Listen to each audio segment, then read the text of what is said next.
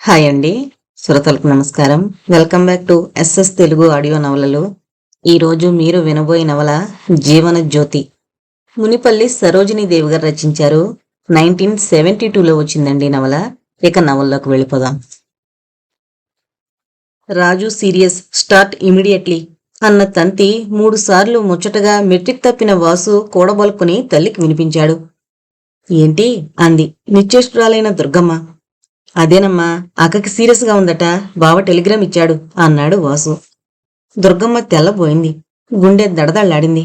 కాళ్ళు వణికాయి. కుప్పలా కూలబడింది. రాజు అంటూ. అలా అయితే ఎలా అమ్మా, ముందు ఎలా ఉందో చూద్దాం పదా అన్నాడు వాసు. పదనాయనా, నా మనసు బండబారింది. ఏం చేయడానికి తోచకుండా ఉంది. ఇప్పుడు ఏదైనా రైలుందేమో కనుక్కునరా, పోదాం అంది దుర్గమ్మ. అందరం పోదామమ్మా అంది సక్కు. దేనికమ్మా, రైలు ఖర్చులు బోల్డ్ కావాలి కదా, పైగా వాళ్లే అసలు బాధల్లో ఉంటే మనమంతా పోయి వాళ్ళింట్లో ఉండడం బాగోదు.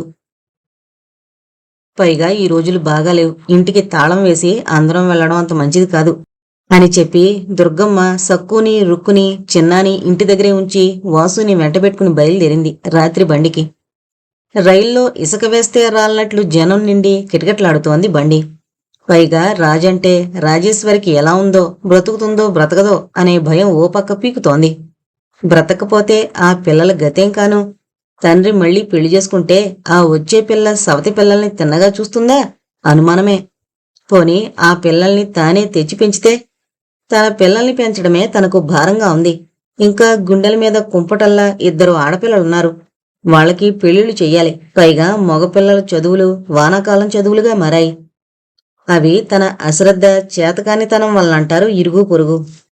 కాని వాళ్ళకందులోని నిజానిజాలు ఎలా తెలుస్తాయి? తల్లి తండ్రి ఇద్దరూ ఉండాలి పిల్లలు బాగుపడాలంటే. తండ్రి భయం ఉన్న వాళ్ళకి మాతృప్రేమకి కొద ఉండకూడదు. సామాన్యంగా పిల్లలకి తండ్రి దగ్గర భయం, తల్లి దగ్గర చనువు ఉంటుంది.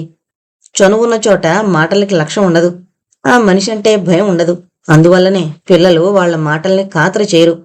వాసు సంగతి ఆలోచిస్తే నిజం తెలుస్తుంది. ఆడపిల్లలు వయసొచ్చాక ఇల్లు కదలరు, కాని మగపిల్లలు అందుకు పూర్తిగా వ్యతిరేకం. వాళ్లు పెరిగిన కొద్దీ ఇంటి పట్నుండే సమయం తరిగిపోతుంది. ఇంటికి కట్టివేసేది తండ్రి యందు కల గౌరవమో భయమో. కాని వాసుకి చిన్నతనంలోనే తండ్రి కరువయ్యాడు. అతనికి అమ్మ ఏమీ అనలేదని తెలుసు. ఏమన్నాన్నా తను గట్టిగా ఏడ్చేస్తే ఆమె మనసు కరిగి నీరయ్యేది. తండ్రి లేని పిల్లాడు, అనవసరంగా కసురుకున్నాను, వాడే పెద్దయ్యాక తెలుసుకుంటాడు.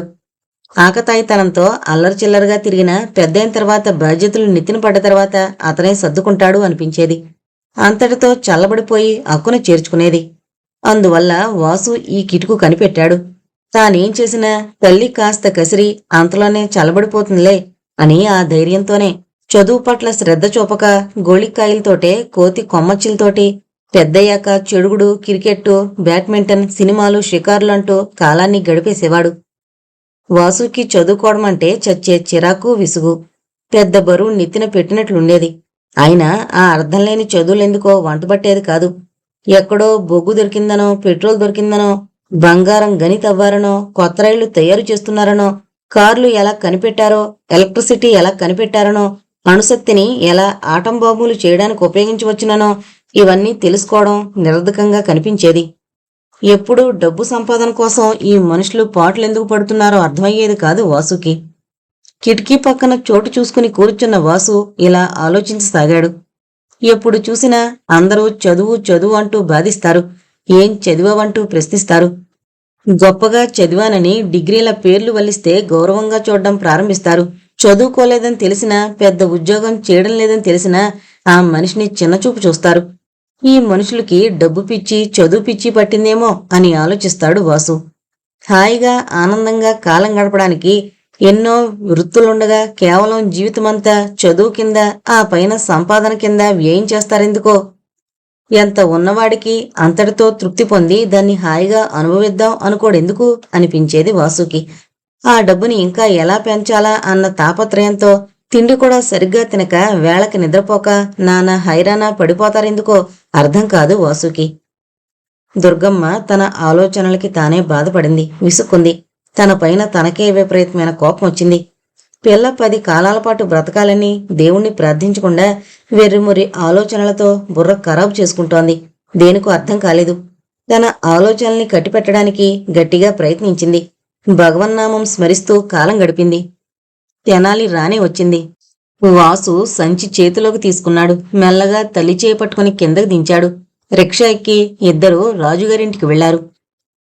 రాజు అత్తగారు కోడలి జబ్బు సంగతి, హాస్పిటల్లో చేర్చిన సంగతి చెప్పింది. దుర్గమ్మ కాళ్ళైనా కడుక్కోకుండా కొడుకుని వెంటబెట్టుకుని హాస్పిటల్కి వెళ్ళింది. రాజు మంచం మీద మూలుగుతూ పడుకునుంది. రాజేశ్వరికి గుండె కిందకి జారిందట. ఆపరేషన్ చెయ్యాలన్నారట సర్జన్లు. అయితే ఫలితం ఎలా ఉంటుందో చెప్పలేమన్నారు. అంటే రాజు జీవించడం అనుమానాస్పదంగా ఉందని తేలింది. దుర్గమ్మ రాజేశ్వరి ఒళ్లంతా తడిమింది. కళ్ళనీళ్లు పెట్టుకుంది. అదేంటే తల్లి, నీకీ కర్మేమిటే అంటూ వాపోయింది దుర్గమ్మ. ఏం చేస్తామమ్మా, విధిని తప్పించడం ఎవరితరం? కాని అమ్మా, నాకొక మాటిస్తావా అంది రాజేశ్వరి కళ్లల్లో నీళ్లు నింపుకుని. ఎందుకే ఆ కన్నీళ్లు? ఇప్పుడేమైందని? ఆపరేషన్ చేస్తారటగా, నిక్షేపంగా లేచి తిరుగుతావు. దేనికే బెంగ, ధైర్యంగా ఉండాలి అంది దుర్గమ్మ. లోపల రాజేశ్వరి బ్రతకదని తెలుసు కూడా. అది కాదమ్మా, నేను బ్రతకడం అబద్ధం. నేను ఆలోచించేది నా పిల్లల గతి ఏమవుతుందోనని. నా పిల్లల భారం నువ్వు వహిస్తావంటే నాకు నిశ్చింతగా ఉంటుందమ్మా అంది రాజేశ్వరి అతి కష్టం మీద. అవుననుకో, అప్పటి సంగతి ఆలోచిద్దాం. ఇప్పుడా పిచ్చి పిచ్చి ఆలోచనలు మానే, హాయిగా విశ్రాంతి తీసుకో. ఆరోగ్యం గురించి ఆలోచించాలి కాని ఇప్పుడా చికాకులన్నీ దేనికి తల్లి అంది దుర్గమ్మ. అది కాదమ్మా, బ్రతుకుతామనే ఆశ ఉన్న వాళ్ళ మాటది. కాని నేను బ్రతికేది ఎన్ని రోజులో? ఈ లోపల పిల్లల భవిష్యత్తుని గురించి విచారించాలిగా. సమయం మించిపోయాక ఏ పని చేయలేమమ్మా. నువ్వు ఒక పంచే, నలుగురు పిల్లల్ని నువ్వు మాత్రం ఎలా పెంచుతావులే. పోనీ సక్కుని ఆయనకి రెండో సంబంధానికి ఇవ్వు, అది నా పిల్లల్ని చూసుకుంటుంది అంది రాజేశ్వరి. అదంతా దేనికిలే తల్లి, ముందు నీ ఆరోగ్యం బాగు చేసుకో. సక్కు సంగతి తర్వాత చూసుకుందాంలే అంది దుర్గమ్మ రాజేశ్వరి మనసు మార్చాలనే ఉద్దేశంతో. రాజేశ్వరి తల్లి ఉద్దేశం గ్రహించి మనసు చిన్నబుచ్చుకుంది.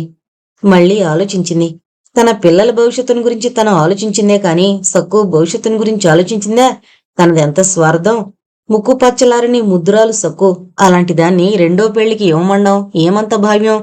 తనని తానే నిందించుకుంది. అమ్మాయి, నేనింటికి వెళ్లి స్నానం చేసి వస్తానమ్మా. నువ్వు నిశ్చింతగా పడుకో. నీ ఆరోగ్యాన్ని గురించిన చింత ఏమీ లేదు, హాయిగా బ్రతుకుతావు. అనవసరపు ఆలోచనలతో మనసు చికాకు పరుచుకోకు అంది దుర్గమ్మ. అక్కర్లేని సామాన్లు బొట్లో సర్దుకుని ఇంటికి పోయింది దుర్గమ్మ. ఆపరేషన్ ఆ రోజే చేస్తారు. ఎవరో నిర్భాగ్యురాలు అనుకోకుండా లారీ కింద పడింది. బ్రతికే ఆశ లేదు. ఆమె గుండెని తీసి రాజేశ్వరికి అతకాలని హాస్పిటల్ వాళ్ళ ఉద్దేశం. ఆ రోజు దుర్గమ్మ ఇంటికే పోలేదు.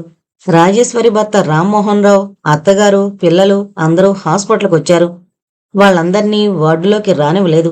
వాళ్ళు ఆపరేషన్ థియేటర్ దగ్గర మకాం చేశారు. రామ్మోహన్కి మనసులో లేదు. తన జీవన సహచరి, తన ఆరోప్రాణం, తన అర్ధాంగి, తన జీవన జ్యోతి మృత్యువుతో పోరాడుతోంది. తనని పిల్లల్ని ఏం చేస్తుందో? పంచప్రాణాలు రాజు మీదనే నిలుపుకుని జీవితాన్ని నిశ్చింతగా వెళ్లదీస్తున్నాడు. రాజు తన పాలిట వరప్రదాయిని, ఆశాజ్యోతి, ఆనందలహరి, తన జీవన సంగీతానికి పల్లవి. పల్లవి లేకుండా పాట లేదు. భగవంతుడు ఏం చేయనున్నాడో? మామూలుగా గంటలు క్షణాల్లా గడిచిపోయేవి. కాని చావు బ్రతుకుల సమరంలో తను ఓ ప్రేక్షకుడు. పాపం పిచ్చి రాజేశ్వరి బాధనంతా ఎలా భరిస్తుందో? భగవంతుడింత నిర్దయుడేం? తన జీవితం పచ్చగా కళకళ్లాడుతుంటే చూసి ఓరవలేకపోయాడేం? ఈ నిరీక్షణ దుర్భరం. క్షణక్షణం భయపడుతూ గుండెలు అరచేత పట్టుకుని ఎలా బ్రతకడం? అంతకన్నా నరకం వేరే ఏముంది? రాజేశ్వరిని డ్రెస్ చేసి థియేటర్కి తీసుకుపోయారు. లోపల వాళ్ళేం చేస్తున్నారో బయట వాళ్ళకేం తెలుస్తుంది? దుర్గమ్మ రాజేశ్వరి వెంట ద్వారం దాకా వెళ్ళింది. రాజేశ్వరి బేలగా చూసింది తల్లివైపు. కాని తల్లి మాత్రం ఏం చేయగలదు? నవమాసాలు మోసి కన్నం వరకే చేతనవును. కాని వాళ్ళకి సంక్రమించే ఈ వ్యాధుల్ని తానెలా నివారించగలదు? ఆప్యాయంగా సేవ చేయగలదు, కూర్చోబెట్టి సకలోపచారాలు చేయగలదు. కాని రోగాన్ని చేతో తీసివేయడం తన తరమా? అదేమైనా పురుగా ఒంటిమీద పాకుతుంటే తీసి అవతల విసిరేయడానికి? శరీరగతమైన రుగ్మతను తానేం చేయగలదు? సంవత్సరాల పర్యంతరం చదివిన డాక్టర్లే బ్రతికించడం తమ వల్ల అవుతుందో కాదోనని అనుమానపడుతుంటే సామాన్యురాలు తనేం చేయగలదు? మిగతా వాళ్ల వంక చూడబుద్ధి కాలేదు. ఎవరితోటి ఏమీ మాట్లాడబుద్ధి కాలేదు. అలా కొన్ని గంటల నిర్విరామ నిరీక్షణ అనంతరం రాజేశ్వరి శరీరం ఒక ట్రాలీ మీద బయటకొచ్చింది. స్పెషల్ వార్డులోకి నడిచింది ట్రాలీ. రాజేశ్వరి స్పృహలో లేదు. బండి వెంట నడిచింది దుర్గమ్మ దేవుణ్ణి స్మరిస్తూ. అలా కొన్ని గంటలు మగతలో ఉండి తర్వాత మెల్లగా కళ్ళు తెరిచింది. కొన్ని రోజుల దాకా గ్లూకోజు నీళ్లపైన, పాలు పండ్లరసం పైన జీవించాలన్నారు. 4వ రోజున రాజేశ్వరి బాగా మాట్లాడసాగింది. కులాసాగా కబుర్లు చెప్పింది. సంతోషంగా పిల్లల్ని దగ్గర కూర్చోబెట్టుకుంది. భర్త తలని నిమిరింది ఆప్యాయంగా. ఇంకా భయం లేదని నిర్ధారించుకున్నారంతా. దుర్గమ్మ రోజూ పొద్దున్న సాయంత్రం ఇంటికి వెళ్లి పిల్లకి కావలసినవి పట్టుకొస్తూ స్నానం భోజనం పూర్తి చేసి వచ్చేది. రాజేశ్వరి కులాసాగా ఉన్న తర్వాత దుర్గమ్మకి ధైర్యం వచ్చింది. రాత్రిపూట మేలుకోకుండా నిద్రపోసాగింది నిశ్చింతగా. అలాగే ఆ రాత్రి కూడా రాజేశ్వరికి పత్యం తినిపించి, పండ్లరసం తాగించి, పాలు తాగించి, దుప్పటి సరిగ్గా కప్పి నిశ్చింతగా తల కింద చేయి పట్టుకుని కొంగుపరుచుకుని నిద్రపోయింది దుర్గమ్మ. తెల్లవారుతుండగా ఆయాలొచ్చి అందర్నీ లేపసాగారు. ముఖాలు కడగమని, తలలు దూకోమని, బట్టలు మార్చుకోమని, టీ తాగమని హెచ్చరించసాగారు. దుర్గమ్మ బద్ధకంగా ఆవులించి లేచి చూసింది. రాజు అంటూ మెల్లగా తట్టి లేపింది. కాని చేతులు నుదురు చల్లగా మంచులా తగిలాయి. దుర్గమ్మ హడలిపోయింది. షాక్ తిన్నదాని వలె కొంతసేపు అట్టే ఉండిపోయింది. తర్వాత సిస్టర్ని కేకేసొచ్చింది. సిస్టర్ వెళ్లి డాక్టర్ని వెంటబెట్టుకొచ్చింది. నాడి గుండె పరీక్షించిన డాక్టరు పెదవి విరిచింది. దుర్గమ్మ రామ్మోహన్కి ఫోన్ చేయించింది. రామ్మోహన్ టాక్సీ తెచ్చాడు. రాజు శవాన్ని టాక్సీలో వేసుకుని ఇంటికి చేరారు. దుర్గమ్మ కంటికి మంటికి ఏకధారగా ఏడ్చింది. రాజు అత్తమామలు కూడా కంటతడి పెట్టారు. పిల్లలు సరే కాకుల్లా ఒకటే ఏడుపు. రామ్మోహన్ నిస్తేజంగా ఉండిపోయాడు. అతని చూపులు ఎక్కడో శూన్యంలో పయనించేవి. అతని మనసెక్కడో ఊర్ధ్వలోకాల్లో విహరించేది. ఎవరు పిలిచినా ఊ అనేవాడే కాని సమాధానం చెప్పేవాడు కాదు. అడగ్గా విసుక్కుని అసలు ప్రశ్నేమిటని అడిగేవాడు.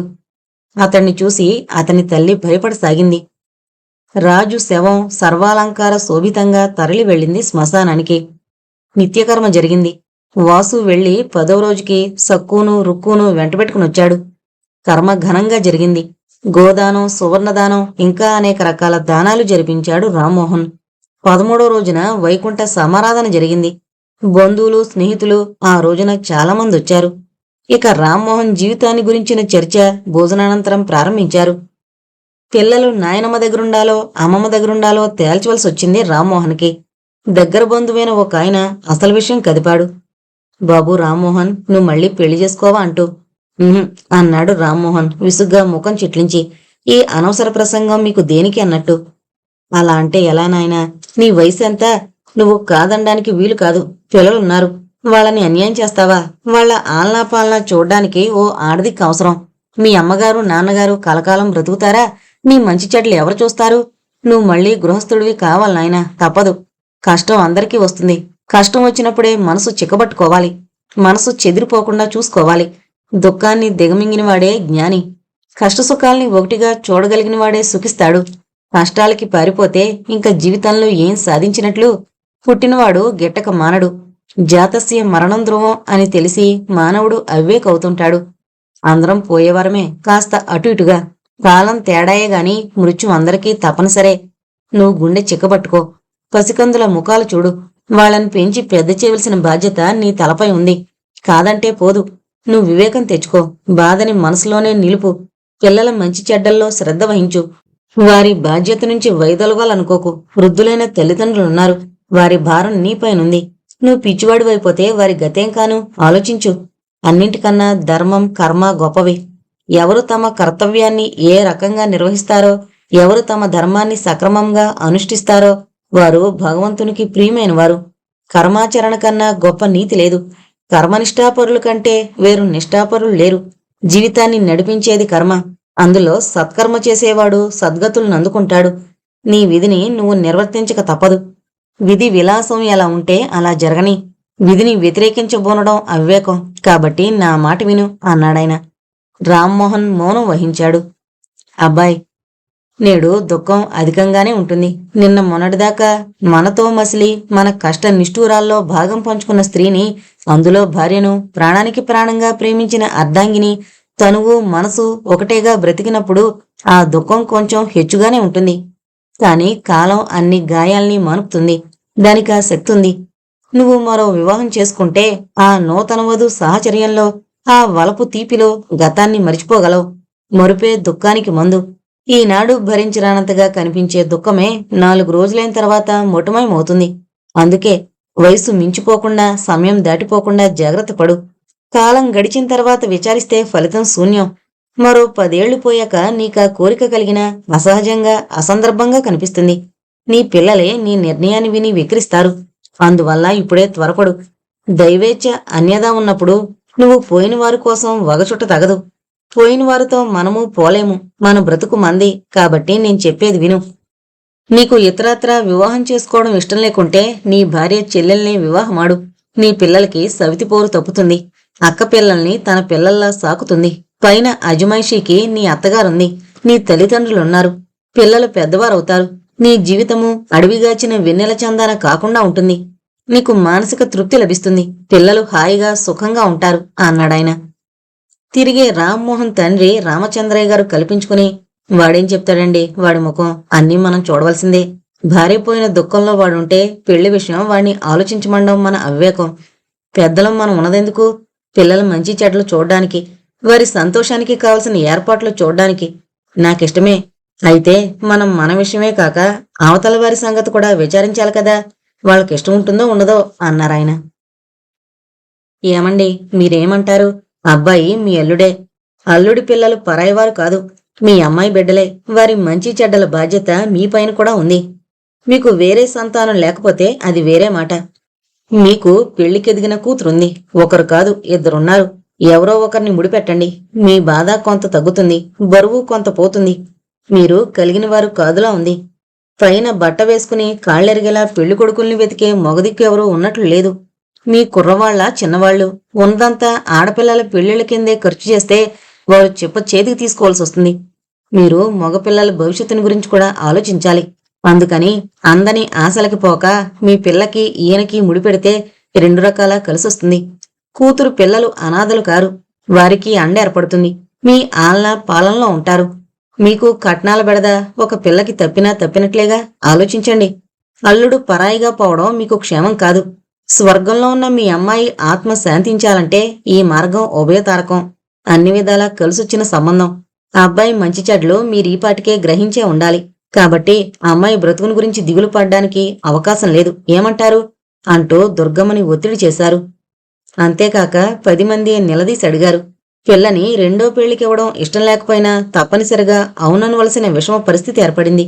ఇంకా తప్పించుకోలేక సరేనంటూ తల ఊపింది. మరనాడు అందరి దగ్గర సెలవు తీసుకుని పిల్లల్ని వెంటబెట్టుకుని బయలుదేరింది దుర్గమ్మ. రాజేశ్వరి పిల్లలు తండ్రి దగ్గరే ఉండిపోయారు. పిల్లల చేతుల్లో తలా 10 పైసలు పెట్టి బయలుదేరింది దుర్గమ్మ. దుర్గమ్మ ఉసూరంటూ తలుపు తాళం తీసి కూలబడింది. ఏంటి దుర్గం పిన్ని, అన్ని రోజులుండిపోయారు, ఏంటి విశేషం అంది అరవింద. ఏమున్నాయి తల్లి కబుర్లు. మా అమ్మాయి రాజేశ్వర్ లేదు, తెనాలిచ్చాంగా, అది పోయింది. పాపిష్టిదాన్ని. అందరి ఆయుష్ పోసుకుని బ్రతుకుతున్నాను. కన్నబిడ్డలు మన కళ్ళ ముందరే పోవడం కన్నా కన్నతల్లికి వేరే నరకం ఏముంది తల్లి చెప్పు. ఆ యమధర్మరాజు నన్నైనా తీసుకుపోయాడు కాదు. చిన్నతనంలోనే ఆయన కన్ను మూశారు. ఈ పిల్లలంతా అప్పుడు కోనలు. పాపిష్టిదాన్ని. వీళ్ళందర్నీ నెత్తినేసుకుని బ్రతికానా ఇంతలో ఈ అవాంతరం. ఆ మాయదారి జబ్బు దానికే రావాలా ఏంటో తల్లి. అంతా మాయ. మన జీవితాలే నీటి బుడగలు. ఆ క్షణంలో విరగబడతాం, విర్రవీగుతాం. మనంతవారు లేరని గొప్పలు పోతాం. ఆడంబరాలు చూపుతాం, అహంకారం ప్రదర్శిస్తాం. కాని చూడు తల్లి, ఎంతలో ఎంత ఆపద ముంచుకొచ్చిందో. ఇప్పుడా పిల్లల గతేం కాను. నేనా ఈ పిల్లల్ని పెంచి పెద్ద చేయలేక ఏ నుయ్యో గొయ్యో చూసుకుంటే బాగుంటుంది అనుకుంటున్నాను కదూ. మళ్ళీ ఆ పసికోనలు తెచ్చి ఎక్కడ చావను. ఈ ముసలతనంలో వాళ్లతో ఎక్కడ వేగం చెప్పమ్మా. అవుననుకోండి పిన్ని. అయినా తల్లి లేకపోయాక వాళ్ళు అనాథలే కదా. తండ్రి మళ్లీ పెళ్లి చేసుకుంటే అప్పుడే పిల్లల్ని సరిగ్గా చూస్తాడంటారా? ఏది ఎలా ఉన్నా మీకీ వయసులో ఆ పిల్లల చాకిరీ నెత్తిని వేసుకోక తప్పదనుకుంటాను. కలో గంజో తాగి మీ కళ్ళ ముందరుంటారుగా అంది అరవింద. అవుననుకో. అయినా మోయలేని బరువు నెత్తినెత్తుకోవడం దేనికి, బాధపడ్డం దేనికి? రేపు చదువు సంధ్యలు సరిగ్గా అబ్బక ఆగమ్మకాకుల్లా తయారైతే అంతా నన్నే దుయ్యబడతారు. తండ్రుంటే బాగా చూసుకోడా, ఆయన దగ్గర విడిచిపెట్టి ఈవిడు మాత్రం చేసిన నిర్వాకమేమిటి అని అంది దుర్గమ్మ నిట్టూరుస్తూ. అదే నిజమేలండి పిన్నిగారు. పోనీ ఓ పని చేయకూడదు. సక్కుని అతనికిచ్చి చేస్తే ఎలాగుంటుందంటారు అంది అరవింద. సక్కు ఇల్లు ఓడ్చడానికి అప్పుడే చీపురు పట్టుకునొచ్చింది. అరవిందక్కయ్య, అనవసరపు గొడవల్లో వేలు పెడతావు దేనికి? నీ సంగతైతే నీకు తెలుస్తుంది, ఎదుటివారి బాధ నీకెలా తెలుస్తుంది? రెండో పెళ్లికి ఇవ్వమని చెప్పడం దేనికి? నీకే అలాంటి సంబంధం మీ వాళ్ళు చేసుంటే ఇప్పుడు మీ పుట్టింటి వాళ్ళని రోజుకోసారన్నా దుయ్యబట్టి ఉండేదానివి, దుమ్మెత్తి పోసేదానివి. మీ వాళ్ళు కావలసిన కట్నం పోసి అనువైన సంబంధం చూశారు గనుక ఇప్పుడు ఈ అరవింద మాటలు చెబుతున్నావు అంది ముఖం చిట్లించి. అరవింద ముఖం చిన్నబోయింది. ముఖం మార్చుకుని, అవును పిన్ని, సక్కు చెప్పిన మాట నిజమే. అనవసరపు విషయాల్లో జోక్యం అనవసరమే కదా, వస్తా అంటూ విశ్వస వెళ్ళిపోయింది. దుర్గమ్మ నిర్ఘాంతపోయి చూస్తూ ఉండిపోయింది. అరవింద్ వెళ్ళాక, ఏంటే సక్కు, ఈ మధ్య నీకు బొత్తిగా మంచి చెడు విచక్షణ లేకుండా పోతుంది. ఎవరిని పడితే వాళ్ళని ఎంత మాట పడితే అంత మాట అనేడువేనా? కాస్త ముందు వెనక ఆలోచించేదేమైనా ఉందా? ఏదో మాట వరుసకి చెప్పిందనుకో, ఆవిడ చెప్పిందని వెంటనే మనం ఆచరించబోవడం లేదుగా. వినదగున్నెవ్వరు చెప్పినా వినినంతని వేగిరిపడక వివరింపదగున్ అని సుమతి శతకకారుడు చెప్పలేదా? ఇకనుంచైనా ఈ మాట మరువకు అంది దుర్గమ్మ. అవునమ్మా, ఎవరి పెళ్లి విషయం వాళ్ళిష్ట ప్రకారం జరగాలి. రేపు కష్టమైనా సుఖమైనా భరించేది నేనా నువ్వా? మొన్న అలాగే చేశావు. వాళ్ళంతా మీ సక్కుని ఇవ్వమనగానే సరే అన్నావు. మాట మాత్రంగానైనా నన్ను అడగాలని కాని, నాకిష్టం ఉంటుందో ఉండదో అని కాని ఆలోచించావా? నా అభిప్రాయం తెలుసుకోవడం అవసరమని నీకు అనిపించలేదు అంది సక్కు కోపంగా. ఓహో, అంతవరకు వచ్చింది. అయితే మరి ఆ అభిప్రాయం ఏమిటో ఇప్పుడు చెప్పు. ఆ మాట ఆనాడే నలుగురిలో చెప్పకపోయావు. నన్ను నలుగురిలో నవ్వులు పాలు చేయడం దేనికి? రేపు నువ్వు కాదన్నావని తెలియజేస్తే నా మాటకేం విలువుంటుంది? అదెంత అవమానకరమో ఆలోచించావు అంది దుర్గమ్మ మండిపడుతూ. అదేంటమ్మా, నువ్వనాడు అంత త్వరగా అంగీకారం తెలపవలసిన అవసరం ఏముంది? ఇంటికి పోయి మంచి చెడ్లు విచారించి తెలియజేస్తాం అని ఒక ముక్క అంటే సరిపోయేది కాదు. ఇంత రభస జరగకపోను అంది సక్కు. ఓహో, ఆ సంగతి నాకు తెలియదుగా. ఇంతకీ అంత తేలిగ్గా ఆ సంబంధాన్ని విసిరికొట్టడానికి అంతకంటే మంచి సంబంధం దొరకాలిగా. మరి ఎక్కడ దొరుకుతుందంటావ్? ఎవరైనా కట్నం వాసించకుండా పెళ్లాడే విశాల హృదయుడు కనిపించాడా అంది దుర్గమ్మ హేళనగా. అమ్మా, అలా హేళనగా మాట్లాడితే నేనేమీ చెప్పలేను, కానీ వెతికితే ఓ సంబంధం దొరకపోదు. మాట వరసకి ఆ రాంబాబునే తీసుకో. అతడు కట్నం లేకుండానే పెళ్లాడతానన్నాడు అంది సక్కు రవ్వంత సిగ్గుపడుతూ. అలాగా? ఆ మాట నాకింతవరకు చెప్పలేదేం? మరి ఇదివరకే నీ పెళ్లి జరిపించేదాని కదూ. ఒక భారం తీరినా తీరినట్లే. ఇంతకీ మీ బావకేం కబురు పంపను? ఈ పిల్లలు నా మాట వినడం లేదని ఎలా చెప్పను? ఈ సమస్య నా గొంతులో ఉరిలా తగులుకుందే అంది దుర్గమ్మ విచారంగా. పోనీ రుక్కునిద్దాం, దానికిష్టమవునో కాదో అడిగి చూడు. ఆ పైన ఏ విషయం నిర్ధారణగా తెలియపరచొచ్చు అంది సక్కు. అదేంటి, ఎవరికి వాళ్ళింత స్వార్థపరులుగా ఉంటే ఎలాగే తల్లి? పెద్దదానివి, నువ్వే ఈ సంబంధం అక్కర్లేదంటే నీకంటే 3 ఏళ్లు చిన్నది. అది కావాలంటుందా తల్లి? నాకు నమ్మకం లేదు అంది దుర్గమ్మ విచారంలో మునిగిపోయి. అయినా ముంజేతి కంకణానికి అర్థమెందుకమ్మా? దాన్ని పిలిచడిగితే సంశయనూరి తెవుతుంది కదూ. పరాయిదాన్లా అలా ముఖమాట పడతావేం? ఉండు. ఒసే రుక్కు అంటూ రుక్కుని పిలిచింది సక్కు. ఏంటక్క అంది ఒడి నిండా ఉన్న చింతపిక్కలు చెక్కపెట్టెలో పోస్తూ. అదేనే, మన బావలేడు, రామ్మోహన్ బావ. ఆయన్ని పెళ్లి చేసుకోవడం నీకిష్టమేనా అడగమంటోందమ్మా. సిగ్గుపడక నిర్భయంగా నీ మనసులో ఉన్నది ఉన్నట్లు చెప్పు అంది సక్కు రుక్కు తల నిమురుతూ. నాకాక భావం చేసుకోవడమా? ఇష్టం లేదే అంది తల వంచి కాలి బొట్నం వేలుతో నేల మీద రాస్తూ. ఎందుకో చెప్పగలవా అంది సక్కు నవ్వుతూ. మరే మరే నేను మహేషు మరే మరే ఇంకా చెప్పలేక తల వంచుకుంది సిగ్గుల పెళ్లి కూతురై. ఏం, ఇద్దరూ ప్రేమించుకున్నారా అంది సక్కు కిలకిలా నవ్వుతూ. రుక్కు ఓరగా చూస్తూ అక్కతో, ఎందుకంత వెటకారం నీకు? నువ్వు ఆ రాంబాబు ప్రేమించుకోవడంలే అంది రోషంగా. ఓ, అదా సంగతి. పులిని చూసి నక్క వాతలు పెట్టుకుందన్నమాట అంది సక్కు కిలకిలా నవ్వుతూ. నువ్వేం చెప్పనక్కర్లేదు. నువ్వేం పులివి కాదు, నేను నక్కని కాదు. ఇంకా నువ్వే నక్కవి. నక్కజిత్తులన్నీ నీ దగ్గరే ఉన్నాయి అంది రోషంగా. అబ్బా, ఎంతలోనే ఎంత కోపం అమ్మాయి గారికి. ఎందుకో పాపం. అయితే ఆ మహేషు ఆ మెట్రిక్ పాస్ అయ్యేదెప్పుడు? అమ్మగారిని పెళ్లి చేసుకునేదెప్పుడు? 1 శతాబ్దం పడుతుందంటావా? అంతదాకా నువ్వు ముసల్దానివి కాకుండా ఉంటావా? నీకేమైనా పిచ్చా? ఆ మహేష్ కంటే మన రామ్మోహన్ బావ ఎన్ని రెట్లు మెరుగు. పెద్ద చదువు చదివాడు, లీడర్ పని చేస్తున్నాడు. కావలసినంత సంపాదన, కోరిన చీరలు నగలు దొరుకుతాయి. కోరిన సినిమా చూడొచ్చు అంటూ రుక్కుని ఉడికించసాగింది. నాకేం అక్కర్లేదు. కావాలంటే నువ్వే చేసుకో. నీ కోరికలన్నీ తీరుస్తాడు. మహేష్కేం తక్కువ? చదువు రానంత మాత్రాన మనిషింకెందుకు పనికిరాడా? ఇంత చదివిన మీ రాంబాబు వెలగబెట్టేది ఏ పాటి? ఉద్యోగం మహా వస్తే బోడి 300 రూపాయలేగా. అది మా మహేషు ఖర్చు చేసిన దాంట్లో ఎన్నో వంతు. చదువు లేకపోతేనే బోల్డ్ ఆస్తుంది. కావలసినంతమంది నౌకర్లు చాకర్లు ఉన్నారు. కాలు కదపనవసరం లేదు. కార్లున్నాయి. మీ రాంబాబుకే ఉన్నాయి అంది రుక్కు. సక్కుకి రోషం వచ్చింది. ఏమున్నా ఏం లేకపోయినా మాటలో నిజాయితీ ఉంది. అతనికి అవన్నీ ఉన్నాయని మురుసుకుంటున్నావేమో కాని అతగాడు నీ ముఖం చూసి పెళ్లి చేసుకుంటాడా? అయ్యగారికి ఎంత కట్నం కావాలో కనుక్కో అంది సక్కు. దుర్గమ్మ పిల్లలిద్దరి సంవాదం విని తెల్లబోయింది. తానెంత అమాయకురాలో అప్పుడు గ్రహించింది. వాళ్ళెంత అసాధ్యులని ఆవిడికి తెలీదు.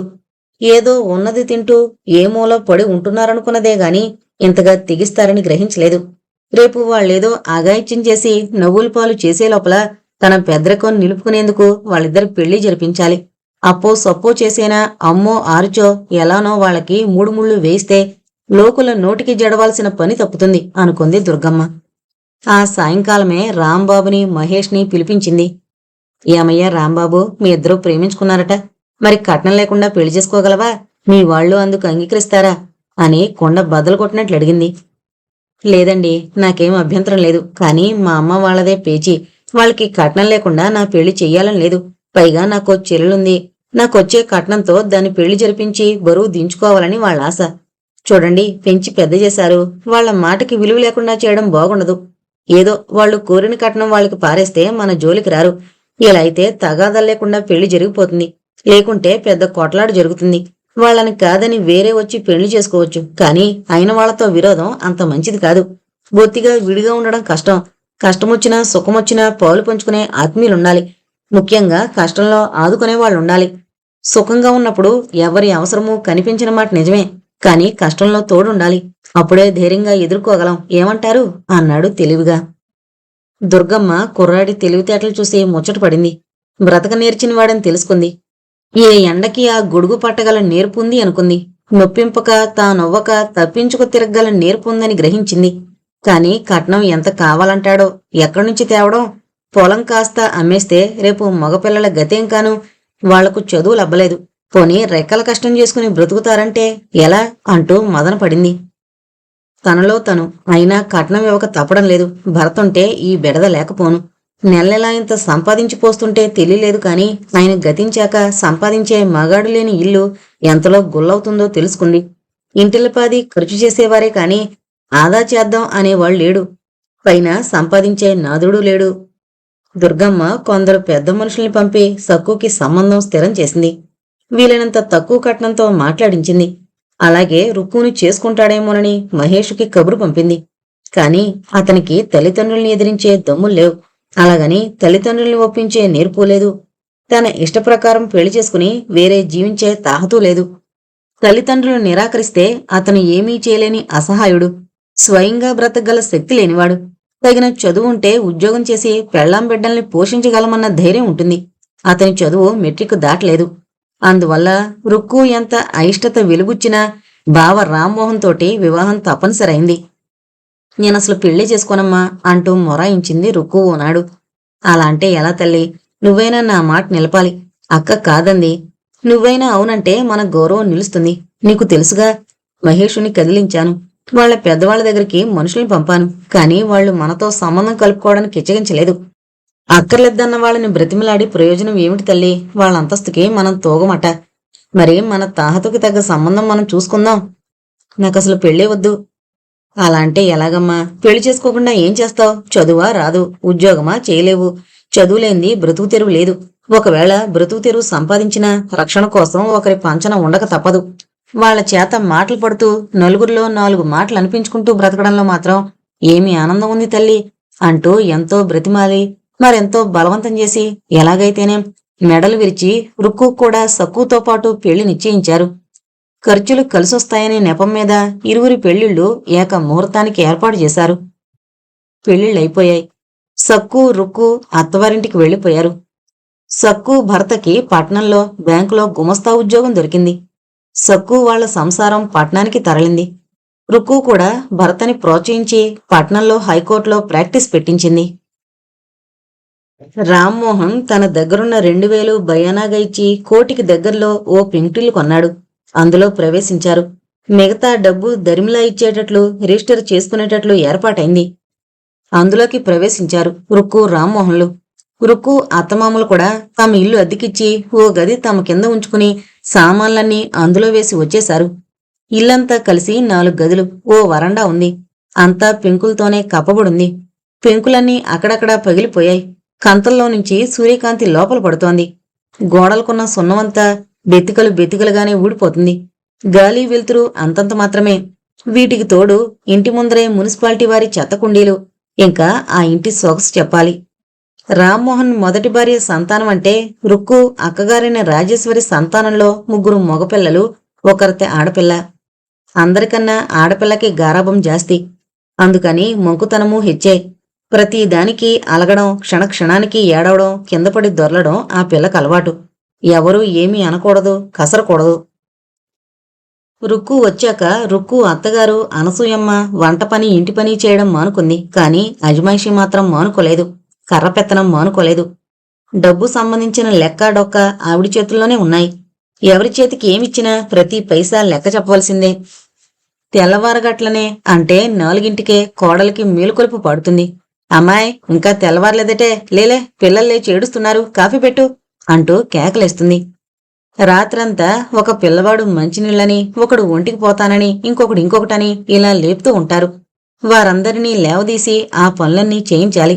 ఇలా క్షణానికో మాటు లేస్తూ క్షణానికొకసారి కన్ను మూస్తూ ఉంటూ పేరుకు నిద్రే కాని కంటిమీద కునుకు పట్టదు. కాస్త తెల్లవారగట్ల నిద్రపట్టే సమయానికి అత్తగారి కేకలు, లోపల విసుక్కుంటూ నిద్రలేచి పాలు పోయించుకుని కాఫీ కాచి, ఒకరికి లైటుగా, ఒకరికి స్ట్రాంగ్గా, ఒకరికి చక్కెరెక్కువ, ఒకరికి తక్కువ, ఇలా ఎవరి రుచుల ప్రకారం వారికి కలిపిచ్చేసరికి ఓ అరగంట అవుతుంది. ఇంతలో పని మనిషి తయారవుతుంది. అమ్మగారు, బాసండ్లు వెయ్యండి అంటూ.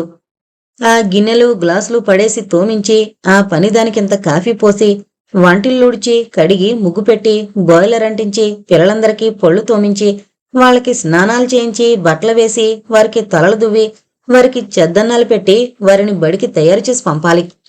తర్వాత 2 చెంబులు నీళ్లు పోసుకుని పొయ్యి మీద బియ్యం పడేసి, కూర తిరగమూత వేసి, మరో కుంపటి మీద పప్పు పడేసి, 1 గంట గంటన్నరలో వంట పూర్తి చెయ్యాలి. అప్పటిదాకా రామ్మోహన్ వచ్చిన పార్టీలతో మాట్లాడి 9ంటికి స్నానానికొస్తాడు. అతనికి నీళ్లు తోడడం, టవలందించడం, ఉతికిన బట్టలు దగ్గరలో పెట్టడం అయిన తర్వాత వంటిలు శుభ్రం చేసి అతగాడికి వడ్డించాలి. భోజనం పూర్తయ్యాక అతనికి కోర్టుకు కావలసిన బట్టలు తీసిచ్చి, తమలపాకులను చీల్చి, సున్నం రాసి చిలకలు చుట్టించి, అతని బూట్లు పాలిష్ చేసి, అద్దం దువ్వెన నూనె అందించి అతన్ని సాగనంపాలి. అప్పటిదాకా మామగారు ఇరుగు పొరుగులతో బాతాకాని వేసి నేరుగా అప్పటికిల్లు చేరతాడు. ఆయనకి స్నానానికి నీళ్లు తోడి, పూజకి సామాన్లు సిద్ధం చేసి, ఆయన పూజ ముగియగానే మడిగా వడ్డించాలి. అప్పటికి అత్తగారు ఊరి పెత్తనాలు పూర్తి చేసుకుని, సాయంకాలం ఏ ఏ ప్రోగ్రాంలున్నాయో తెలుసుకుని, తానేం చెయ్యాలో నిర్ణయించుకుని ఇంటికి చేరుతుంది. ఆవిడ స్నానం ముగిశాక ఆవిడ కొడ్డించి, ముసలాయనకి ముసలమ్మకి హాల్లో మంచాలు వేసొచ్చి అప్పుడు తిండి కూర్చుంటుంది. అలా 4 మెతుకులు నోట్లో వేసుకుంటుందో లేదో, మళ్లీ వంటిల్లు సర్దడం, బడి నుంచొచ్చిన పిల్లలకి మధ్యాహ్నం భోజనం పెట్టడం, వాళ్ళలా బడికి పోగానే మళ్లీ టిఫిన్ కాఫీ తయారు చేయడం. ఇంతలో అత్తగారు మామగారు పగటి నిద్ర నుంచి లేస్తారు. వాళ్ళిద్దరికి ఇచ్చేసరికి పిల్లలొచ్చేస్తారు. వాళ్ళకి టిఫిన్ కాఫీ ఇచ్చేసరికి రామ్మోహన్ కోర్టు నుంచి వచ్చేస్తాడు. అతనికి కాళ్ళు కడుక్కోవడానికి నీళ్ళిచ్చి టిఫిన్ కాఫీ ఇస్తుంది. అతగాడు టిఫిన్ కాఫీ సేవించి బ్యాటు పట్టుకుని క్లబ్బుకు పోతాడు. అత్తగారు పురాణానికో, సర్కస్కో, సినిమాకో పక్కింటి పిన్నిగారితో ప్రోగ్రాం వేసుకుని వెళుతుంది. మామగారు తనలాంటి మరో 3 ముసలాళ్ళని చేరదీసి వరండాలో పేకాట వేస్తారు. పిల్లలు ఆటలాడుకోవడానికి వెళతారు. పనివాళ్లకి గిన్నెలు వేసి, ఇల్లు ఉడిపించి, మళ్లీ వంటకు కావలసిన కూరలు నారలు తెచ్చి వంటకి తయారవుతుంది. మడిగట్టుకుని వంట పూర్తి చేయగానే పిల్లలొచ్చేస్తారు. వాళ్ళకి స్నానాలు చేయించి, అన్నాలు తినిపించి చదువుకోమని చెప్పి ఈ లోపల అత్తగారికి మామగారికి వడ్డిస్తుంది. వారి భోజనాలయ్యాక అందరికీ పక్కలు పరుస్తుంది. పిల్లలు కునికిపాట్లు పడుతుంటే వాళ్ళని లేవదీసి మంచాల మీదకి చేరుస్తుంది. అత్తగారు మామగారు లోకాభిరామాయణం ఆరంభించి కబుర్లు చెప్పుకుంటూ నిద్రపోతారు. రుక్కు ఒక్కరితి బిక్కుబిక్కుమంటూ ఆ ఇంటికంతా కాపలా కాస్తూ ఏ నవల చదువుతూనో, ఏ కుట్టుకుడుతూనో కాలం వెళ్లబుచ్చుతుంది. 9 దాటాక రామ్మోహన్ వస్తాడు. అతడు కాళ్ళు కొడుకొచ్చేసరికి వడ్డిస్తుంది. అతను భోంచేసి తిన్నగా తన గదిలోకి వెళ్లి కేసులు చూసుకుని నిద్రపోతాడు. అంతేగాని తిన్నావా లేదా అని గాని మరేలాంటి మంచి చెడ్డలు అడగడు. అతడు వెళ్లి పడుకున్నాక రుక్కు తిని వంటిలు సర్ది పిల్లల పక్కన చాప వేసుకుని పడుకుంటుంది. ఇదే ఆ పిల్ల కార్యక్రమం. ఇంత చిన్న పిల్ల ఇంటేడు చాకరీ ఎక్కడ చేస్తుంది? కాస్త సాయం చేద్దాం, వంటావార్పు తను చూసుకుందాం అనుకోదు అత్తగారు. బజారు పనులుండొచ్చేమో, ఇంట్లోకి కావలసిన సామాన్లు తెచ్చి పడేద్దాం అని మామగారుకుండదు. ఇక పిల్లలేం చేస్తారు? వాళ్ళకేం బాధ్యతలు తెలుసు? వేళకి తిండి తిప్పలు చూసి బడికి పంపిస్తే చదువుకుంటారు, తింటారు, నిద్రపోతారు. ఇక కట్టుకున్న రామ్మోహన్కి పెళ్లం అంటూ ఒకతి ఉందన్న గుర్తున్నట్లే ప్రవర్తించాడు. ఏదో మరబొమ్మకి కీచినట్లు అందరి అవసరాలు అమరుస్తోంది అనుకుంటాడేమో. ఆ మరబొమ్మకి ప్రాణం ఉందని, మనసుందని, కోరికలుంటాయని, కోపతాపాలుంటాయని ఎవరూ గ్రహించినట్లు లేదు. తమ అవసరాలు గ్రహించి ఎప్పటికేది అవసరమో అవి సమకూర్చే ఓ కామధేను అనుకుంటారేమో. తన బ్రతికిలా ఎందుకు బండ్లైందో అందుకు కారకులైన వారందరి మీద కోపం వస్తుంది రుక్కుకి.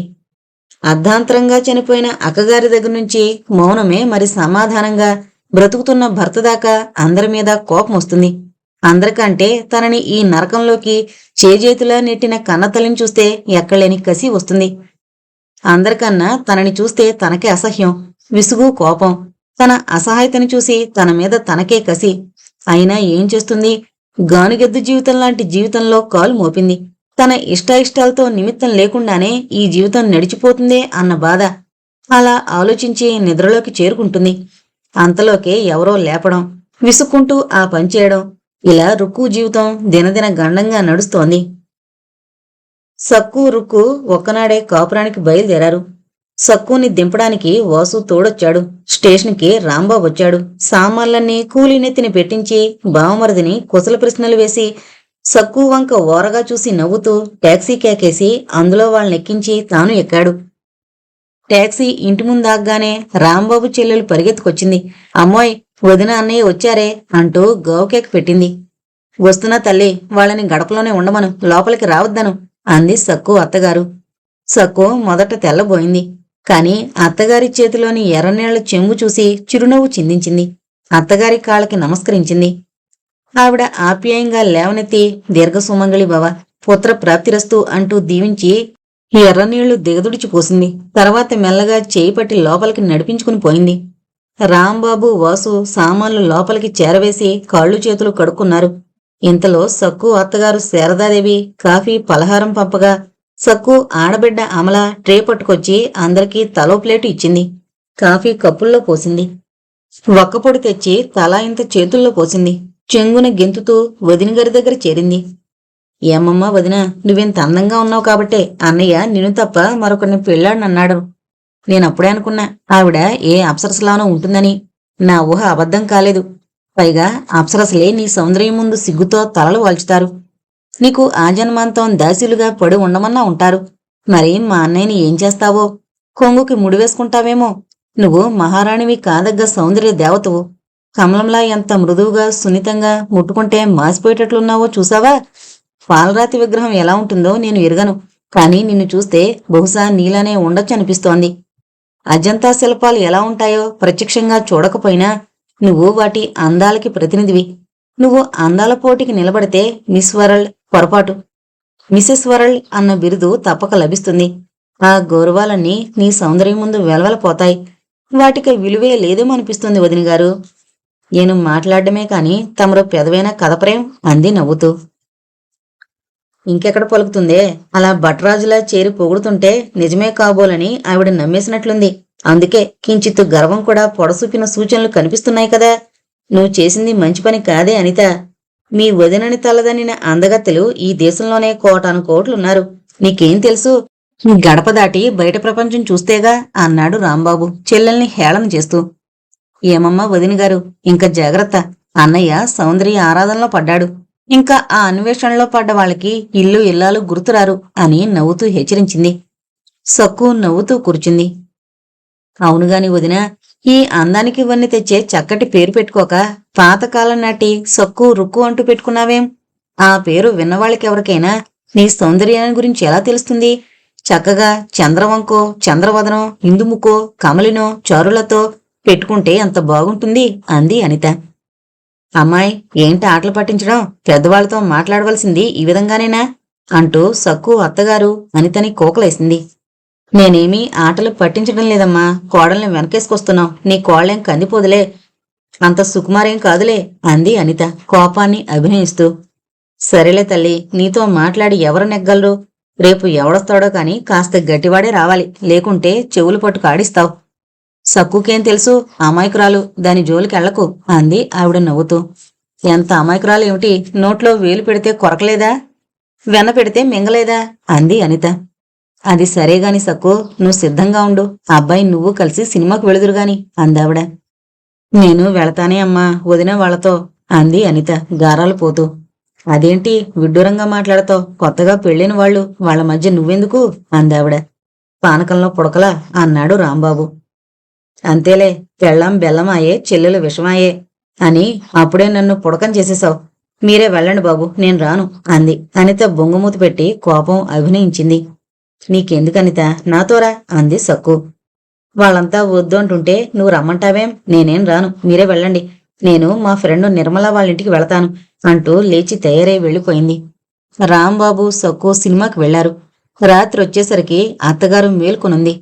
ఇద్దరికీ ఒకసారే వడ్డించింది. సక్కు భోజనం చేసి తమలపాకుల పళ్ళెం పట్టుకుని తమ గదిలోకి వెళ్ళింది. చిలకల చుట్టిచ్చింది. పాల గ్లాస్ తెచ్చి రాంబాబుకిచ్చింది. రాంబాబు సగం తాగిన గ్లాసు సక్కు పెదవులకు అందించాడు. సక్కు సిగ్గుపడుతూ తాగేసింది. రాణిగారు తెగ సిగ్గుపడుతున్నారే, ఎందుకో కొత్తవాణ్ణి చూసినట్లు తప్పుకు తిరుగుతున్నారే అన్నాడు రాంబాబు సక్కు చుబుకం పట్టి తలెత్తి కళ్ళలోకి కొంటిగా చూస్తూ. బాగుంది వరస. పెద్దల ముందు ఎలా తిరగమంటారు? ఎంత తెలిసిన వాళ్ళమైనా వాళ్ల ముందు కొంచెం వినయంగా ఉండాలి, లేకపోతే వాళ్ళంతా అపోహ పడతారు. ఓహో, అంటే అమ్మాయి గారు నటిస్తున్నారన్నమాట, అంతేకాదు? మా గొప్పగా నటించారు. ఏ పద్మశ్రీ బిరుదో బహుకరించాలి తమకి నవ్వాడు రాంబాబు. చాలిద్దరు, మీకన్నీ వేళకోళమే అంటూ అతని ఎదపై వాలింది. వెన్నెల వారిపై చల్లని కాంతులు వెదజల్లింది. మలయమారుతం వారి మనసులకి హాయి గొలిపింది. ఒకానొకప్పుడు ప్రేయసీ ప్రియులైన వారు నేడు భార్యాభర్తలై స్వర్గ సుఖాలు చెవిచూస్తున్నారు. ఏ రుక్కు, ఏంటా ముద్దునిద్రా? బాబు లేచాడు చూసావా, ఏడుస్తున్నాడు, సముదాయించరాదు అంటూ రామ్మోహన్ నిద్రలోనే విసుగ్గా కేక వేశాడు. పగలంతా అలసిపోయి రాత్రంతా ఆలోచనలతో బుర్ర వేడెక్కి ఎప్పుడో ఓ క్షణాన నిద్రలోకి జారుకుంటే ఆ కునుకు పట్టిన మరుక్షణం పిల్లల ఏడుపులు, భర్త కేకలు, మందలింపులు. లేవడానికి ఎంతో విసుగ్గా ఉంటుంది. హాయిగా 4 గంటలు నిద్రపోవడానికి నోచుకోలేదు. ఇదంతా తన దురదృష్టమా? ఈ పరిస్థితులకి బందీని చేసిన తన ప్రియుడు మహేషు అసహాయతకి ఎక్కడలేని కోపం వస్తుంది. మహేషు తన వాళ్ళని ఒప్పించుంటే తనకీ గతి పట్టుండేది కాదుగా. అక్క అదృష్టవంతురాలు. తను ప్రేమించిన వాణ్ణే పెళ్లాడింది. స్వర్గ సౌఖ్యాలు అనుభవిస్తూ ఉంటుంది. హాయిగా తీయగా కాలం గడిపేస్తూ ఉంటుంది. తన ప్రియుని కౌగిలిలో మైమరిచి విశ్రాంతిగా నిద్రపోతూ ఉంటుంది. కాని తనో నిర్భాగ్యురాలు. అక్క కంటే చిన్నదైన తను పిల్లల్ని ఎలా పెంచాలో తెలియని తను పిల్లలతో కులాసగా ఆడుకోవడం తప్పించి వాళ్ల ఆలనాపాలనా చేయని తను 4 పిల్లలకి తల్లి, 4 పిల్లల తండ్రికి భార్య. అమ్మ కూడా కఠినురాలుగానే కనిపించసాగింది రుక్కుకి. లేకపోతే అక్కకి తను కోరిన వరుడికిచ్చి పెళ్లి చేసి తనని కాని కట్నం ఇవ్వనవసరం లేని భర్తని వెతికి ముడిపెడుతుందా? అమ్మలో కూడా పక్షపాతం ఉంది. తల్లిని తలుచుకోవడానికి కూడా విసుక్కుంది రుక్కు. అసలు వాళ్ళందర్నీ అని ప్రయోజనం ఏమిటి? తను కళ్ళు మూసుకుని ప్రవర్తించాలా? మహేషు అంతస్తు తనంతస్తు చూసుకోనక్కర్లేద్దా? మహేషు ధైర్య స్థైర్యాలు విచారించనక్కర్లేద్దా? గుడ్డిగా ప్రేమిస్తే చివరికి గోతులో దూకడం కన్నా ప్రయోజనమేముంది? ఆనాడే తన బుర్ర పనిచేసి ఉంటే, తన అంతస్తుకి తగ్గవాణ్ణి ప్రేమించుంటే హాయిగా పెళ్లి చేసుకుని నిర్విచారంగా బ్రతికేది కాదా? కిలకిలా నవ్వుతూ కళకళ్లాడుతూ చిలకా గోరింకల్లా బ్రతికేవాళ్లు కాదా?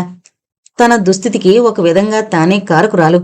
అర్థంలేని వ్యామోహాలు పెంచుకుంటే జీవితం వ్యర్థం కాక మరేమవుతుంది? తన జీవితం ఇంతే, అడవిగాచిన వెన్నెలే. తన కోరికలు తన తలపులు ఎవరికి కావాలి? తన మనసులో ఏముందో గ్రహించాల్సిన అవసరం ఎవరికుంది? ఎవరి అవసరాలు వారికి గడిస్తే చాలు, ఎవరి కోరికలు వారికి తీరితే చాలు. తనని మనిషిగా ఎవడు గుర్తిస్తాడు? రామ్మోహన్కి సజీవ దాసిలా, పిల్లలకి ఆయాలా, అత్తమామలకు సేవకిలా కనిపిస్తుందేమో తాను మరబొమ్మ. వాళ్లు కీస్తే వారి వారి అవసరాలు కనిపెట్టి వాళ్ళకి సేవలు చేయడం, కీ ఆగిపోగానే పక్కును నోరు మూసుకుని పడుండడం. అదేనా వీరు కోరేది?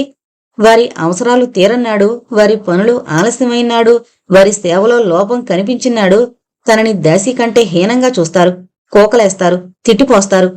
తనకి రోగం రావచ్చునని, తనది శరీరమేనని రాత్రింబవళ్ళు సేవ చేయడం తన వల్ల సాధ్యం కాదని వాళ్ళెలా గ్రహిస్తారు? రుక్కు విసుగ్గా లేచి బాబు దగ్గరగా వెళ్ళింది. కన్న తండ్రి హాయిగా నిద్రపోతున్నాడు. కాని తను కనీ పెంచిన తల్లిగా వాళ్ల సాధక బాధకాలు చూడాలి. వాళ్ళని బుజ్జగించాలి, లాలించాలి, ఓదార్చాలి, సేవ చెయ్యాలి. ఏంటి బాబూ, దేనికి ఏడుస్తున్నావు? అంది రుక్కు నిద్రకాళ్లతోనే జోకొడుతూ. నాకు నాకు లడ్డూ కావాలి అన్నాడు బాబు. లడ్డూలు రేపు మనం చేసుకుందాంగా బాబూ, ఎవరికీ పెట్టద్దు, అన్నీ మనమే తిందాం అంది రుక్కు పిల్లవాణ్ణి మాయ చెయ్యాలని. నువ్వన్నీ ఒత్తుమాతలే, లేపు లడ్డూలు చెయ్యవు, ఏం చెయ్యవు అన్ని దొంగమాతలే, అన్నీ అబద్ధాలే. పో, నీ మాట నేను నమ్మను అంటూ గొంతుని మరింత హెచ్చించి సప్తస్వరాల్ని పలికిస్తున్నాడు బాబు. మా బాబు కదూ, బుజ్జి తండ్రివి, చెప్పిన మాట వినవు? లడ్డూలు మనం చేసుకుందాం నిజంగానే, మరి బొజ్జో పాప మంచిది కాదు, నువ్వేం మంచివాడివి అంటూ ఎంత బొజ్జగించినా వాడు ఏడుపు మానలేదు. చిచ్చి వెదవ్వాల మా ఇదర్సంతా, కాస్త పిల్లవాడిని నిద్రపుచ్చడం చేత కాదు, మాయమాటలు చెప్పడం చేత కాదు. పగలంతా కోర్టుల చుట్టూ తిరిగి అర్ధరాత్రి దాకా కేసు ఫైళ్లన్నీ చదివి బుర్ర ఖరాబు చేసుకుని చచ్చి చెడి మంచం మీదకి చేరితే ఈ పీడ, ఇది నరకం బాబు. ఇంటికి రావాలనిపించదు, ఇంట్లో క్షణం నిలవాలనిపించదు. ఎంత ఊర్పు వహించినా ఈ ఇల్లు ఓ నరకంలా తయారవుతోంది. వాణ్ణి కాస్త ఊరుకోబెట్టు, మిగతా పిల్లలు లేవగలరు, ఊళ్ళో వాళ్ళంతా మన మీదకి దండెత్తి రాగలరు అన్నాడు రామ్మోహన్ విసుగ్గా. వాడు ఊరుకుంది ఏం చేయని చెప్పండి, ఎన్ని చెప్పినా లడ్డూలు కావాలంటున్నాడు, ఇప్పుడెక్కడ్నుంచి తేను అంది రుక్కు నిస్సహాయంగా. పోనీ మరోటేదైనా ఉంటే వాడు ముఖాన పారే, తిని నిద్రపోతాడు అన్నాడు రామ్మోహన్. రుక్కు అటుకులు బెల్లం తెచ్చిచ్చింది. బాబు కోపంగా, లడ్డూలు తెమ్మంటే అటుకులు తెస్తావే, నాకేం అక్కర్లేదు, నాకు లడ్డూలే కావాలి అంటూ అటుకుల పళ్ళెం విసిరేశాడు. అటుకులు చెల్లచెదురుగా విరజం పడ్డాయి. రుక్కుకి సహనం చచ్చింది. పిల్లవాణ్ణి ఒకటంటించింది. బాబోయ్, అమ్మోయ్, దెయ్యం అంటూ వాడు పెడబొబ్బలు పెట్టసాగాడు. ఆ కేకలకి ఇంటిల్లపాది లేచారు. లైట్లు వెలిగాయి. పాపిషిదాన, పసివాణ్ణంతలా చెండుకు తింటావా? పిల్లలు మారం చేయరా, గారం చేయరా, ఏడవరా? ఏదో విధంగా సర్ది చెప్పాలి గాని వాణ్ణలా కొట్టేస్తారా? నీ కొడుకే తల కొట్టేస్తావా? పాపిష్టి చేతులు పడిపోను, ఎంత దెబ్బ కొట్టావు? ఎర్రగా ఎలా తేలాయో బొబ్బలు, గొడ్రాళ్ళకేం తెలుసు బిడ్డల బాధ? మీ అమ్మ మా నెత్తిన బండం తెచ్చిపెట్టింది, నేరకపోయి గూతులో పడ్డాం. పోయినా మీ చెల్లెలు కదా అనుకున్నాం కానీ నువ్వింత కఠినురాలువని, గయ్యాళి గంపవని, కాళీదేవతమని అనుకోలేదు తల్లి. తల్లిలేని పిల్లల్ని తల్లిలా చెరదీస్తావనుకున్నాం కానీ ఇలా ఎంకెంకర్లా మీద పడి కొడతావనుకోలేదు. ఇంకా నయం, చంపి పారేయలేదు. ఇంతకు తెగించిందానివి ఎంతకైనా తెగిస్తావు అంది అత్తగారు మండిపడుతూ. మామగారు పచార్లు చేయసాగారు. నువ్విలా అవుతావని అనుకోలేదు రుక్కు, తెలియక గోతులో పడ్డాం. మీ అక్క ఎవరినో ప్రేమించి ముడెట్టుకుంది, నువ్వు ప్రేమించి విఫలత పొందావు. అతగాడు భీరువై నిన్ను చేపట్లేదు. ఇంత తెలిసే పోనీ కదా పాపం అనుకుని ముడెట్టుకుంటే ఇంత పనిచేస్తావా? నీ ముఖం చూస్తే మహా పంచిపాతకాలు చుట్టుకుంటాయి, పాపత్మురాల, పో బయటికి అన్నాడు రామ్మోహన్. అవును పాపం, నా మీద దయతలిచి చేసుకున్నారా? మీకు మీ పిల్లలకి సేవ చేయడానికి ఓ ఖర్చులేని దాసీదొస్తుందని చేసుకున్నారు. నిజం చెప్పండి, నేను ఈ పెళ్లి చేసుకుని ఏం సుఖపడ్డాను? మా అక్క ప్రేమించి పెళ్లి చేసుకుందని హేళన చేయనక్కర్లేదు. అలా చేయగలిగింది కనుకే సుఖంగా ఉంది. నాలా బండచాకరీ చేసుకుంటూ క్షణముఖ యుగంలా బ్రతకుండా సుఖ సంతోషాలతో బ్రతుకుతోంది అంది రోషంతో రుక్కు. ఇంకేం, నువ్వు కూడా వాడితో లేచిపోలేకపోయావా? ఇప్పటికైనా మించిపోయింది లేదులే, పరిగెత్తు. నువ్వు సుఖంగా బ్రతకొచ్చు. హాయిగా ఇంట్లోంచి కాలు బయటికి పెట్టవలసిన పని లేకుండా ముప్పొద్దులే మేపుతుంటే తెలియడంలే. రేపు వాడితో లేచిపో, ఎలా తయారవుతావో చెప్పాలి. నీ బ్రతుకు కుక్క బ్రతుకు కన్నా హీనం కాకపోతే నా పేరు రామ్మోహన్ కాదు. తక్షణం వెళ్ళు. నీకంటే వేశ్య 1000 రెట్లు నయం. వాళ్లు మనసులో కుళ్ళు పెట్టుకోరు, నీలా పతివ్రతలా నటించరు. మనసు ఒకరిపైన పెట్టుకుని మనువు మరొకరితో చేసుకోరు కస్సుమన్నాడు రామ్మోహన్. రుక్కు మనసు బొగ్గుమంది. ఏం, పెళ్ళం చచ్చిపోతే పెళ్ళం చెల్లెల్ని తనకంటే 10-15 ఏళ్లు చిన్నదాన్ని పెళ్లి చేసుకుని పొలకొచ్చు. అక్క మీద మనసు పెట్టుకుని నాతో జీవించడం లేదా మీరు మాత్రం? బ్రతుకున్నప్పుడు ఆవిడ్ని ప్రేమించారా లేదా? ఇప్పుడు నన్నెంత ఆదరంతో చూస్తున్నారో మీకు తెలీదా? నాకు తెలీదా? మగవాడు చేస్తే తప్పులేదా? అదే ఆడది చేస్తే అపరాధం అవుతుందే. పిల్లవాడిని ఒకటి వేసినందుకింత రాద్ధాంతం చేస్తున్నారు. వాడు నా స్వంత బిడ్డ కాడనే కదూ. అదే నా పిల్లవాడైతే నేను ఎన్ని బాధినా మీకు బాధ అనిపించేదా? దేనికి తారతమ్యాలు? మీరీ భేదబుద్ధి చూపించబట్టే పిల్లలు సవతి తల్లిని ఇంతలా నీచంగా చూడడం నేర్చుకున్నారు. పసివాళ్ల మనసులిప్పుడు స్వచ్ఛంగా చంద్రకాంత శిలల్లా ఉంటాయి. కాని మనమే, పెద్దలమనబడే మనం, పిల్లల మనసుల్లో సంకుచిత భావాలకి బీజాలు నాటుతున్నాం. ఉళ్ళుని వారి మనసుల్లో కక్కుతున్నాం. అసూయాద్వేషాల్ని వారిలో పెంచుతున్నాం. కాబట్టే ఈ లోకంలో సవత్తల్లంటే ఓ రాక్షసిగా అందరి మనసుల్లోనూ రూపుదిద్దుకుంది. మనం ఆ భావాల్ని మార్చుకోం. మన మనసుల్లో మాలిన్యాన్ని అంటగడతాం. తోక తెగిన నక్కల్లా ఇతరుల తోకలు తెగ్గొట్టడానికి ప్రయత్నిస్తాం. ఇది మన నైజం. ఇది మన ఊసరవెల్లి రూపు. దీనినే గొప్పగా అనుభవం అనే ఉల్లిపొరలాంటి అందమైన అబద్ధాన్ని కప్పి ఎంతో గొప్పవాళ్లమైనట్లు నటిస్తాం. మనని చూసి మనమే గర్విస్తాం అంటూ ఇంకా ఏదో చెప్పబోయింది రుక్కు. Getup rascal. చూస్తున్న కొద్దీ నీ ప్రేరుడు పెరిగిపోతూనే ఉంది. హద్దుపద్దు లేని ఆడదాని పెంపకంలో క్రమశిక్షణ ఎలా అలవడుతుంది? వినయ విధేయతలు ఎలా వస్తాయి? అన్నాడు రామ్మోహన్ చేదరించుకుంటూ. అవునండి బాబు, మీరు బూటుకాలతో తనినా అయ్యో పాపం తమ పాదం ఎలా కందిపోతుందో అంటూ తడిగుడ్డతో అద్ది పెన్సిలిన్ ఆయింట్మెంట్ రాసి ముద్దెట్టుకుంటే నేను వినయవతిగానే పరిగణించబడతాను. తిట్టిన తిట్లన్నీ కొంగుబట్టి మహాప్రసాదంగా గ్రహించి చిరునవ్వులు ఒలికించగలిగితే మహాపతివ్రతామణి బిరుదు పొందగలుగుతాను. అంతేగాని నాలోనూ చీము నెత్తురు ఉన్నదని, మానవ సహజమైన కోపతాపాలు, అనురాగాలు, ఆప్యాయతలు ఉన్నాయని ఎవరు గ్రహిస్తారు? నేను ఏంటమసలే అనేక దాసీల్లో ఒక దాసీని. అందున జీతం బెత్తం లేని దాసీని. కడుపుకింత తిండి, కట్టుకునేందుకింత బట్ట ఇస్తే కుక్కలా మీ ఇంటపడి కృతజ్ఞతతో తోకాడించే పెంపుడు జంతువును. మీ కాళ్ళ దగ్గర పడుండే దాసిని. ఈ రకం మనప్రవృత్తి మనలో నరనరాల్లో జీర్ణించుకుపోయింది. స్త్రీని మీతో సమానంగా చూడడం మీకు చేత కాదు. మీతో సమానంగా తనని తాను గౌరవించుకుని తన వ్యక్తిత్వం నిలుపుకోవడం స్త్రీకి వశం కావడం లేదు కాబట్టే ఎన్ని శతాబ్దాలు గడిచినా పరిస్థితులు ఎప్పట్లానే ఉన్నాయి. ఈ రకం బానిసత్వం నశించాలి. ఈ రకపు సంకుచిత్వం నశించాలి. మానవులంతా ఒకటేనని, ఇందులో వర్గాలు లేవని గ్రహించాలి. అప్పుడే మన సంసారాలు సుఖశాంతులతో అలరారుతాయి. కుటుంబ శ్రేయస్సే సంఘ శ్రేయస్సు, సంఘ శ్రేయస్సే దేశ శ్రేయస్సు. ఇవన్నీ దేశ భద్రతకు, దేశ ఔన్నత్యానికి పెట్టని గోడలు. ఇదే మానవాభ్యుదయానికి చెక్కని మెట్లు. అంతవరకు ఈ సంసారాల్లో ఏ లుకలుకలు తప్పో. దుఃఖం, అశాంతి అంతవరకు రాజ్యమేళ్తాయి. మీకు నా ఉనికి సహింపరానిదిగా ఉన్నప్పుడు నేనిక్కడ ఉండడం అనవసరం. కాళ్ళు పట్టుకుని లాగుతూ ఉంటే చూరు పట్టుకు వేలాడలేను. దయచేసి నా అపరాధాలను మన్నించండి. ఎంతకాలం మీ అందరికీ నేను కలిగించానని మీరు భ్రమపడుతోన్న అశాంతి, అసౌఖ్యాలు నేటితో తీరిపోతాయి. నా నిష్క్రమణానంతరం మీరంతా సుఖశాంతులతో వర్ధిల్లండి. సెలవు అంటూ రైలు స్టేషన్ వైపు బయలుదేరింది రుక్కు దృఢ నిశ్చయంతో. ఒరే బాబు, వెనకట్ల ఆడదాన్ని పోమంటే పోయే స్థితిలోనే ఉందిరా. కుక్కలా ఇంటి ముందు పడుండదు. నువ్వు పొరపాటు పడ్డావు. పోయి అమ్మాయిని పిలుచుకురా. అట్టే దూరం పోయుండదు. ఆవేశంలో, కోపంలో లక్ష అనుకుంటాం. అంత మాత్రాన చీటికి మాటికి ఇల్లు విడిచిపెట్టి పోతారా? తప్పు కాదు. మనలో ఏమీ దోషాల్లేవా? అలాగే ఆ అమ్మాయిలోనూ ఉంటాయి. సానుభూతితో అర్థం చేసుకోలేక ఏదో తెలివి తక్కువగా 4 అంటామే అనుకో. అయినా మరుక్షణం మన తప్పిదం తెలుసుకుని ఎదుటివారిని మన్నించాలి, వారిని రక్షించాలి. పోయిరా, అలా ఒకరితిని పంపడం తప్పు. ఎవరైనా నవ్వగలరు అంది రామ్మోహన్ తల్లి కొడుకుని మందలిస్తూ. పోనివమ్మా, ఆడదానికంతటి అహంకారం ఉంటే మొగముండవాణ్ణి, సంపాదించి వీళ్లని పోషించేవాణ్ణి నాకెంతుండాలి? దానికి ఓనాటికి తెలిసొస్తుంది. పుట్టింట్లో హాయిగా కూర్చోబెట్టి భోజనం పెడతారా? చూద్దాం. అదే తెలుసుకుని వస్తుంది. మనిషికి అనుభవం కన్నా మంచి పాట నేర్పే నేస్తం మరెవరూ లేరు. కళ్ళు నెత్తిపైకొచ్చిన వారికి ఒకరు చెప్తే వినిపించదు అన్నాడు రామ్మోహన్ విసురుగా. ఒరేయ్, ఎంత మనస్పర్ధలున్నా మన పరువు, మన గౌరవం మనం కాపాడుకోవాలి. ఆ పిల్లకి అహంకారం ఎక్కువే అనుకో, వివేకం తక్కువే అనుకో. అందువల్లే మంచి చెడు ఆలోచించక ఇంత అర్ధరాత్రి ఇల్లు విడిచి ఒంటరిగా బయలుదేరింది. కాని మనమో వయసుతో పాటు అనుభవం నేర్పిన పాఠాలు వంట పట్టించుకున్నాం. మనం కూడా కోపంతో అందులమైపోకుండా మంచి చెడు విచారించి ఆచరించాలి. నువ్వు వెళ్ళి పిలుచుకురా అంది తల్లి బ్రతిమలాడుతూ. అమ్మా, నీకేమైనా పిచ్చా? అది ఎంత అహంకారం, గర్వం లేందే ఈ అర్ధరాత్రి ఒంటరిగా బయలుదేరుతుంది. కాని దాని బ్రతుకు బజారు పాలైనాడు మగవాడంటే ఏంటో, మొగుడంటే ఏంటో గ్రహిస్తుంది. అప్పుడే దానికి భర్త పైన గౌరవం ఏర్పడుతుంది. ఒంటరిగా పోవడానికి దానికి స్వయంగా లేని బాధ నీకెందుకు? పొమ్మనగానే పోవాలని ఎక్కడుంది? దాని బుద్ధేమైంది? తెల్లవారిదాకా ఉండి వెళ్ళొచ్చు కదూ. ఏమైనా నేను మాత్రం పోను అన్నాడు రామ్మోహన్. ఇక లాభం లేదనుకుని ఆవిడ భర్తని కదిలించింది. విన్నారా అబ్బాయి మాటలు? ఇద్దరే మొండిగటాలు. ఒకరి మాట ఒకరికి తలకెక్కదు. ఎవరి పంతం వారిదే. మంచి చెడు ఎవరికి అక్కర్లేదు. కానీ రేపా పిల్ల ఇంటికి సక్రమంగా చేరకపోతే ఆమె తల్లికి మనం జవాబు చెప్పుకోవాలి. పెద్దవాళ్ళుండి కూడా పిల్లల్ని మందలించలేకపోయారని, చూస్తూ ఆడపిల్లని ఒంటరిగా పంపేశారని నానా మాటలు అంటారు.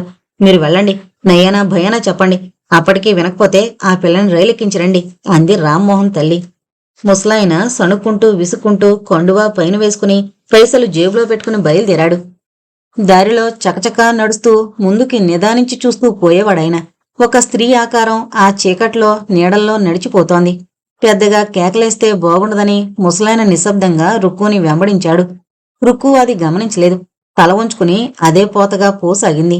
వెళ్లి రైల్వే స్టేషన్లో ప్లాట్ఫారం మీద పచ్చగన్నేరు చెట్టు కింద పమిటి కొంగు ముసుగేసుకుని కూలబడింది. అమ్మాయి, అన్న పిలుపు విని ఉలిక్కిపడి వెనుతిరిగి చూసింది. నేనమ్మా, పదింటికి పోదాం. ఏవో సంసారంలో కలతలు రాకుండా పోతాయా? అంత మాత్రాన తెగదెంపులు చేసుకుని పోతావా? రెండు చేతులు కలిస్తేనే చెప్పుడవుతుంది. అవతల వారు కోపిష్ఠులని గ్రహించినప్పుడు మనమే కాస్త తగ్గాలి. ఒకరు కాస్త కోపిష్ఠులైతే మరొకరు కాస్త నిగ్రహించుకుంటే సంసారం సాఫీగా నడుస్తుంది. మీ అత్త మాత్రం సామాన్యురాలా? నేను సరిపెట్టుకోవడం లేదా? అన్నాడు ఆయన ఎంతో అనునయంగా. అది కాదండి మామగారు. పిల్లవాడు ఏడుస్తున్నాడు, మొండికేశాడు. కాస్త కోపడక కసరక ఒక దెబ్బ వేసి భయపెట్టకపోతే వాళ్ళు మరింత గారాబంతో పెంకివాళ్లుగా తయారవరా? నా కొడుకైతే మాత్రం అలా మొండికేస్తే 2 వేయినా? ఈ పాటిదానికి ఇంత రాద్ధాంతమా? అయినా వాడెవడో పరాయివాడు కాదే, నా స్వంత అక్కగారి కొడుకు. నేను వాణ్ణి దండించడానికి తగనా?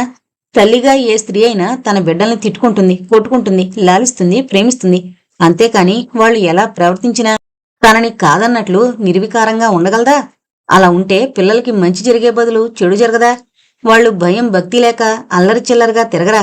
అప్పుడు మాత్రం ఆ నింద ఎవరి నెత్తిన పడుతుంది? సవతి తల్లి కాబట్టే వాళ్ళని పట్టి చూసుకోలేదని, సక్రమమైన మార్గంలో పెట్టలేదని నలుగురు అనరా? అయినా అమ్మ చేసిందే పెద్ద పొరపాటు. పిల్లల మీద ప్రేమతో నా గొంతు కోసింది. లేకుంటే ఆయాను పెట్టుకుని మీ తంటాలు మీరు పడేవారు, లేదా మరో ఇల్లాలు ఈ బాధలు పడేది అంది రుక్కు కళ్ళు తుడుచుకుంటూ. అవును తల్లి, నీది తప్పని ఎవరంటారు? పిల్లల్ని కసురుకోకుండా విసుక్కోకుండా కన్నతల్లైనా పెంచదు. ఎప్పుడూ ప్రేమ చూపిస్తే వాళ్ళు మొండివాళ్లుగా తయారవుతారు. అబ్బాయిది పొరపాటే, అయినా మగవాడు కదా. పగలంతా కష్టించి ఇంటికొస్తాడు, రాత్రంతా పిల్లల ఏడుపులతో నిద్ర పాడవుతే వాడికి చిరాగ్గా ఉండదా? ఆ చిరాకులో ఏదో అంటాడు. ఆడకూతురివి, నువ్వవన్నీ పట్టించుకోవాలా? కాసేపు ఊరుకుంటే వాడే నోరు మూసుకుంటాడు. పద పద, నలుగురు నవ్వకముందే ఇంటికి చేరదాం అన్నాడాయన రుక్కు వంక చూస్తూ. రుక్కు అడ్డంగా తల తిప్పింది. లేదు మామగారు, అదింక అసంభవం. ఓసారి ఇంట్నుంచి అడుగు బయటికి వేశాక ఆ ఇంట్లో నాకు స్థానం లేనట్టే లెక్క. ఈ పాటున నేను తిరిగొస్తే ఆయనకి నేనంటే మరీ అలుసవుతుంది. అప్పుడు మరింత అసహించుకుంటారు. ఆయనని ఆ పిల్లల్ని పెంచుకొనివ్వండి. స్వయంగా ఆ కష్ట నిష్ఠూరాలు తెలుసుకుంటారు. అప్పుడే నా బాధ అర్థమవుతుంది. నేను రాలేను, క్షమించండి. మీ దగ్గర డబ్బుంటే టికెట్ కొనిచ్చి రైలెక్కించండి. మీ మేలు గుర్తించుకుంటాను అంది రుక్కు బెక్కుతూ. ముసలాయన చేసేదేం లేక టికెట్ కొనిచ్చి రైల్లో ఎక్కించి ఇంటికి బయలుదేరాడు. వాడిన ముఖంతో, రేగిన జుట్టుతో, విషాదం నింపుకున్న కనుదోయతో నీరసంగా ఇంట్లోకొచ్చిన రుక్కుని చూసి దుర్గమ్మ విస్తుపోయింది. అదేంటి తల్లి అలా ఉన్నావు? ఎందువల్ల? ఎవరేమన్నారు? ఒక్కదానివి ఇలా ఉత్తరం పత్రం లేకుండా ఊడిపడ్డావు అంది కాళ్ళకి నీళ్ళిస్తూ దుర్గమ్మ. అమ్మా, గడపలోకొచ్చిందాన్ని కాస్త స్థిమిత పండిస్తావా లేదా అంది రుక్కు విసుగ్గా. అంత విసుగు దేనికే? రా, కాఫీ తాగుదువు గాని. మీ అత్త, మామ, పిల్లలు, అల్లుడు అంతా కులసాయే కదా అంది దుర్గమ్మ ఆదుర్దాగా కూతుర్ని దగ్గరకు తీసుకుని. అమ్మా, ఎదుట్నున్న నన్ను ఎలా ఉన్నావని ప్రశ్నించకుండా అత్త, మామ, పిల్లలు అంటూ పలవరిస్తావు. నీకు నేనెక్కువ వాళ్ళా? చెప్పు అంది రుక్కు దుఃఖంతో పూడుకుపోయిన కంఠంతో. అదేంటే బాబు అలా అంటావు? నిన్ను గురించి కాదటే ఈ ఆదుర్దా అంతా. వాళ్ళకేమైనైతే ఇలా పరిగెత్తుకొచ్చావేమో హఠాత్తుగా అని నా భయం. మరేమీ లేదులే. ఇంతకీ నీకక్కడ ఎలా ఉంది? సుఖంగా ఉందా అంది దుర్గమ్మ కూతురి ముంగురులు సవరిస్తూ. సుఖమా అమ్మా? అలాంటిది ఆశించేదానివైతే నా గొంతిలా కొయ్యవమ్మా. అందరూ మాతృప్రేమతో సమానమైంది ఏదీ లేదంటారు. అదంతా అబద్ధమమ్మా. తల్లికి కొడుకుల మీదున్న ప్రేమ కూతురుల మీద ఉండదమ్మా. కొడుకులకి ఆస్తి ఎక్కడ తగ్గిపోతుందోనని నన్నిలా రెండో పెళ్లివాడికి చెంటగట్టావు. అక్కయ్య మీదున్న ప్రేమ కూడా నా మీద లేదు కదమ్మా. నేనేం పాపం చేశాను? నేను నీకెందుకింత విషమైపోయాను? ఇలాంటి పెళ్లి చేసి నన్ను నరకంలోకి తోసే బదులు హాయిగా ఇంత విషమిచ్చుంటే నీ బరువు, నా బాధ విరగడయ్యేది కదే అంది కారే కన్నీళ్లను తుడుచుకునే ప్రయత్నమైనా చేయక. ఎందుకే తల్లి అంత నిష్ఠూరం నా పైన వేస్తావు? మీ నాన్నగారుంటే నీ పెళ్లి ఘనంగా జరిపించేదాన్ని తల్లి. నా చేతకాని లేదు. పొలమమ్మి పెళ్లి చేస్తే రేపు అన్నయ్యల గతేమిటో ఆలోచించావా? వాళ్ళకి చదువా అంటలేదు. రేపు పెళ్లం బిడ్డల్ని పోషించవలసిన వాళ్ళు కదా.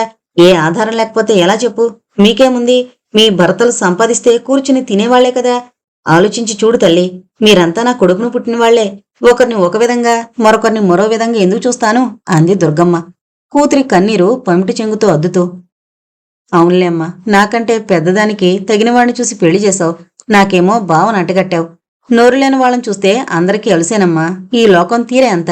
నిన్ను ప్రత్యేకంగా అనేదేముంది అంది రుక్కు కసిగా. సరే పోనివు తల్లి, అలాగే అనుకో. అయినా అయిపోయిన పెళ్లికి మేళాలెందుకు? గతించిందాన్ని తవ్వుకుని ప్రయోజనమేమిటి? జరగవలసింది చూసుకోవాలి. నువ్వింతకీ అక్కడ తగు పెట్టుకుని వచ్చావేమిటి? అన్నయ్యను పంపి కనుక్కోనా? నేనొచ్చి దిగబెట్టనా? సంసారం అన్నాక ఎన్నో కలతలొస్తాయి. అంత మాత్రానికి ఇల్లుదులొచ్చేస్తారా? ఆడదానికి పుట్టిల్లు శాశ్వతం కాదు తల్లి. ఎప్పటికైనా అత్తింట ఉండవలసిందే. అదే గౌరవం అంది దుర్గమ్మ కూతురికి నచ్చజెప్పే ధోరణిలో. అమ్మా, నేను నిశ్చయించుకుని ఆ గుమ్మం దిగాను. దిగిన గుమ్మం మళ్ళీ ఎక్కలేను. నన్ను గౌరవించలేని చోట, నా ఉనికికి ప్రాధాన్యం లేని చోట నేనుండలేనమ్మా. వయసు మీరిన వాణ్ణి కట్టుకున్నాననే కనికరమైనా లేక, నా ఆశలు ఆశయాలు కోరికలు బుగ్గిపాలేనా అన్న ఇంగితమైనా లేక, నన్ను నానా దుర్భాషలాడి ఇంట్నుంచి వెళ్ళగొట్టినవాడు నా భర్త కాడు. నేను భార్యని కాదు. నా సంబంధం అంతటితో సరి. నేనిప్పుడు అనాథను. నాకు దిక్కు మీరే. మీరు కాదన్ననాడు నాకు అనాథ శరణాలయమే గతి. బాగా ఆలోచించమ్మా. నా మనసు విరిగిపోయింది. అదేం కథకదు. అద్దంలాంటి మనసు విరిగిపోయాక అతికించాలనే వ్యర్థ ప్రయత్నం చేయకమ్మా. నా కోరికలకి సమాధి కట్టి ఉన్నదాంతో రాజీ పడ్డానికి సిద్ధపడ్డాను. అయితేనే నన్ను నిలవనీయలేదు. నా మనసులోని గాయాన్ని కెలికి పుండు చేశారు వాళ్ళు. మానుతున్న గాయం చీంపట్టింది. నేనింకా అత్తగారి గడప తొక్కను. నువ్వా ప్రసక్తి మానుకో, లేకుంటే ఇక్కడి నుంచి కూడా పోతాను అంది రుక్కు రోషంతో. సరేలే తల్లి, నీ ఇష్టం ఎలా ఉంటే అలా కానివ్వు. ఈ కాలం పిల్లలకి మంచి చెడు తెలుసుకునే జ్ఞానం లేదు. ఒకరు చెప్తే వినరు. నీ కర్మ, నేనేం చేస్తాను అంది నిట్టూర్చి. అవునమ్మా, నా కర్మే మరి. నా కర్మ కాబట్టే అక్కకి ఈడు జోడైన వాణ్ణి ఎంచి కట్నం పోసి పెళ్లి చేసి అంపకం పెట్టావు. నన్నేమో ఓ ముసలాడికి అంటగట్టి నా కర్మ నన్ను అనుభవించమని తరిమేశావు. అక్కకిచ్చిన కట్నం డబ్బు నాకిచ్చావా? నాకేముంది చెప్పు. నేనింకా చదువుకోదలుచుకున్నాను. నాకు రావాల్సిన వాటా డబ్బు పెట్టి చదువు చెప్పించు. మీ అందరికీ బరువు కాకుండా నా బ్రతుకు నేను బ్రతుకుతాను అంది రుక్కు. ఇన్నేళ్ళొచ్చాక ఇప్పుడు చదివి ఉద్యోగం చేసి బ్రతుకుతావా? గొప్ప ఆలోచన. చదివే వయసులో ఎందుకు శ్రద్ధ చూపలేదు అంది దుర్గమ్మ నవ్వుతూ. నీకంతా నవ్వులాటగా ఉందా అమ్మా? జీవితంలో ఎన్నో పోగొట్టుకుని అనాథనే వచ్చాను. నా జీవితం ఇలా కాలిపోతుందని ఊహించానా? అందరూ ఆడపిల్లల్లా పెళ్లి చేసుకుని సుఖంగా అత్తవారింట్లో కాపురం చేసుకుంటాననుకున్నాను. ఇంత చిన్న వయసులోనే 4 పిల్లల తల్లిగా బాధ్యత నిర్వర్తించాలని అనుకోలేదు. అందుకే నేను చదువుకుని నా బ్రతుకు నేను బ్రతుకుతాను అంది రుక్కు. అదేం కుదరదే రుక్కు. నీకింట్లో భాగం రాదు. నువ్వు మీ అత్తవారింటికి పోవలసిందే అన్నాడు వాసు అప్పుడే తిరిగొచ్చి. ఏం, ఎందుకుండదురా? మీకు కొమ్ములు మొలిచాయా? మాకు లేవా? ఆడపిల్లలు ఎందులో తక్కువ చెప్పు. మగవాణ్ణనే అహంకారాన్ని పెరగనిచ్చింది ఈ ఆడవాళ్లేనరా అన్నయ్య. సంసారంలో పురుషుడికెంత పాత్రుందో స్త్రీకి అంతుంది. నేను చదువుకుంటాను. అందుకయ్యే ఖర్చు మీరు భరించాల్సిందే అంది రోషపడుతూ. అదేం కుదరదు. ఇంటికి వారసులో నేను తమ్ముడు. ఈ ఆస్తిలో వాటాలు మా ఇద్దరికే వస్తాయి. మీ వాటా డబ్బు పెళ్లి ఖర్చులకు అయిపోయింది అన్నాడు వాసు చెల్లెల్ని ఏడిపిస్తూ. ఎలా అయిపోయిందిరా? బావుకిచ్చిన కట్నం మా ఆయనకిచ్చారా? నాకు నగలు చేయించారా? ఎలా అయిపోతుందంటావు చెప్పు అంది రుక్కు పంతంగా. ఎలాగంటే ఏం చెప్పను? నిన్ను ముసలివాడికిచ్చిన మాట నిజమే. నీ పెళ్లికి ఖర్చు కాలేదా? రెండో పెళ్లివాడికి ఎవరైనా కట్నం ఇస్తారా? పైగా వాళ్లే ఇవ్వాలి. ముసలివాడికి పొడిచుబారిని కట్టబెట్టినందుకు అన్నాడు వాసు నవ్వుతూ. మరే, అవును పాపం. కన్యాశుల్కం అందుకే రాశారా? పోనీ మా అత్తవారిని అడిగి నా వంతెంతో పుచ్చుకోలేకపోయావు? అదేనా నాకు అక్కడికొచ్చును అంది రుక్కు కోపంతో. మరే, పొరపాటైంది. తీసుకోవలసిందే. కన్యాశుల్కం పుట్టింటి వారి సొమ్మేనే. నీకు చందదు. నువ్వు కావాలంటే మీ ఆయన మీద దావా వేసి పోషణ ఖర్చులు రాబట్టుకో అన్నాడు వాసు. చిచ్చి నోర్మి. నా పోషణ ఖర్చులు అతన్ని దేనికి అడుగుతాను? నన్ను మనిషి కింద జమ కట్టిన వాళ్ళని నా పోషణ ఖర్చు కోసం ప్రాధేయపడినా నన్ను మీరు పోషించలేరా? కనదెందుకు అంది రుక్కు. ఆ విషయం అమ్మనడుగు, నన్ను కాదు అన్నాడు వాసు హేళనగా నవ్వుతూ. అడగనా మరి? ఏమమ్మా, వాసుకి నేనెక్కడ ఉండడం ఇష్టం లేదట. నేనెక్కడికి పోను చెప్పమ్మా. నువ్వు వద్దంటావా? నన్ను పొమ్మన్నావా అంది రుక్కు అసహాయంగా తల్లివంక చూస్తూ. అమ్మాయి, ఈ ఇంట్లో నా అధికారం ఏముందే? ఎప్పటికైనా మగపిల్లలదే. వాళ్ళనడిగి నీ ఇష్టం వచ్చిన నాళ్ళు ఉండు అంది దుర్గమ్మ. ఏంటే, కనీ పెంచి పెళ్లి చేసిందాను నువ్వు. నన్ను పోషించమని నాన్నల్ని దేవరించినా ఇదేనా నువ్వు చూపించే ప్రేమ అంది రుక్కు లేస్తూ. ఎందుకే అంత ఆవేశపడతావు? నేను వాళ్ళని మందలించినా అది వాళ్ల పెళ్లిళ్ళయ్యే వరకే. వాళ్ల ఆస్తిని వాళ్ళకి పంచివ్వాలి. వాళ్ల వాటాల్లో నుంచి నిన్ను చదివించలేను. రేపొచ్చే కోడళ్ళు అత్తగారు ఆస్తంతా ఆడబిడ్డలకు దోచిపెట్టిందని నన్ను సాధించరా అంది దుర్గమ్మ. అయితే సరే, ఎలా వచ్చానో అలాగే పోతాను అంటూ చేతి సంచి తీసుకుంది. అవును, అది మంచిదే. నువ్వెక్కడి నుంచి వచ్చావో అక్కడికే వెళ్ళు. మీ అత్తవారింట్లో నేను సుఖశాంతులు బయట దొరకవు అన్నాడు వాసు. మీరు కాదన్నాక నేనెక్కడికి పోతేనేం? నా గతి ఏమైతేనేం? మీకేం బాధ? నేను దిగిన గడప ఎక్కలేను. వారి అవహేళన భరించలేను. కోళ్ళంత తల్లుందని అనలున్నారని వచ్చాను. వాళ్ళెవరూ ఆదరించలేరని తెలిసింది. పరాయి వాళ్లైనా మా అత్తమామలేనయ్యో దౌర్భాగ్యురాల్ని ఆశ్రయం వదులుకుని వచ్చాను అంటూ నిట్టూర్చి లేచి చేతి సంచిని అందుకుంది. అదేంట అమ్మాయి, వాడి మాటలు పట్టించుకుని మళ్ళీ ఎక్కడికే ప్రయాణం? నీ అంత మూర్ఖులుండరే. వాడేదో నిన్ను ఏడిపించడానికని అలా అంటే నువ్వు అలా చేస్తావటే, నన్ను నలుగురిలో నవ్వుల పాలు చేస్తావటే. కాస్త స్థిమితపడి ఆలోచించు. ఎక్కడి వారక్కడ ఉండడమే మేలు. తన నెలవులు తప్పిన తన మిత్రులే శత్రులవుట తథ్యం సుమతి అని ఊరికి అన్నారటే. పద స్నానం చేద్దుగాని అంటూ రుక్కును చేయి పట్టి లాక్కుపోయింది దుర్గమ్మ. అమ్మా, నీ పరువు కోసం నా బ్రతుకు బండలు చేస్తావటే. జీవోత్సవంలా ఇంట్లో బ్రతకలేను.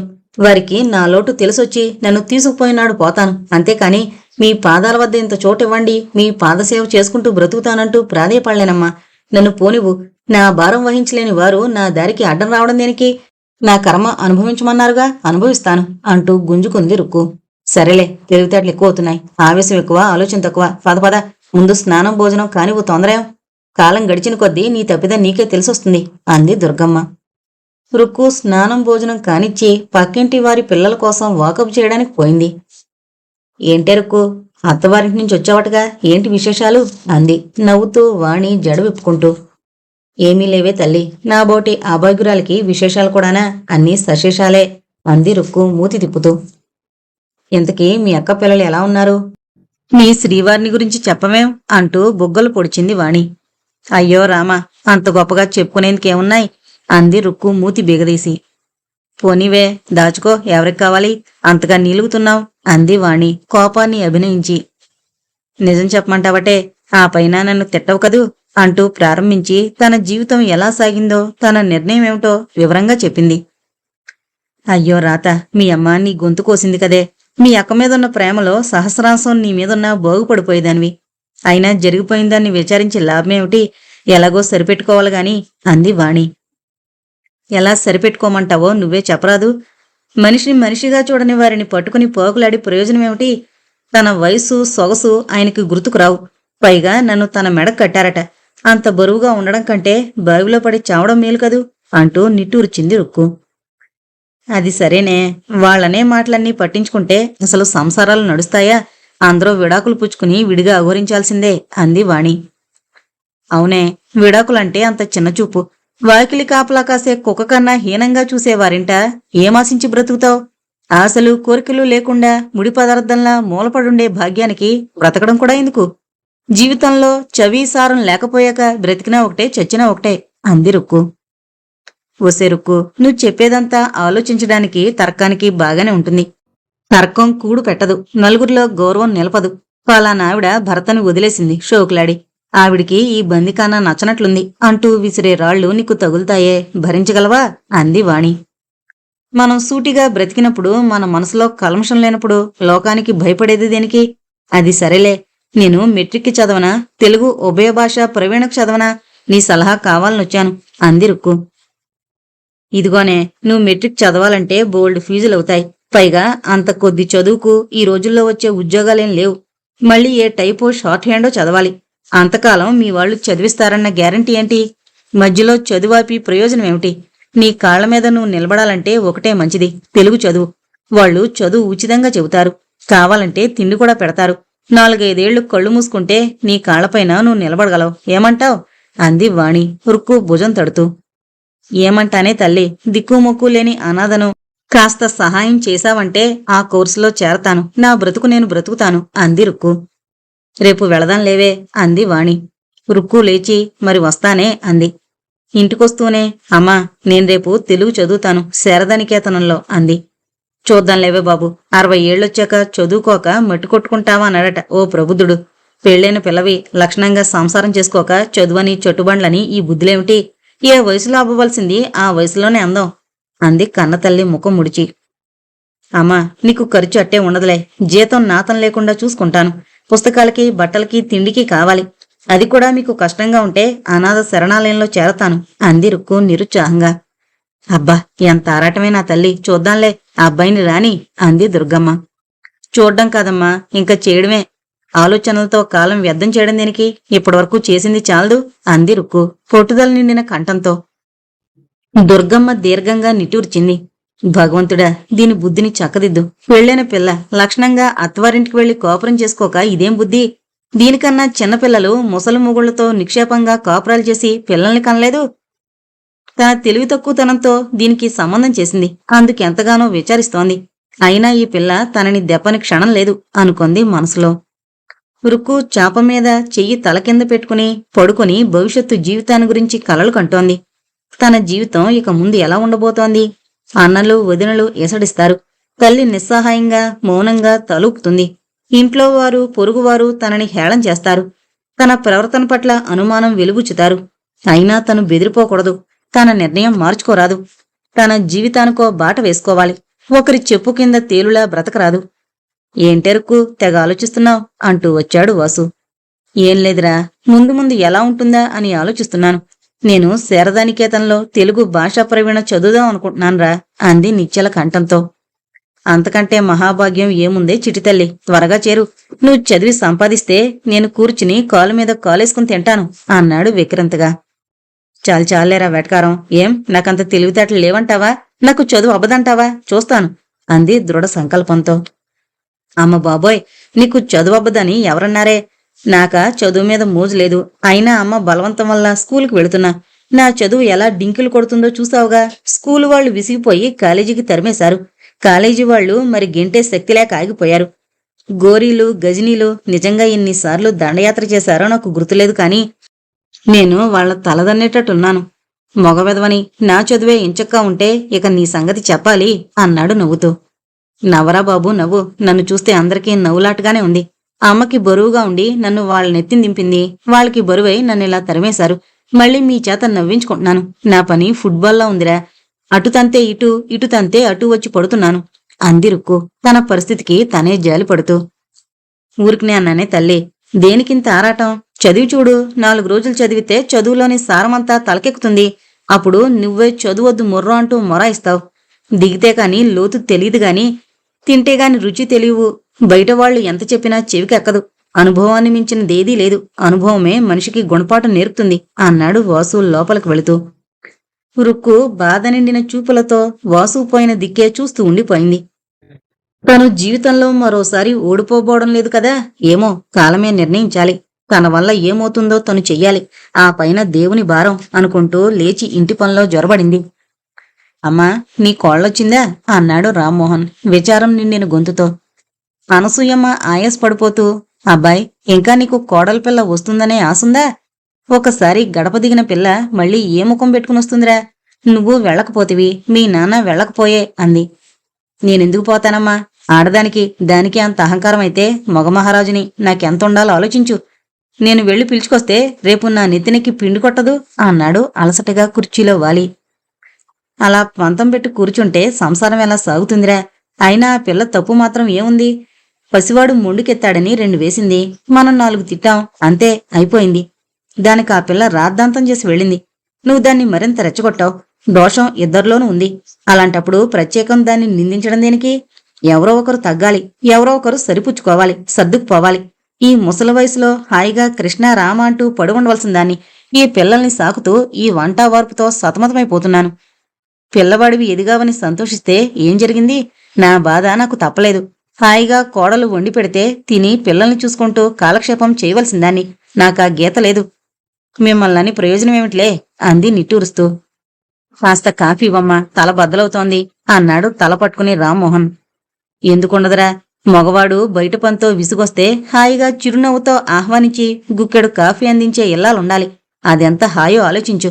ఆడదంటే అలుసే కాని వాళ్ల వల్ల ఎంత సుఖం అబ్బుతుందో యోచించు. రోగం వచ్చినా రుష్టొచ్చినా వాళ్లే కదట్రా సేవ చేసేది అంది లేస్తూ. అమ్మా, నీ వాలకం నాకేమీ అర్థం కాదు. కోడలు ఉన్నన్నాళ్లు కొరివి పెట్టినట్లు సాధించి చంపావు. నేనేదో తప్పు చేశానని ఇప్పుడు నన్ను వేధిస్తున్నావు. కోడలి విలువ అంత తెలిసిందానివి దాన్ని కాల్చుకు తినడం దేనికి? వయసులో ఉన్నవారికి కోరికలుండవా? తను సుఖంగా ఉండవలసిన సమయంలో 4 పిల్లల్ని సవరించమంటూ నెత్తిని రుద్దావు. చెరో పని చేసుకుంటూ కలిసిమెలిసి ఉంటే నాకీ అవస్థ దేనికి? ఈ రాద్ధాంతాలు దేనికి? పిల్లల్ని కనిపించిందానో నువ్వే పిల్లల్ని చేరదీయక దాన్ని నెత్తిని వదిలితే అది విసుక్కోదా చెప్పు? తన ఆశలన్నీ అడుగంటాయని మండిపడితే అది దాని తప్ప అన్నాడు కోపంగా. అబ్బాయ్, మనిషి ఎదురుగా నిలబడి చేస్తుంటే అన్ని దోషాలే కనిపిస్తాయి. నువ్వేంటి నేనేంటి? మనిషి కనుచాటవుతే వారి విలువ తెలిసొస్తుంది. నువ్వెప్పటికైనా వెళ్ళి నీ పెళ్ళాన్ని తెచ్చుకో, అందులో దోషం లేదు అంది అనసూయమ్మ. నేను వెళ్ళమ్మా, కావాలంటే నువ్వెళ్ళు అన్నాడు రామ్మోహన్ కోపంగా. అరే, నువ్విప్పటిదాకా చెప్పిందేంటి? నేను చెడ్డదాన్నయ్యి నీ పెళ్ళాన్ని రాచి రంపాన పెట్టానన్నావు. బాగానే ఉంది. మరి నువ్వెళ్ళి నీ పెళ్ళాన్ని తెచ్చుకోవడానికే? నీకిష్టం లేకపోతే ఏ రామేశ్వరమో పోతాను అంది ఆవిడ కళ్ళొత్తుకుంటూ. ఛీ, వెదవ కొంప. కాస్త మనశ్శాంతి చెక్కదు. గుక్కెడు కాఫీకి నోచుకోలేదు. ఒక్క మంచి మాట మాట్లాడేవారు లేరు. తెచ్చి పడేస్తే పొట్టలు పగిలేలా తినే జనానికేం లోట్లేదు అంటూ చెప్పులు తొడుక్కుని బయటికి వెళ్ళిపోయాడు. ఏమే, అబ్బాయి చెడ్డటే అంటూ ముసలాయనొచ్చాడు మెల్లగా. చెప్పులు విప్పి దొడ్లోకి పోయి కాళ్ళు చేతులు కడుక్కునొచ్చాడు. టవల్తో ముఖం తుడుచుకుంటూ. కాఫీ ఉందట అనసూయ అన్నాడు. లేదు, ఇప్పుడే పెడదామని లేచాను. మీ కొడుకు నా మీద తాడెత్తుని లేచి వెళ్ళిపోయాడు. ఏం పిల్లలో, అడ్డాలనాడు బిడ్డలు కాని గెడ్డాలనాడు బిడ్డలా? పెళ్ళం బెల్లమాయే, తల్లి విషమాయేనని ఊరికే అన్నారా పెద్దలు అంటూ వంటింట్లోకి వెళ్లి కాఫీ కలిపి తెచ్చింది. అయితే అబ్బాయిని ఏమైనా అన్నావా? ఏమే, వాడు బయట కష్టపడొస్తాడు, విసుగ్గా ఉంటుంది. అలాంటి వాణ్ణి దేనికి రెచ్చగొడతావు అన్నాడు కాఫీ కప్ అందుకుంటూ. మీరు నన్నే అంటున్నారు, అనండి. అందరికీ నేనే లోకువా. నా కర్మ. ఏ రామేశ్వరమో పోయి రామకృష్ణ అనుకోకుండా ఈ వయసులో ఈ జంజాటం పట్టుకుంది. ఆవిడేమో మొగుణ్ణి ఈసడించి వెళ్లి టింగు రంగా అంటూ పుట్టింట్లో బైఠాయించింది. వాడేమో పోనంటాడు, ఆవిడేమో రానంటుంది. మధ్యన నేను చేస్తున్నాను. మీరైనా వెళ్లి రాకూడదు? లోకులు నన్నాడిపోసుకుంటున్నారు. మీ కోళ్ళింకా రాలేదేమంటూ. నా గయ్యాళితనానికి ఆవిడ నిలవలేదని గుసగుసలు పోతున్నారు అంది విసురుగా కప్పు అందుకుంటూ.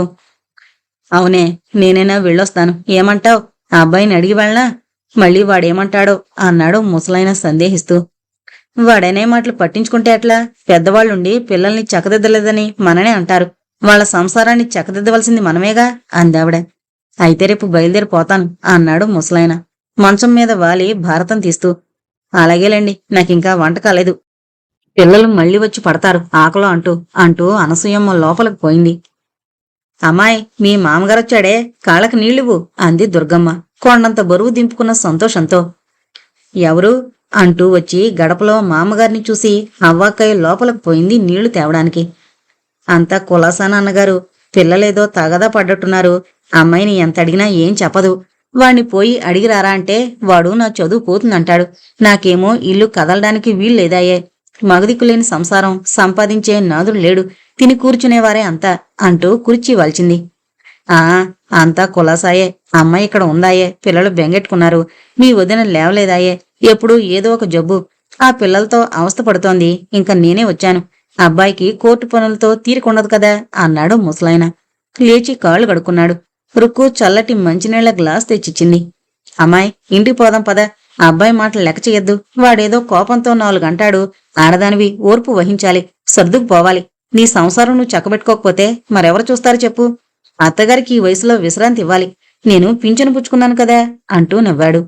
రుక్కు పెదవి కదపలేదు. అత్తగారి సమాచారం అడగలేదు. పిల్లల ఆరోగ్యాన్ని గురించి ప్రశ్నించలేదు. భర్త క్షేమాన్ని గురించి తెలుసుకోలేదు. మౌనంగా గడపనానుకుని నిలబడింది. ఏమంటావు తల్లి అన్నాడు ముసలాయన రుక్కు వంక తదేకంగా చూస్తూ. ఏముందండి, మీ అబ్బాయి గారు వెళ్ళిపోమన్నారు. మీరేమో రమ్మంటున్నారు. రేపు వచ్చినా మీ అబ్బాయి గారు ఏమంటారో అంది రుక్కు నేలచూపులు చూస్తూ. వాడు అనేందుకేముంటుంది తల్లి? ఏదో మగవాణ్ణనే అహం ఉంటుంది కదా. తనంతట తాను రాలేకపోయాడు. నువ్వు నా మాట వింతల్లి. పెద్దవాణ్ణి, మంచి చెడ్డలు చూసినవాణ్ణి, కష్టం సుఖం తెలిసినవాణ్ణి. మాట పట్టింపులతో పచ్చటి సంసారంలో చిచ్చు పెట్టుకోవడం వివేకమంటావా? నువ్వే చెప్పు. ఇదే నీ స్నేహితురాలైతే ఏం సలహా చెప్తావు? అత్తగారింటికి పొమ్మనవా? ఒంటరిగా ఉండిపోమని చెప్తావా? రేపు నీకు అండదండగా ఎవరుంటారు? నిన్ను ఎవరాదుకుంటారు? అన్నలు నీ వారైనా వదినలు నీ వారవుతారా? నిన్ను చూసి సంతోషిస్తారా? అలాని పుట్టిల్లు కూడా విడిచిపోతావా చెప్పు? సంఘంలో ఆడది ఒంటరిగా బ్రతకలే తల్లి. ఇది నిజం. అందరూ మంచివారే ఉండరు. ఆలోచించు. ప్రతి మనిషిలోనూ కొంత మంచి కొంత చెడు ఉంటుంది. వాటి నిష్పత్తి మారుతుందంతే. మనిషిలోని మనిషికి తేడా కనిపించేదందుకే. కొందరిలో కోపం పాలు ఎక్కువైతే కొందరిలో శాంతం పాలు ఎక్కువ. కొందరిలో అసూయ ఎక్కువైతే కొందరిలో ఆప్యాయత ఎక్కువ. అందువల్ల అందరూ సకల సద్గుణవంతుడుగా ఉంటారనుకుంటే అది తప్పే. అది భ్రమ తప్ప మరేమీ కాదు. రుక్కు మౌనంగా ఉంది. ఏమని సమాధానం చెప్తుంది? ఆయన్ని రమ్మనండి, నేనొస్తాను.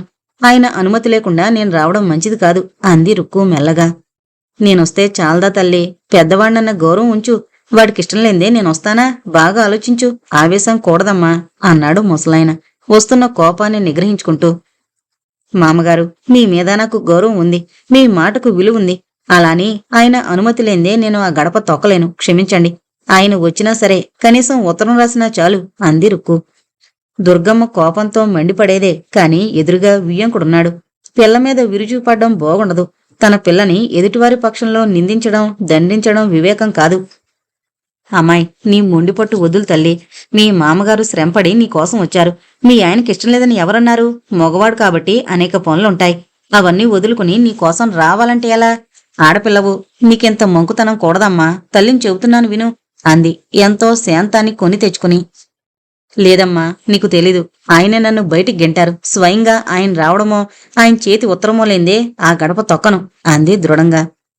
చూసారా అన్నగారు, ఆ పిల్ల మొండిపట్టు. లోకులు తల్లి చెడ్డది, అత్తవారింటికి పంపలేదు అంటున్నారు.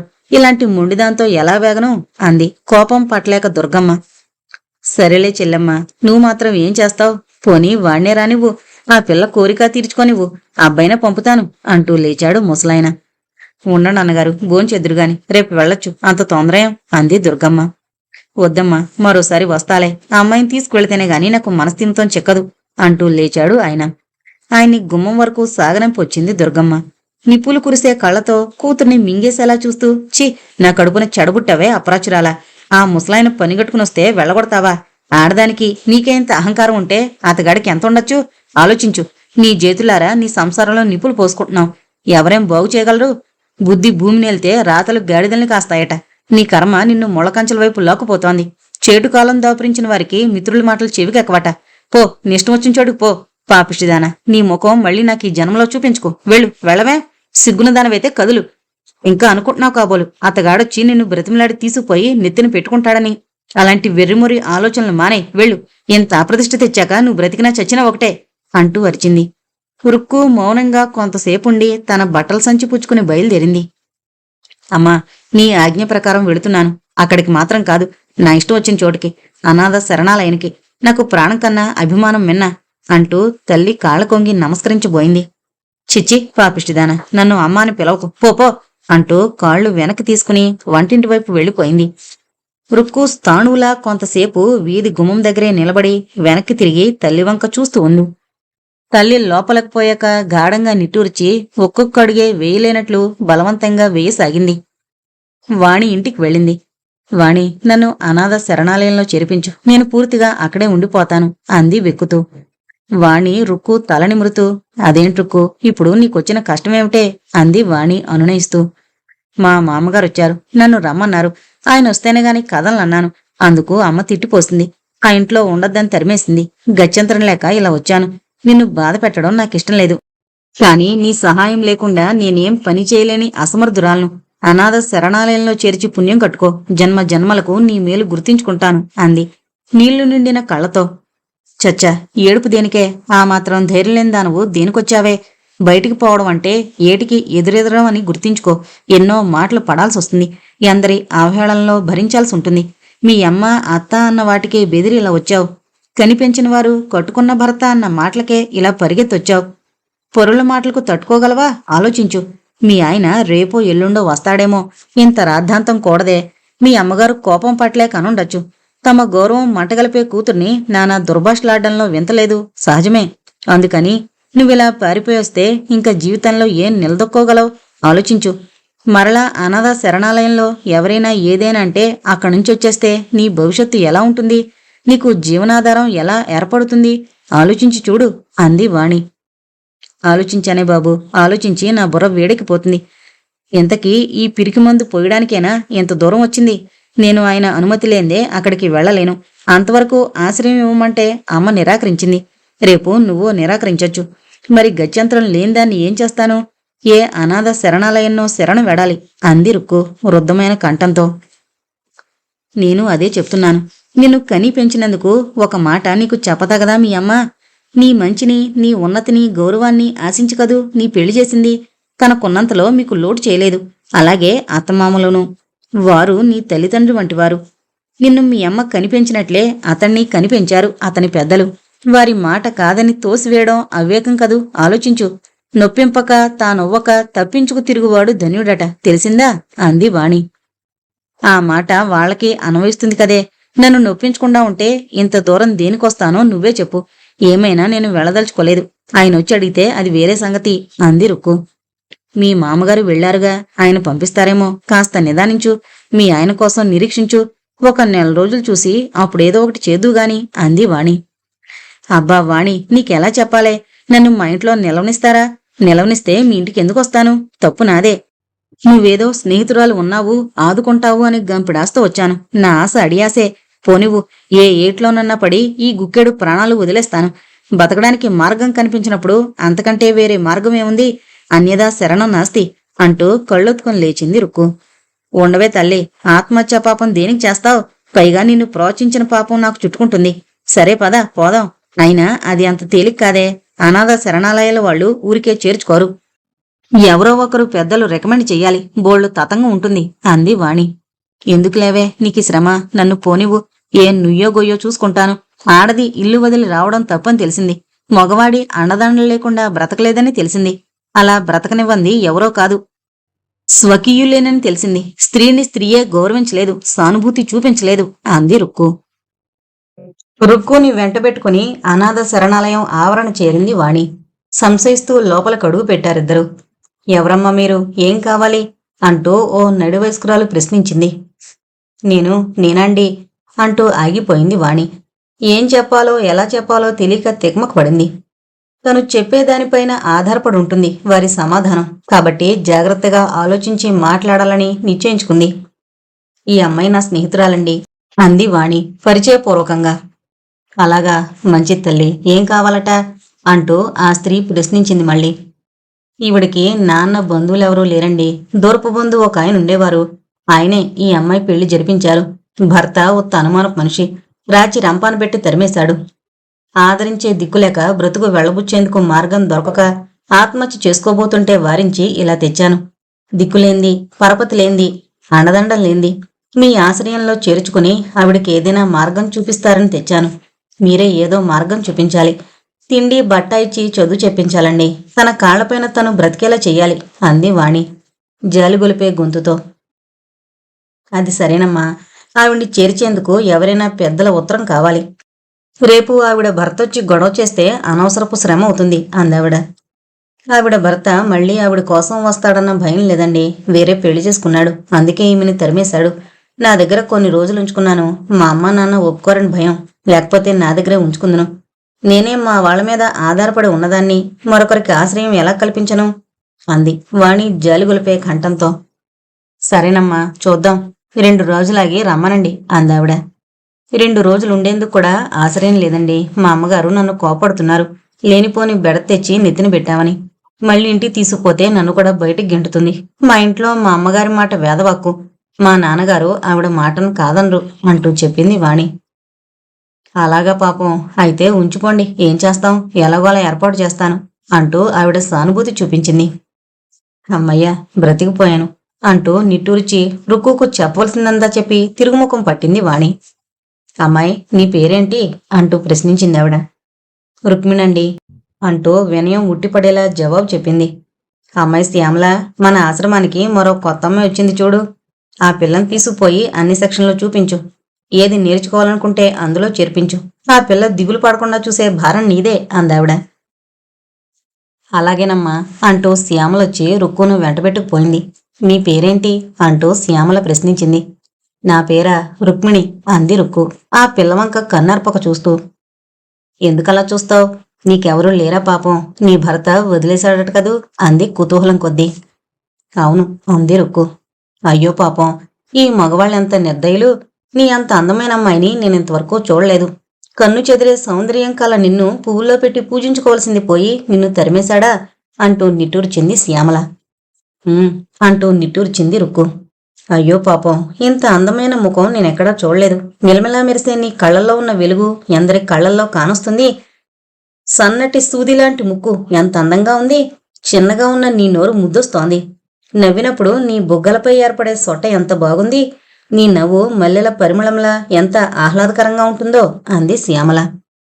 అంత విచారంలో కూడా రుక్కు పక్కున నవ్వకుండా ఉండలేకపోయింది. రతనాలు రాలుతున్నట్లు, ముత్యాలు జరుతున్నట్లు ఉంది. సెలయేటి గలగలలు నీ నవ్వులో వినిపిస్తున్నాయి. దేనికి నవ్వుతావు? నేను అబద్ధం చెప్పానా అంది శ్యామల నవ్వుతూ. అబద్ధమా నిజమాని కాదు నేను ఆలోచించేది. నీవు ప్రబంధ కవిలా వర్ణిస్తుంటేను నాది ఒక అందమేనా? స్త్రీకి అందం ఒకటి ఉంటే చాలా అదృష్టం ఉండద్దు? ఆదరించే అనువైన భర్త లభించద్దు? భార్య అందాన్ని మెచ్చుకోగల భర్త లభించాలి కదా. భార్యలోని లోటుపాట్లనే వెతికి ప్రతి క్షణం చిత్రహింసకు గురిచేసే భర్త ముందు ఎంతటి అందమైన సౌందర్యమైన వ్యర్థమే. వారికి ఎదుటివారి మంచితనం కనిపించదు. అందచందాలు వారికి అక్కర్లేదు అందిరుక్కు బాధ నిండిన గొంతుతో. అవును సుమా, అందాన్ని ఆరాధించలేని మూర్ఖులు ఎంతమందో ఈ లోకంలో.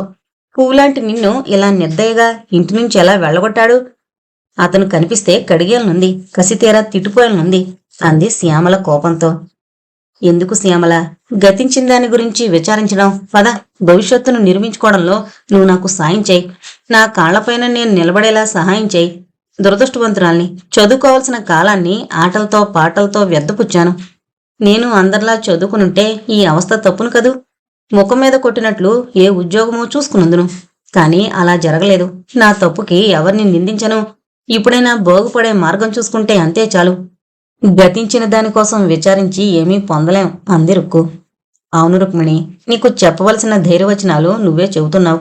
ధైర్యంగా నీకిష్టమైన పని నేర్చుకో. దాంతో ఈ లోకంలో నిర్భయంగా బ్రతుకును నిలబెట్టుకో. పద, మాటల్లో పడి అమ్మగారు చెప్పిన పని మరిచాను. ఆశ్రమం అంతా చూపిస్తాను అంది శ్యామల. ఇద్దరూ అన్ని సెక్షన్లు చూశారు. ఒక గదిలో కొన్ని కుటుంబిషన్లున్నాయి. ఒక టీచర్ మధ్యలో బలదరు కూర్చుని కొత్తవారికి కత్తిరింపులు నేర్పుతోంది. నేర్చుకున్నవారు ఆ ప్రకారం కత్తిరించి కుడుతున్నారు. అంతా ఎవరి పనిలో వారు నిమగ్నులై ఉన్నారు. మరొక గదికి వెళ్లారు. అక్కడ ఒక టీచరు వీణపైన సరిగమలు నేర్పుతోంది. మరికొంతమంది పిల్లలు చుట్టూ కూర్చుని తమ తమ వీణలపై పాటలు నేర్చుకుంటున్నారు. వేరొక గదిలో కొన్ని బెంచులున్నాయి. అక్కడ కొందరు స్త్రీలు అన్ని వయసుల్లోనూ వారున్నారు. వారు బెంచులపై కూర్చుని శ్రద్ధగా పాఠం వింటున్నారు. టీచర్ హిందీ చెబుతోంది. మరొక గదిలో ఒక టీచర్ తెలుగు చెబుతోంది. పిల్లలంతా శ్రద్ధగా వింటూ చెప్పినవి రాసుకుంటున్నారు. మరికొంతమంది పుస్తకాల బైండింగ్ నేర్చుకుంటున్నారు. వేరొక గదిలో స్త్రీలు అప్పడాలు తయారు చేస్తున్నారు.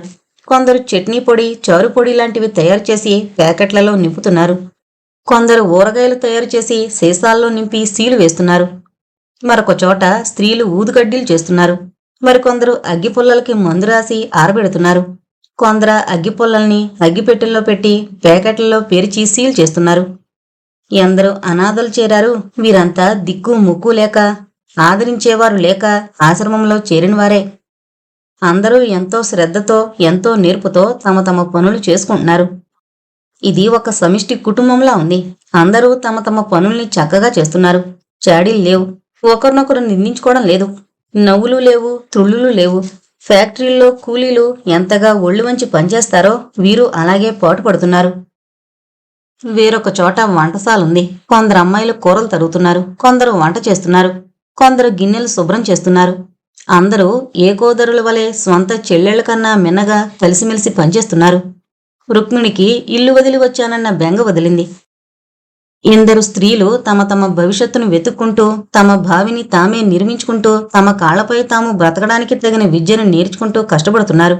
ఇలా ప్రతి కుటుంబంలోని వ్యక్తులు చికాకులు లేకుండా, పరనింద చేయకుండా కలిసిమెలిసి పనిచేసుకుంటే కుటుంబాలు ఎందుకు వృద్ధి కావు? కాని ఒక కుటుంబంలోని వారే, ఒక తల్లి తండ్రి కడుపున పుట్టినవారే ఒకరికొకరికి పడక వంతులతో ఉన్న పని కూడా చేయక ఎదుటివారి నెత్తిన రుద్దాలని చూస్తూ ఒకరినొకరు హేళన చేసుకుంటూ తమ బ్రతుకుల్ని దుర్బలం చేసుకుంటూ ఎదుటివారి బ్రతుకుల్ని నరకం చేస్తూ ఎంత వ్యర్థంగా బ్రతుకుతున్నారు. అందువల్లనే కుటుంబాలు బాగుపడేది బదులు చితికిపోతున్నాయి. ఆస్తిపాస్తుల్ని రుద్దు చేసుకునే బదులు ఉన్నవి అమ్ముకుంటూ అధోగతి పాలవుతున్నారు. వీరంతా ఎంత అజ్ఞానంలో పడి కొట్టుకుంటున్నారు. పైగా తోచలేదంటూ ఇరుగు పొరుగు ఇళ్లకు వెళ్లి పోచుకోలు కబుర్లతో కాలక్షేపం చేస్తూ లేనిపోని తగాదాలు కొని తెచ్చుకుంటున్నారు.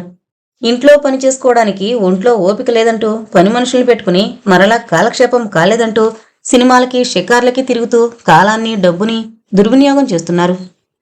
మగవారు సంపాదించి తెస్తే అది ఉడకేసి పెట్టేందుకు ఆపసోపాలు పడిపోతూ తామెంతో కష్టపడిపోతున్నట్లు కన్నీరు కారుస్తూ జీవితాన్ని నరకం చేసుకుంటున్నారు.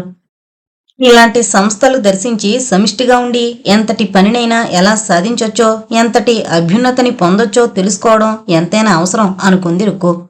ఇప్పటిదాకా అత్తగారి మాటలు, భర్తగారి సాధింపులు, మామగారి కేకలకే ఎంతో బాధపడి తానెంతో కష్టపడిపోయానని దిగులు పడింది. ఆ నరకాన్నించి పారిపోవాలంటూ పుట్టింటికొచ్చింది. అక్కడ ఉండలేక ఇలా అనాథాశ్రమాన్ని ఆశ్రయించింది. తనదెంత అవివేకమో అర్థమైంది. అయినా అలా నిరర్ధకపు బ్రతుకు బ్రతికే కన్నా తన జీవితానికి అర్థం కల్పించుకుంది. సోమరిపోతులా తిని కూర్చునే వారికి ఎన్ని లోపాలో కనిపిస్తాయి.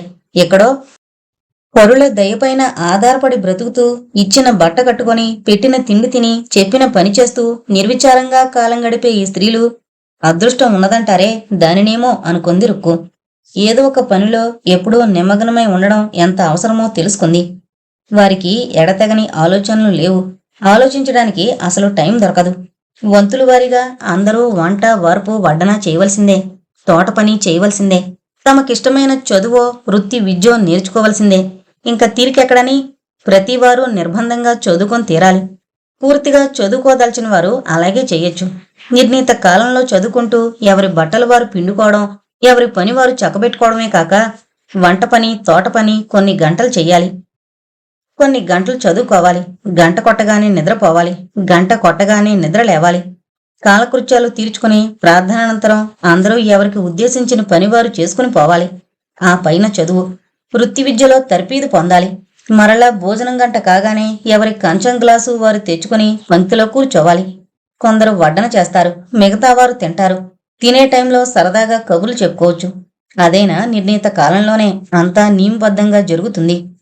సెకండ్ షో సినిమాలకి పోవడాలు, తెల్లవారి 8 గంటలకు లేవడం, ఆపసోపాలు పడ్డం ఇవన్నీ కుదరవు. క్షణం తీరికలేని పని. అయినా విసుగనిపించదు. తానొక్కతే పని చెయ్యాలన్న దిగుల్లేదు. తనతో సమంగా పనిచేసేవారుంటారు.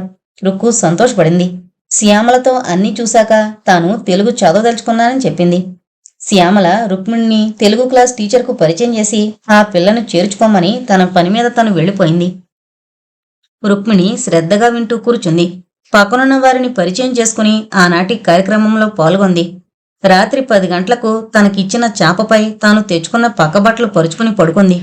ఒక పక్క భావి జీవితం ఎలా ఉంటుందోనన్న భయం, మరో పక్క ఎప్పటికైనా తన జీవితాన్ని వ్యర్థంగా గడపక తన కాళ్లపై తాను నిలబడే ప్రయత్నం చేస్తున్నందుకు సంతోషమూ కలిగాయి. తృప్తిగా నిట్టూర్చి భావి జీవితాన్ని అందంగా చిత్రించుకుంటూ నిద్రపోయింది. ఏమండి వచ్చారా? కోడలు రాలేదేం? అంది అనసూయమ్మ దిగులుతో. ఇంకదెక్కడొస్తుందే, మొగుడొస్తే కాని రానని భీష్మించుకుంది. ఆడదానికి అంత టిక్క. ఆ తల్లి కూడా ముత్తుకుంది పాపం. ఎంతో నచ్చ చెప్పింది. అయితేనేం, అది వింటే కదూ. పోనిద్దు, దానికంత నీలుగున్నప్పుడు మగవాడికి ఎంత ఉండొచ్చు? సంపాదించి పెడితే కూర్చుని తినలేదా? తీపరమా? మన అబ్బాయికేం నిక్షేపంగా ఉన్నాడు. మరో సంబంధం వెతికి ముడేద్దాం. వాడికేం మగాడు అన్నాడు ముసలాయన. అయ్యో రాత, మళ్ళీ పెళ్లి చేస్తారా? రెండో పెళ్లి చేసుకుని అది ఇలా వేగించింది. ఇంకా మూడో సంబంధం పెళ్ళం వస్తే కొంపకే నిప్పు పెడుతుంది అంది అనసూయమ్మ అయిష్టంగా. అయితే ఏమంటావ్? వాణ్ణి పోయి ఆ పిల్ల కాళ్ళ మీద పడమని చెప్పమంటావా? అది నా వల్ల కాదు. నీకు చేతనైతే చెప్పు. పెద్దముండవాణ్ణి కష్టపడి వెళ్ళానే. మామగారు వచ్చాడన్న గౌరవం ఏమైనా ఉంచిందే? భర్తగారు వెళ్ళగొట్టాడట. అతగాడు వెళితే గాని ఇక్కడికి రాదట. ఎంత తలపొగరదానికి. ఆడముండ పెంపకం ఇలాగే ఉంటుంది. తండ్రి భయం ఉంటే ఇలా రాటు తేలేనా? ఒక్కరు పరిస్తే కిక్కురుమనకుండా రాలేకపోయిందా? దానికి తండ్రి లేడు, తల్లంటే లెక్కలేదు. స్వంత తల్లి చెప్పినా వినని మొండిగటం. మొగుడొస్తే మాత్రం లెక్క చేస్తుందా? అప్పుడు అత్తగారు వస్తేనే కాని రానంటుంది. మనకేం అంత గడవదా దాన్ని కాళ్ళు గెడ్డాలు పట్టి బ్రతిమలాడ్డానికి అన్నాడు ముసలాయన కాటి ప్రమాణం ఎగురుతూ. చాలే నిర్వాకం. నయ్యాన భయాన నచ్చేపి తీసుకురావడం చేతగాక పైగా ఆ నీలుగుడెందుకు? మళ్ళీ పెళ్లి చేస్తారట. పెళ్లి ఆ వచ్చే కోడలు నా నెత్తిన కొరివి బ్రతకుండగానే పెడుతుంది. సరే అంది అనసూయమ్మ. పోవే, మీ ఆడబుద్ధులన్నీ ఒకటే. మొగుడి చేత బ్రతిమలాడించుకోవాలని నాటకాలు ఆడతారు. నాకైతే చెప్పు తీసుకొట్టినట్లు వాడికి పెళ్లి చేసి చూపించాలనుంది. అప్పుడే మన తడాక తెలుస్తుంది వాళ్ళకి. అప్పుడు ఆ పిల్ల వస్తుంది చూడు. మీ ఇంట్లో దాసిదానిలాగైనా ఉంటాను, నాకింత చోటు ఇవ్వమంటూ బ్రతిమలాడకపోతే నా పేరు మార్చి మారు పేరు పెట్టుకుంటాను అన్నాడు ముసలైన దర్పంగా. సడేలే సంబడం అంటూ 3 వంకర్లు తిప్పింది అనసూయమ్మ. అమ్మా, నాన్నొచ్చారా అంటూ వచ్చాడు రామ్మోహన్. వచ్చారా? మంచినీళ్ళు తాగుతావా? కాఫీ పెట్టనా అందావిడ. ఏమైందట? నీ కోళ్ళొచ్చిందా అన్నాడు బూట్లు లేసులు విప్పుకుంటూ. అయ్యో రామ, అదొస్తుంది. మొగుడొచ్చి స్వయంగా పిలుచుకుపోతే వస్తానన్నదట బాబు. ఏం, నీవైనా వెళ్ళి తీసుకొస్తావా అందావిడ మంచినీళ్ల గ్లాస్ అందిస్తూ. నేనా? ఏం, రాణిగారి హోదాకి మామగారు సరిపోలేదన్నమాట. నేను పోతేనే కాని రాదా? ఆయన వెళితేనే రాని మనిషి నేను పోతే వస్తుందటమ్మా. నీ పిచ్చిగాని, దానికి ఇక్కడికి రావాలని లేదు. అందువల్ల ఇలా వంకలు పెట్టి అందరినీ తిప్పుకుంటోంది. నేను మాత్రం వెళ్ళను. రాదలుచుకుంటే ఆవిడ వస్తుంది, రాకుంటే పోనీ, ఎలాగో గడవదా? ఒక ఆయాను పెట్టుకుంటే సరి, పిల్లల పని ఆవిడ చూసుకుంటుంది. పైన నువ్వు అజమాయిషీ చేసుకోవచ్చు. ఏ పని మనిషిని పెట్టాం కదా అన్నాడు రామ్మోహన్. పిచ్చివాడా, ఎంత తగులాడుకుంటే మాత్రం ఇంటివాళ్లే, పనివాళ్లే. పనివాళ్లు ఇంటివాళ్లలా చూసుకుంటారా? వాళ్ళకేం బాధ్యతుంది? దగ్గరుండి చెప్తూ ఉంటే చేస్తారు, లేకపోతే లేదు. తెలిసిందా? అందువల్ల వెళ్ళిరా. సంసారం అన్నాక మాట అనుకోకపోరం. అంతలోనే కలిసిపోక మానరు. కాబట్టి వీలు చూసుకుని వెళ్ళిరా అంది తల్లి బ్రతిమలాడుతూ. నువ్వు ఎన్నైనా చెప్పమ్మా, నేను వెళ్ళను.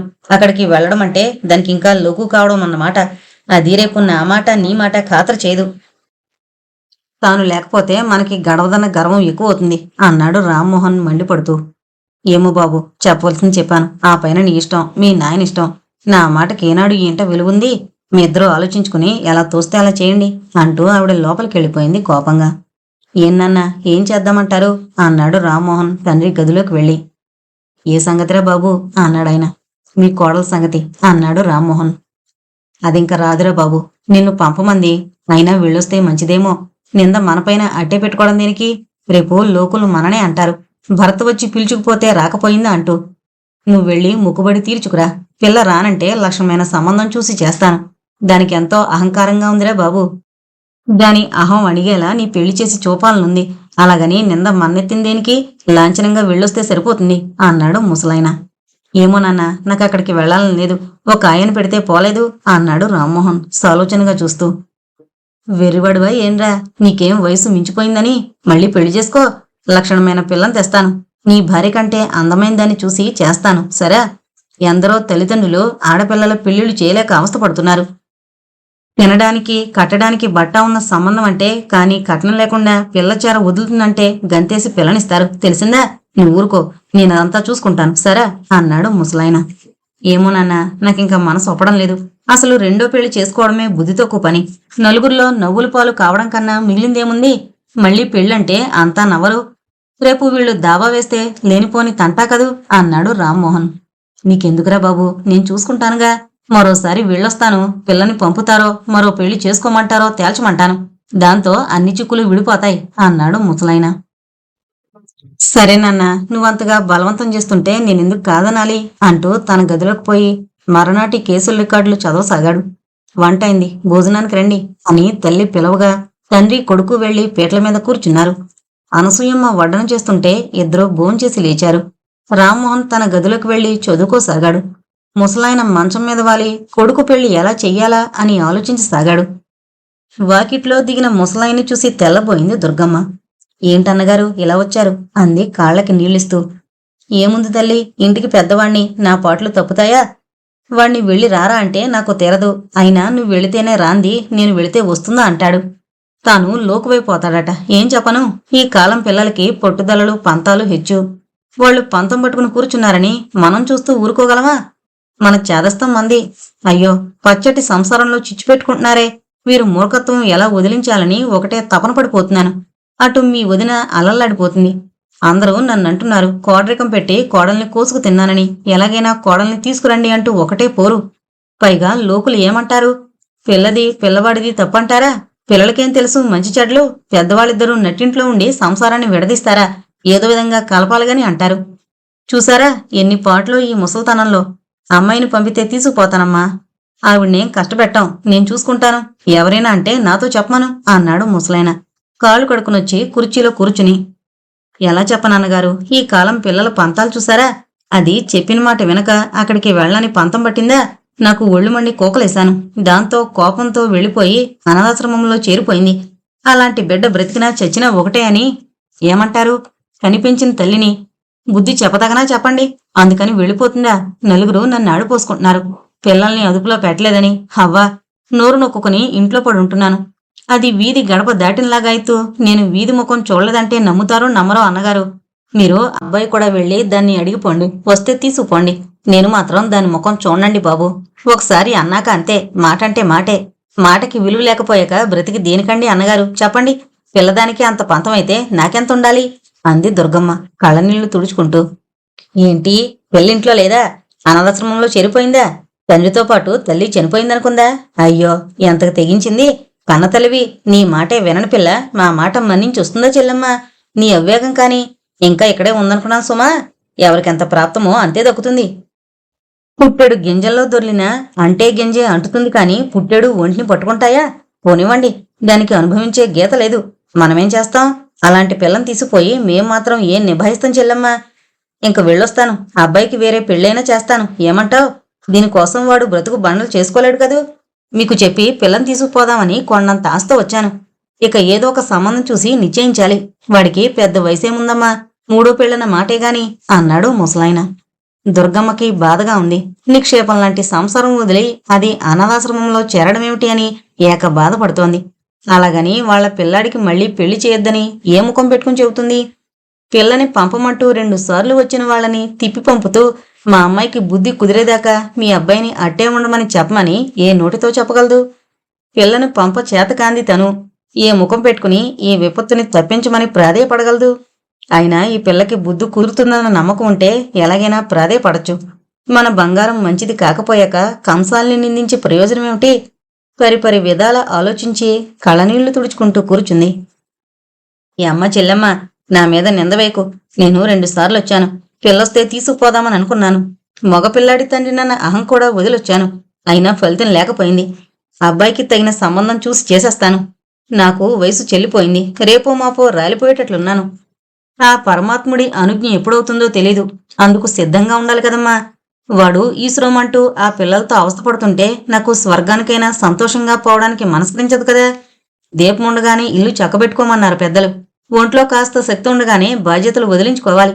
ఆ పైన పిల్లలను నెపం పెట్టకుండా ముందే జాగ్రత్త పడ్డం మంచిది కదా. వాడికేమో కోర్టు పనులతో పిల్లల్ని సంభాళించుకోని తీరదు. వాడి ఆలనా పాలనా పనివాళ్లపైన పెట్టి ఊరుకోలేం కదా. పనివాళ్లకేం బాధ్యత ఉంటుంది? పైవాళ్లలా తినేవాళ్లు, ఇంటి వాళ్లలా చేసేవాళ్లు ఉండరంటారు. అందుకని ఎలాగో ముడిపెట్టేస్తే ఆ పైన నిశ్చింతగా కృష్ణ రామ అనుకుంటాం మేమిద్దరం. మీ వదినికి ఓపిక చచ్చిపోయింది పాపం. ఈ వయసులో హరికథలకి పురాణాలకి వెళ్లవలసింది పోయి వంటిలు పట్టుకుని ఊగిసలాడుతోంది. కట్టుకున్నందుకు దానికి సుఖం ఈ వయసులోనైనా దొరకాలి కదా. ఇంకా ఇల్లు పిల్లలు అంటూ ఏం తిప్పలు పడుతోంది? నువ్వే చెప్పు చెల్లెమ్మా, ఏమంటావ్? నీకు చెప్పే పిల్లాడి పెళ్లి చేద్దామని అనుకుంటున్నా. ఏంటో, నేను ఉన్నదేదో ముఖాన్ని చెప్పేస్తాను. లోపలొకటి పైకొకటి చెప్పడం నాకు నచ్చదు. మిమ్మల్ని మోసగించామన్న నింద దేనికి? మీకు చెప్పే చేయదలుచుకున్నాను. ఏమంటావు తల్లి అన్నాడు ముసలాయన. దుర్గమ్మ దీర్ఘంగా నిట్టూర్చి, అన్నగారు, మీరు పెద్దవారు, మంచి చెడ్డ తెలిసినవారు. ఏది మంచిదని తోస్తే అలా చెయ్యండి. నేనేం చెప్పను. కడుపున పుట్టినవాడి ఉసిరెందుకు పోసుకోవాలి? నాకు నా బిడ్డంతో మీకు మీ బిడ్డ అంతే కదా. నేను ఆరాటపడ్డట్లే మీరు ఆరాటపడుతున్నారు. కాదని చెప్పడానికి నాకు ధైర్యం చాలడం లేదు. తప్పు మా దగ్గర అట్టే పెట్టుకుని మిమ్మల్ని ఏ ముఖంతో తప్పు పట్టగలను? పిల్లలు చల్లగా ఉంటే అంతే చాలు. వీలుగాక గాని లేకుంటే ఏనాడో వాళ్ళని నా దగ్గర అట్టే పెట్టుకుందును. సంపాదించేవాళ్లు లేరు. మొగదిక్కులేని సంసారం. ఉప్పుతో 10 కొనుక్కోవలసిందే కదా అన్నగారు. పిల్లల్ని తీసుకురాగానే సరికాదు, వాళ్ళ చదువు సంధ్యలు, పెళ్లి పేరంటాలు చూసుకోవాలి కదా. అందుకే తీసుకురాలేదు అంది బాధను వ్యక్తం చేసే కంఠంతో. అవునమ్మా, అందుకే నేను మీ పిల్లని ముడిపెట్టింది. బయట సంబంధం చూడలేక కాదు. ఒక తల్లి బిడ్డలైతే పిల్లల్ని శ్రద్ధగా చూసుకుంటారని ఆశించాను. అయితేనే నా ఆశ అడియాస అయింది అన్నాడు ముసలాయన నిట్టూర్చి. సరే అన్నగారు, పిల్లల క్షేమం తెలియజేయండి అంది దుర్గమ్మ కళ్ళొత్తుకుంటూ. అలాగేనమ్మా, నీ మీద మాకేం కోపం తల్లి. పిల్లల మూర్ఖత్వానికి నువ్వేం చేస్తావు? నేనేం చేస్తాను? వస్తా మరి. ఆ అబ్బాయి విషయం చెప్పాను కదూ, తర్వాత పేచీలేని రావు కదూ అంటూ హామీ కోరాడు ముసలాయన. బాబు, నేనేం పేచీ పెడతాను? అసలైన పిల్లది వెళ్ళిపోయింది. అది నా ఆజ్ఞలో లేదు. దాని తరపున నేనేం మాట ఇవ్వగలను? నా వరకు నేను చెప్పగలను అంది దుర్గమ్మ. సరేనమ్మా, రేపు ఆ పిల్ల మోనోవర్త్ అంటూ దావాది వేస్తే అప్పుడు నా తప్పేమీ లేదని చెబితే చాలు. మాకు మాట రాకుండా 1-2 సార్లు వచ్చాను. పిల్ల ఇంట్లోనే లేదు అన్నాడు ముసలాయన. అమ్మా, ఎంత గట్టివాడు. ముందరకాళ్ళకి బంధం వేయి చూస్తున్నాడు. అది మనోవర్త్ అడుగుతుందేమోనని ఈయన భయం. అందుకే వచ్చాడు కాని నిజంగా పిల్లని తీసుకువెళ్ళడానికి కాదు. మరో పెళ్లి చెయ్యాలని మనసులో పెట్టుకుని తన మీద నెపం లేకుండా చేసుకునేందుకుగాను వచ్చాడు అనుకుంది మనసులో. వెళ్ళొస్తానమ్మా అంటూ మరోసారి చెప్పి నిష్క్రమించాడు ముసలాయన. వచ్చారా అంది అనసూయమ్మ భర్తకి ఎదురేగి. వచ్చాను. ఊరికే వచ్చానా? విషయం ఫైనల్ చేసుకునే వచ్చాను, చూసావా అన్నాడు కుర్చీలో కూలబడుతూ. ఆహా, అయ్యింది. ఆవిడ ఒప్పుకుందా అంది అనసూయమ్మ కాళ్ళకి నీళ్ళిస్తూ. ఒప్పుకుందా? ఒప్పుకోక ఏం చేస్తుంది ఏమిటి? ఆ పిల్లముండ అసాధ్యురాలు. తిన్నగా పోయి అనాథాశ్రమంలో చేరిందట. తెలిసిందా? అలాంటి పిల్లని చస్తే ఈ గడప తొక్కనిస్తానా నేను? ఎంతగానో నచ్చజెప్పి ఆవిడ చేత అవుననిపించుకొచ్చాను. చూసావా, నీ మొగుడంటే ఎవడనుకున్నావు? పిల్లాడి పెళ్లికి ఆవిడ ఒప్పుకుంది. అంటే మనోవర్తికి పేచీలేమీ పెట్టనంది. కూతురు తరపున మాత్రం తాను మాట ఇవ్వలేనంది. అది నిజమే కదూ. తన అదుపాజ్ఞంలో లేని పిల్ల తరపున ఈవిడేం మాటిస్తుంది? అయినా ఆ పిల్లకింక ధైర్యం ఏముంటుందిలే. ఆ పిల్ల శీలం మంచిది కాదని ఒక పాయింట్ పారేస్తే సరి. మనవాడు వకీలు కదా, ఆ మాత్రం నెగ్గలేడా? ఆ పిల్ల తల్లి మాటే వినకుండా అనాథాశ్రమంలో చేరింది. అలాంటిది కోపురం ఏం చేస్తుందానంటే సరిపోతుంది. మన ప్రయత్నం లోపం లేకుండా వెళ్ళాం. ఆ పిల్ల రాలేదు. అందువల్ల ఇక భయం లేదు అన్నాడు ముసలాయన నవ్వుతూ. ఫోన్లేండి, వాడికి సలక్షణమైన పిల్లనిచ్చి చేస్తే మన బరువు దిగుతుంది. నేను ఈ చాకరీ చేయలేకుండా ఉన్నాను అంది అనసూయమ్మ. అప్పుడే పిల్లను కూడా చూశాను. బంగారపు బొమ్మనుకో. వాళ్ళకి తినటానికి తిండి, కట్టుకోను బట్ట కొరువున్న మాటే గాని రత్నం లాంటి పిల్ల. అలాంటి పిల్ల అయితే అణిగిమణిగి ఉంటుంది అన్నాడు ముసలాయన. అలాగా, ఎంతమంది పిల్లలేమిటి? అక్కలు చెల్లెళ్ళు ఉన్నారా? పని పాట వచ్చినా అంది అనసూయమ్మ తన సందేహం తీర్చుకునేందుకు. పనా? ఆ పిల్ల బొంగరంలా తిరిగి పనంతా చక్కబెడుతోంది. ఇంటెడు పని ఒంటి చేతి మీద చేసి పైగా వంట వరపు చేస్తుంది. వంట అద్భుతంగా చేస్తుందనుకో. నేను వద్దన్నా వెనక ఆయన బలవంతం చేస్తే భోజనం చేశా. కొరివికారం ఎంత బాగా చేసింది. టొమాటో చారు అద్భుతంగా ఉంది. గుత్తి వంకాయ చేయించారు నా కోసం. అమృతంలా ఉందంటే నమ్ము. నీకంటే కూడా బాగా చేస్తుంది. పిండి వంటలు కూడా వచ్చట. అయినా లేని సంసారం.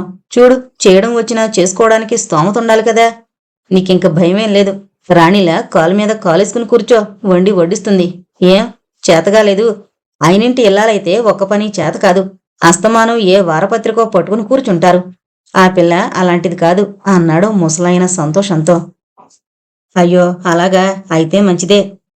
నీటికైనా నాకీ చెర తప్పితే అంతకంటే ఇంకేం, కాస్త రామ కృష్ణ అంటూ కాలం వెళ్లదీస్తాను అంది. మరే, అందుకే కదూ ఈ సంబంధం చూశాను. నీకీ వయసులోనైనా సుఖంగా జరగాలని ఆశించే ఈ సంబంధం వెతికి పట్టుకొచ్చాను. వాళ్ళు కట్నం కానుకలు ఇవ్వలేరు. పెళ్లి ఆడంబరంగా చేయలేరు. ఏ గుళ్ళోనో మూడు ముళ్ళు వేస్తే పోయిందేంటి చెప్పు. మనకి కావలసింది పిల్ల. పని పాట వచ్చి వినయంగా ఉండి ఇల్లు చక్కదిద్దుకుంటే చాలు. పైగా నలుగురికి తెలియడం మంచిదా? మూడో పెళ్ళంటూ అందరూ ముక్కు మీద వేలేసుకుంటారు. ఏమంటావ్ అన్నాడు ముసలాయన. మరే, లోకులు కాకులున్నారు కదూ. లేనివి పోనివి కల్పించి గోరంతలు కొండంతలు చేసి ప్రచారం చేస్తారు. అది మంచిదేలేండి. ఈ ఉప్మా తినండి, చల్లారిపోగలదు అంది అనసూయమ్మ ఆప్యాయంగా ప్లేట్ అందిస్తూ. మరేమిటనుకున్నావు? ముహూర్తం కూడా తొందరలో నిర్ణయించాను. కేవలం అబ్బాయి నీవు వెళ్ళి పిల్లనొకసారి లాంఛనప్రాయంగా చూసి రండి. ఆ పైన పెళ్లి జరిపించేద్దాం. రేపు మంచిది. రేపు నువ్వు అబ్బాయి వెళ్ళిరండి. పిల్లల్ని నేను చూసుకుంటానే. మళ్ళీ పిల్లల్ని వెంట తీసిపోతే వాళ్ళకి మనసు చివుకు మనచ్చు. ఎక్కడో ఉండడం వేరు, ఎదురుగా కనిపించడం వేరు కదా అన్నాడు ముసలాయన. సరేలేండి, కానివ్వండి, కాఫీ చల్లారిపోతుంది అంటూ కాఫీ కప్పు తెచ్చి బల్లపై పెట్టింది. ఉప్మా తిని కాఫీ తాగి మంచం మీద వాలి భారతం తీశాడాయన. అమ్మా, కాఫీ ఉందా అంటూ వచ్చాడు రామ్మోహన్. ఉందిరా బాబు, ముందు కాళ్ళు కొడుకో. ఉప్మా కూడా చేశాను, తిందుగాన్రా. మీ నాన్న నీకో సంబంధం చూశారట. చూడడమే కాదు, నిశ్చయం చేశారట కూడా. ఏమంటావ్ అంది అనసూయమ్మ కొడుకుమాకు చూసి. ఉండమ్మా, బట్టలు మార్చుకొస్తాను అంటూ వెళ్ళాడు రామ్మోహన్. ఆ, ఏంటమ్మా చెప్పబోయావు? పెళ్లి సంబంధం చూశారా? చూడడం కాక నిశ్చయం చేసుకొచ్చారా? అదేంటమ్మా, పిల్లని చూడొద్దా? ఇది వరకు మొదటి భార్య చెల్లెలంటూ అంటగట్టారు. ఆ పిల్ల ఇలా చేసింది. రేపు ఈ పిల్ల ఎలా చేస్తుందో ఏంటో అన్నాడు కోపంతో రామ్మోహన్. అబ్బాయ్, నువ్వు చూసి మాత్రం ఏం చేస్తావు చెప్పు. పిల్లని చూడగానే పిల్ల గుణగణాలు తెలుస్తాయా? వంశాన్ని బట్టి చూస్తే మాత్రం అందరూ మంచివాళ్లే ఉంటారా? నీ భార్య ఎలా ముసులుకుంది? దాని స్వంత చెల్లెలైన రుక్కు ఎలా ముసులుకుంది? అలా ఒక తల్లి బిడ్డలైనా ఎవరి బుద్ధి వారిది, ఎవరి మనస్తత్వం వారిది. ఒకరిని చూసి మరొకరు అలాగే ఉంటారనుకోకూడదు. కాబట్టి మీ నాన్న చూసొచ్చారట. మన అదృష్టం బాగుంటే ఎలాంటిదైనా మారిపోయి మంచిగా ఉంటుంది. అదృష్టం బాగాలేనప్పుడు తాడే పామై కరుస్తుంది. పై మీద బట్టే పామై కరవస్తుంది. అంతేనాయనా, అన్నిటికీ అదృష్టం బాగుండాలి. మనకి తెలిసినంతవరకు పిల్ల బుద్ధిమంతురాలని, అందగత్తె అని తెలిసింది. మీ నాన్న బాగుందంటున్నారు. ఇంకా నీకా సందేహం ఎందుకు? మంచి రోజు పోయి చూసొద్దాం అంది అనసూయమ్మ. సరేలే అన్నాడు ముభావంగా రామ్మోహన్. అంతటితో సంభాషణ తెగిపోయింది. ఏం పిల్లలో ఏం పాడో అనుకుంటూ వంటగదిలోకి వెళ్ళిపోయింది అనసూయమ్మ.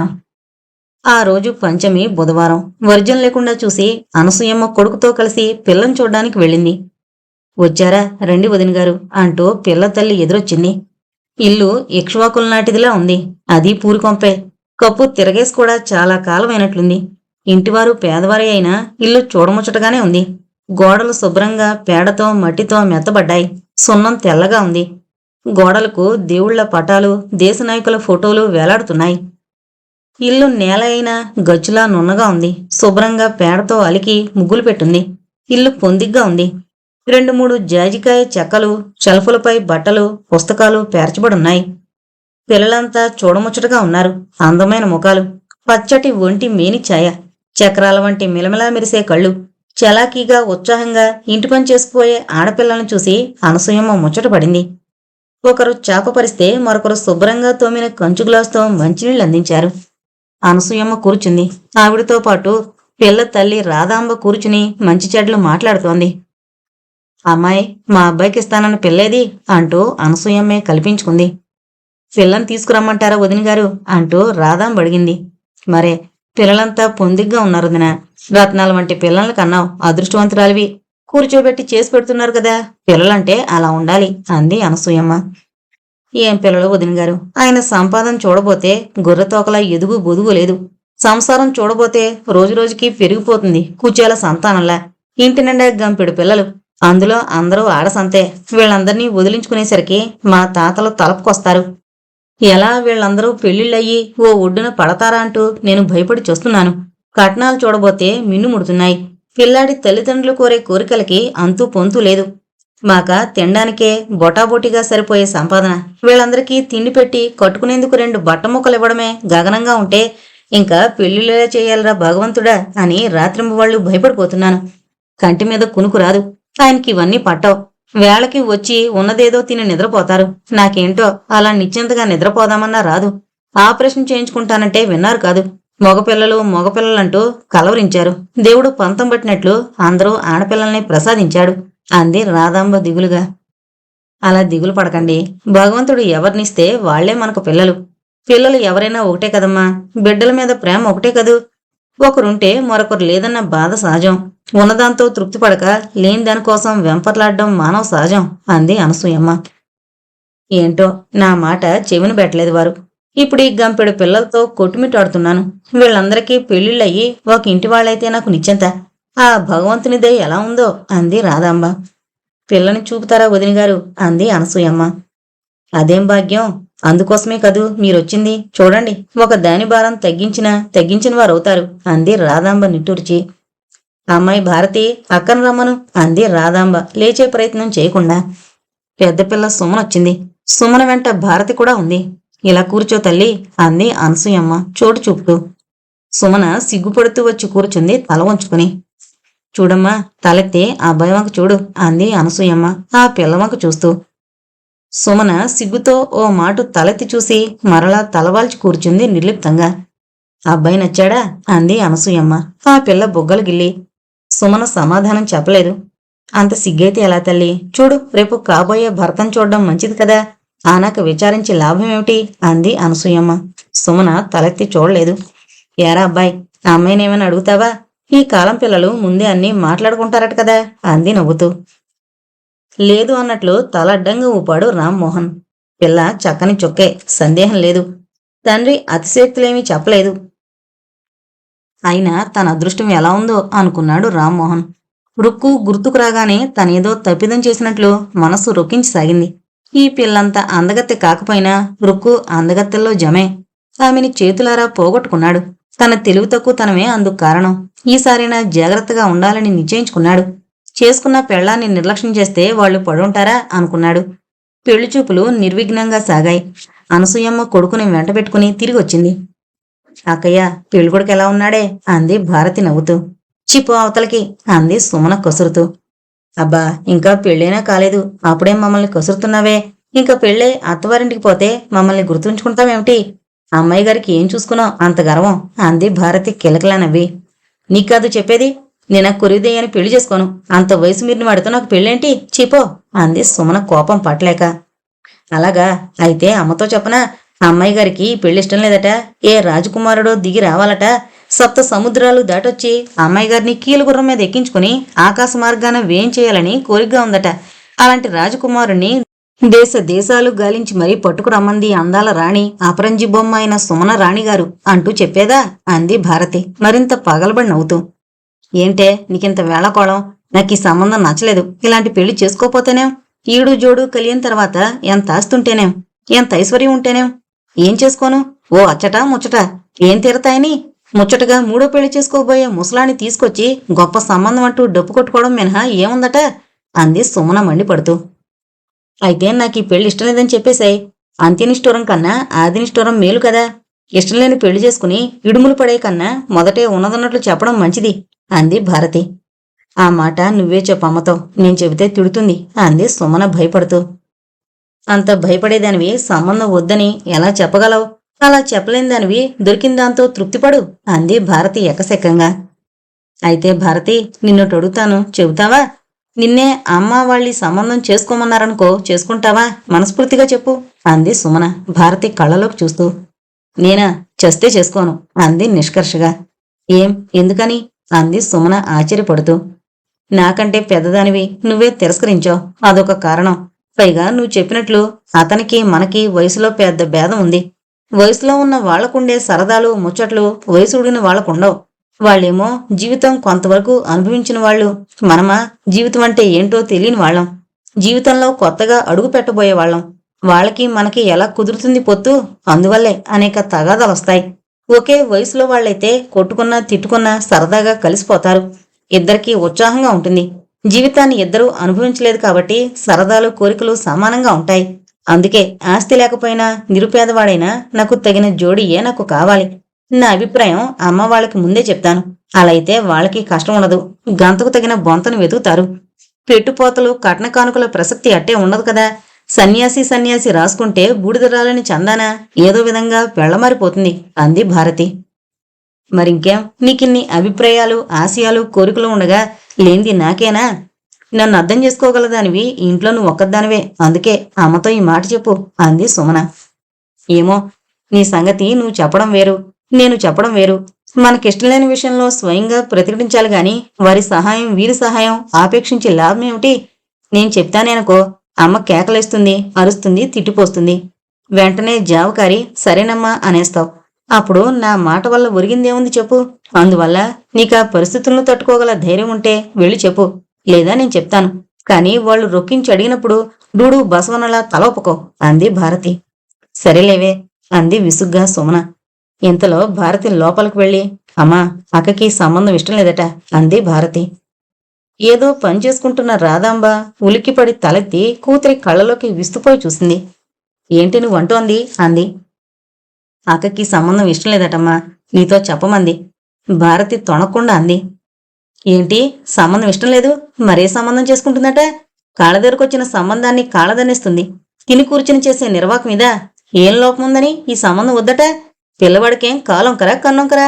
లక్షణంగా చదివి స్వతంత్రంగా ప్లేటరీ చేసి బోళ్లు గడించి పోస్తున్నాడు. తిని హాయిగా కూర్చోవచ్చు. తాను తిని నలుగురికింత పెట్టచ్చు. అయ్య గడించిపోసిన లక్షలు ఎక్కడ మూలుగుతున్నాయనుకుంటుందా? లక్షలు పోసి రాజకుమారుని తేవడానికి మీ నాయన గడించిపోసిన డబ్బేం లేదని చెప్పు. తినడానికి చాలకుండా ఉన్న జీతంతో ఎలాగో నెట్టుకొస్తున్నాం. ఈ కరువు రోజుల్లో అది ఎంతో కాలం సాగేటట్లు లేదు. ఒక్కరి బరువు వదిలినట్లేనని చెప్పు. ఊరక తిని కూర్చుంటే ఇలాంటి వెర్రిమొరి ఆలోచనలే వస్తాయి. పనిపాటు లేక బుద్ధి ఇలాంటి పెడతోవలు పడుతుంది. ఇలాగే తిని కూర్చునే ఆస్కారం లేదని చెప్పు అంది రాధాంబ మండిపడుతూ. భగవంతుడా, ఈ సంబంధం కూడా దాటిపోతుందా అనుకుంది మనసులో దిగులుగా. అమ్మా, నాకు ఈ పెళ్లి ఇష్టం లేదమ్మా. ఏం చూసి నువ్వు లక్షణమైన సంబంధం అంటున్నావో నాకు అర్థం కాదమ్మా. పిల్లవాడి అందం చూసా, ఐశ్వర్యం చూసా? అలా అనుకున్నా గొప్పగా కలిగిన వాళ్లైనా కాదు. ఏదో బట్ట కట్టడానికి తినడానికి లోటు లేనివారు అంతే. పిల్లవాడ కాకిరూపు. వయసా మా నాన్న వయసు కంటే కాస్త చిన్నో పెద్దో. మూడో పెళ్లి సంబంధం కూడా లక్షణమైందేనా నీ దృష్టిలో? అంటే ఇంకా ఎన్నో పెళ్లివాడికైనా ఇవ్వడానికి సిద్ధంగానే ఉన్నావన్నమాట. ఆడపిల్లంటే ఇంత నిర్లక్ష్యం దేనికమ్మా? ఏం, ఆడపిల్ల పిల్ల కాదు? రోడ్డు మీద దొరకలేదే? మమ్మల్ని కష్టపడి కన్నావు కదమ్మా, దేనికా పక్షపాతం అంది సుమన కళ్ళల్లో నీళ్లు నింపుకుంటూ. అమ్మాయి, ఇవన్నీ నాకు తెలియకనే ఈ సంబంధం చూశానంటావా? చెప్పు. మన స్థితికి తగ్గట్టు, మన అంతస్తుకి తగ్గట్లు ఆలోచించాలి. నువ్వు చెప్పినట్లు మొదటి పెళ్లివాడికే ఇవ్వాలన్నా కనీసం SLC పాస్ అయిన వాడికి 1000-2000 కట్నం పోయాలి. ఆ పైన లాంఛనాలు ఉండనే ఉన్నాయి. ఇంకా పెళ్లి ఖర్చులు తప్పవు కదా. ఇదంతా కలిసి 5-6 వేలు అవుతుంది. పోనీ మీ అందచందాలు చూసి ఎవడైనా కట్నం లేకుండా చేసుకుంటాడా అంటే అలాంటి ప్రబుద్ధుడు ఒకడైనా కాగడా వేసి వెతికినా కనిపించకపాయే. మరి మమ్మల్ని ఏం చేయమంటావు చెప్పు? అందుకే నేను ఆపరేషన్ చేయించుకుంటాను, ఈ పిల్లల్ని కనలేను బాబు అంటే ఆనాడు మీ నాన్న నాయనమ్మ తప్పు మహాపరాధం అంటూ పండించారు కాదు. ఇప్పుడు మీరేమో చెప్పినట్లు వెనక నా పీకల మీద కూర్చున్నారు. చెప్పు, నువ్వు ఈ సంబంధానికి ఒప్పుకుంటావా? నన్ను ఏ నుయ్యో గొయ్యో చూసుకోమంటావా? నేను చచ్చాక మీరెలా పోయినా చూడొచ్చానా? అంది రాధాంబ కళ్ళు తుడుచుకుంటూ. చచ్చా, అదేంటమ్మా అలా ఎందుకు అనుకుంటున్నావు? నా బాధ చెప్పానంతే. అతనికి నాకు వయసులో తేడా 20 ఏళ్లుండొచ్చు అనుకుంటాను. అలాంటి జీవితం ఎలా ఉంటుందో ఆలోచించమ్మా. పొంగి చల్లారిన పాల వంటిది వారి వయసు, పాల పొంగు లాంటిది నా వయసు. కోరికలు, అభిరుచులు, ఆశయాల్లో కొండంత తేడా ఉంటుంది. అలాంటి జీవితంలో సుఖం ఏముంటుందమ్మా అంది సుమన. అమ్మాయి, నేను చెప్పేది విను. ఈ లోకంలో డబ్బు లేనివాడు దేనికి కొరగాడు. మీ నాన్న సంగతే చూడు. మా ఇద్దరికి ఈడు జోడు అంటూ చేశారు పెద్దలు, కాదన్ను. కాని నాకేం సరదాలు తీరాయో చెప్పు. 2 చీరలు కొనుక్కునేందుకే గగనంగా ఉంది. అది ఎలాంటి చీరలో చూస్తూనే ఉన్నావుగా. పని మనుషులు కూడా హాఫ్ వాయిలు, ఫుల్ వాయిలు, టెల్లిను, టెరికాట్ అంటూ ఏవేవో నాజుకు చీరలు కొంటున్నారు, కడుతున్నారు. సినిమాలకి, షికార్లకి తిరుగుతున్నారు. కడుపుకింత తింటున్నారు. కోరిన వస్తువు కూలో నాలో చేసో అంట్లుతోమో సంపాదిస్తున్నారు. కాని నా సంగతి చూడు. బయటికి పోయి ఏం పని చేయగలను? చదువు రాదు, ఉద్యోగమా చేయలేను. ఇక చేయగలిగింది వంట పని. వంట పని చేసేవారిని ఎంతగా ఏసడిస్తారో నీకు తెలియంది కాదు. అందుకే మనం బయటికి పోయి సంపాదించలేం. ఇక ఉన్న మార్గం ఒకటే. మొగుడు ఏది సంపాదించి పడేస్తే దాంతో గుట్టుగా కాపురం వెళ్లదీయడం. కట్టెలు కొనలేక పొట్టుతో వంట చేయడం. పని వాళ్ళని పెట్టుకోలేక ఇంటి పని, బజార్ పని మనమే చేసుకుంటున్నాం. ఇలాంటి స్థితిలో మీ నాన్న ఆదా చేసి దాచిన సొమ్మేమైనా ఉంటే కదా కట్నం పోసి కోరిన వరుణ్ణి కొనుక్కోవడానికి. అలాంటి అవకాశాలు మనకు లేవు. పోనీ చదువైనా చెప్పించారా అంటే అది లేదు. ఇంకా మీ కాళ్లపై మీరు నిలబడి బ్రతికే అవకాశమేది? ఇంకా ఉన్నది ఒకటే మార్గం. ఏదో గంతకు తగ్గ బొంతం చూసి ముడిట్టేయడం. తినడానికి, కట్టుకోవడానికి లోటులేని సంబంధం చూసాం. మగవాడి అందాన్ని కొరుకు తింటావా? అందం కూడు పెడుతుందా, కడుపు నింపుతుందా? పిచ్చి పిచ్చి వేషాలు వేయకు. ఏదో ఇంత సంపాదించి పడేస్తున్నాడు, తెలివిగా సంసారం చేసి నువ్వు కోరిన నగ చేయించుకో, కోరిన చీర కట్టుకో, కోరిన తిండి తిను, హాయిగా బ్రతుకు. ఎదుటివారికి ఇంత పెట్టు, పుణ్యం పురుషార్థం కలిసొస్తాయి. మనకే గతి లేనప్పుడు ఎదుటివాడికేం పెడతావు? అందువల్ల మంచి బుద్ధి, మంచి ఆలోచన ఉంటే సరిపోదు. అందుకు తగిన పరిస్థితులు, వాతావరణం కావాలి. అలాంటివి నీకు లభ్యమవుతాయి. ఇహం పరం రెండూ చూసుకో. చేతికి దొరికిందాన్ని చేజరుచుకునేవాడెవడూ బాగుపడ్డం. అవకాశాలు మన కోసం రావు. అవి అందొచ్చినప్పుడే చేజిక్కించుకోవాలి. నీ అందచందాలు మెచ్చి మెళ్ళో 3 ముళ్ళు వేసే అమాయకులు ఈ కాలంలో లేరు. అది కథల్లో జరిగే పని, సినిమాల్లో చూపించే విషయం. అవన్నీ నిజమని నమ్మే వెర్రి దద్దములెవరూ జీవితంలో సుఖపడలేరు. ఊహల్లో ఉన్నది వాస్తవంలో జరగదు. అందువల్ల ఆలోచనలు మాని యథార్థాన్ని గ్రహించు. నీకు కలిగిన దాంతో తృప్తిపడు. అందని వాటికి అరులు చేస్తే లభించేది తీరని దుఃఖమే. నా మాట విను. అభం శుభం తెలియదానివి. ఏ వయసులో జరగవలసింది ఆ వయసులో జరగాలి. 2 ఏళ్లు పోయాక నీ ముఖం 3వ పెళ్లివాడు కూడా చూడ్డు. అప్పుడు నీ చెల్లెళ్ళని చేసుకుంటామంటారు. జీవితాంతం కన్నిగా బ్రతకడం సాధ్యపడే విషయం కాదు. అందుకు తగిన స్తోమత మనకు లేదు. మిమ్మల్ని కూర్చోబెట్టి మేపే శక్తి మీ నాన్నకు లేదు. కొండల్లో గుర్రాలు తోలుతూ పుట్టింట తిష్ట వేస్తామంటే కుదరదు. నువ్వు ఉన్న లోకం ఉండనివ్వదు. అనేక అభాండాలు వేసి అవమానాల పాలు చేస్తుంది. స్త్రీకి ఓ అండుండాలి. ఓ పురుషుని నీడన జీవించాలి. ఉద్యోగాలు చేసి ఊళ్ళు ఏలేవాళ్లు కూడా పెళ్లిళ్ళు చేసుకోకుండా ఉన్నారా? అది మనకు సాధ్యం కాదు. అంతటి మంచి సంఘం మనకు లేదు. అంతటి విశాల భావాలు మన వాళ్లకు లేవు. తెలిసిందా? పోయి బుద్ధిగా నీ పని చేసుకో. చూస్తూ చూస్తూ మిమ్మల్ని గోతులో దింపలేం కదా.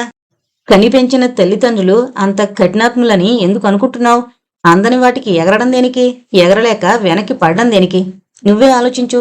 నిన్ను కన్నవారు ఎన్ని విధాల ఆలోచించి మీ శ్రేయస్సును దృష్టిలో పెట్టుకుని ఎంతగా తప్పించిపోతారో మీకెలా తెలుస్తుంది? మీరంతా ఒక ఇంటి వాళ్లే లక్షణంగా కాపురం చేసుకుంటుంటే చూడాలని మాకెంత ఉంటుందో ఆలోచించు. అన్నీ చూసి చేసిన వాడికి ఆయుర్దాయం తక్కువై పుట్టుకుమంటే అప్పుడేం చేస్తావు? ఎవరిని నిందిస్తావు? అందువల్ల దైవేచ్ఛ వేరుగా ఉంటుంది. అది మనకు బోధపడదు. నీ అదృష్టంతో సుఖం రాసిపెట్టుంటే నువ్వు ఎక్కడికి పోయినా సుఖపడతావు. వయసు ఒకటే సుఖాన్నివ్వదు. నిర్విచారంగా గడవని సంసారంలో అందం ఏం చేసుకుంటావు? ఒకరినొకరు చూస్తూ కూర్చుంటే కడుపు నిండదు కదా. కాబట్టి నా మాట విను. నలుగురిలో మమ్మల్ని నవ్వులపాలు చేయకు అంది రాధాంబ కూతురి చుబుకం పుణికి. సుమన అచేతుండాలైంది. తల్లి తన మాటలతో ముందరకాలికి బంధం వేస్తుంటే అదేమని అనలేని ఆసక్తురాలైంది. తను పుట్టినప్పుడే దురదృష్టాన్ని వెంట తెచ్చుకుంది. ఇప్పుడు ఎవరిని అని లాభమేమిటి అని అదృష్టంలో ఇంతే రాసుందేమో అనుకుని సరిపెట్టుకో చూసింది.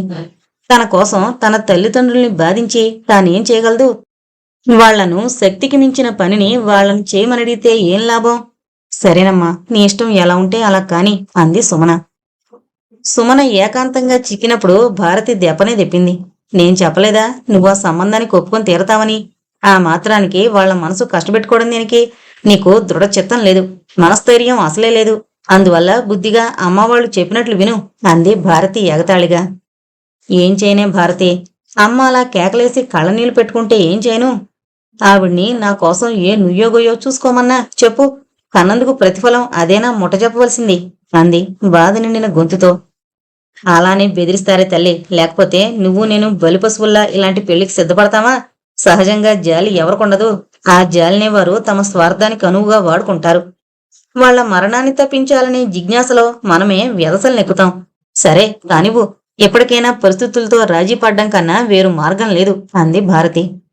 సుమన వివాహం అనుకున్న ముహూర్తానికి అయిపోయింది. అటు పెళ్లివారికి ఆడంబరంగా చేసుకోవాలన్న సరదా లేదు. ఇప్పటికే మూడో పెళ్లి అంటూ లోకులు నవ్విపోతారని ఎంత క్లుప్తంగా వీలుంటే అంత క్లుప్తంగా జరిపించాలని చూస్తున్నారు. ఇటు ఆడపెళ్లివారికి ఆడంబరంగా జరిపించాలన్న కోరిక సరదా ఉన్నా అందుకు తగిన స్తోమత లేదు. ఏదో విధంగా పిల్లకి పెళ్ళైందనిపిస్తే చాలని వీరు చూస్తున్నారు. ఇక ఎలా సాగుతుంది?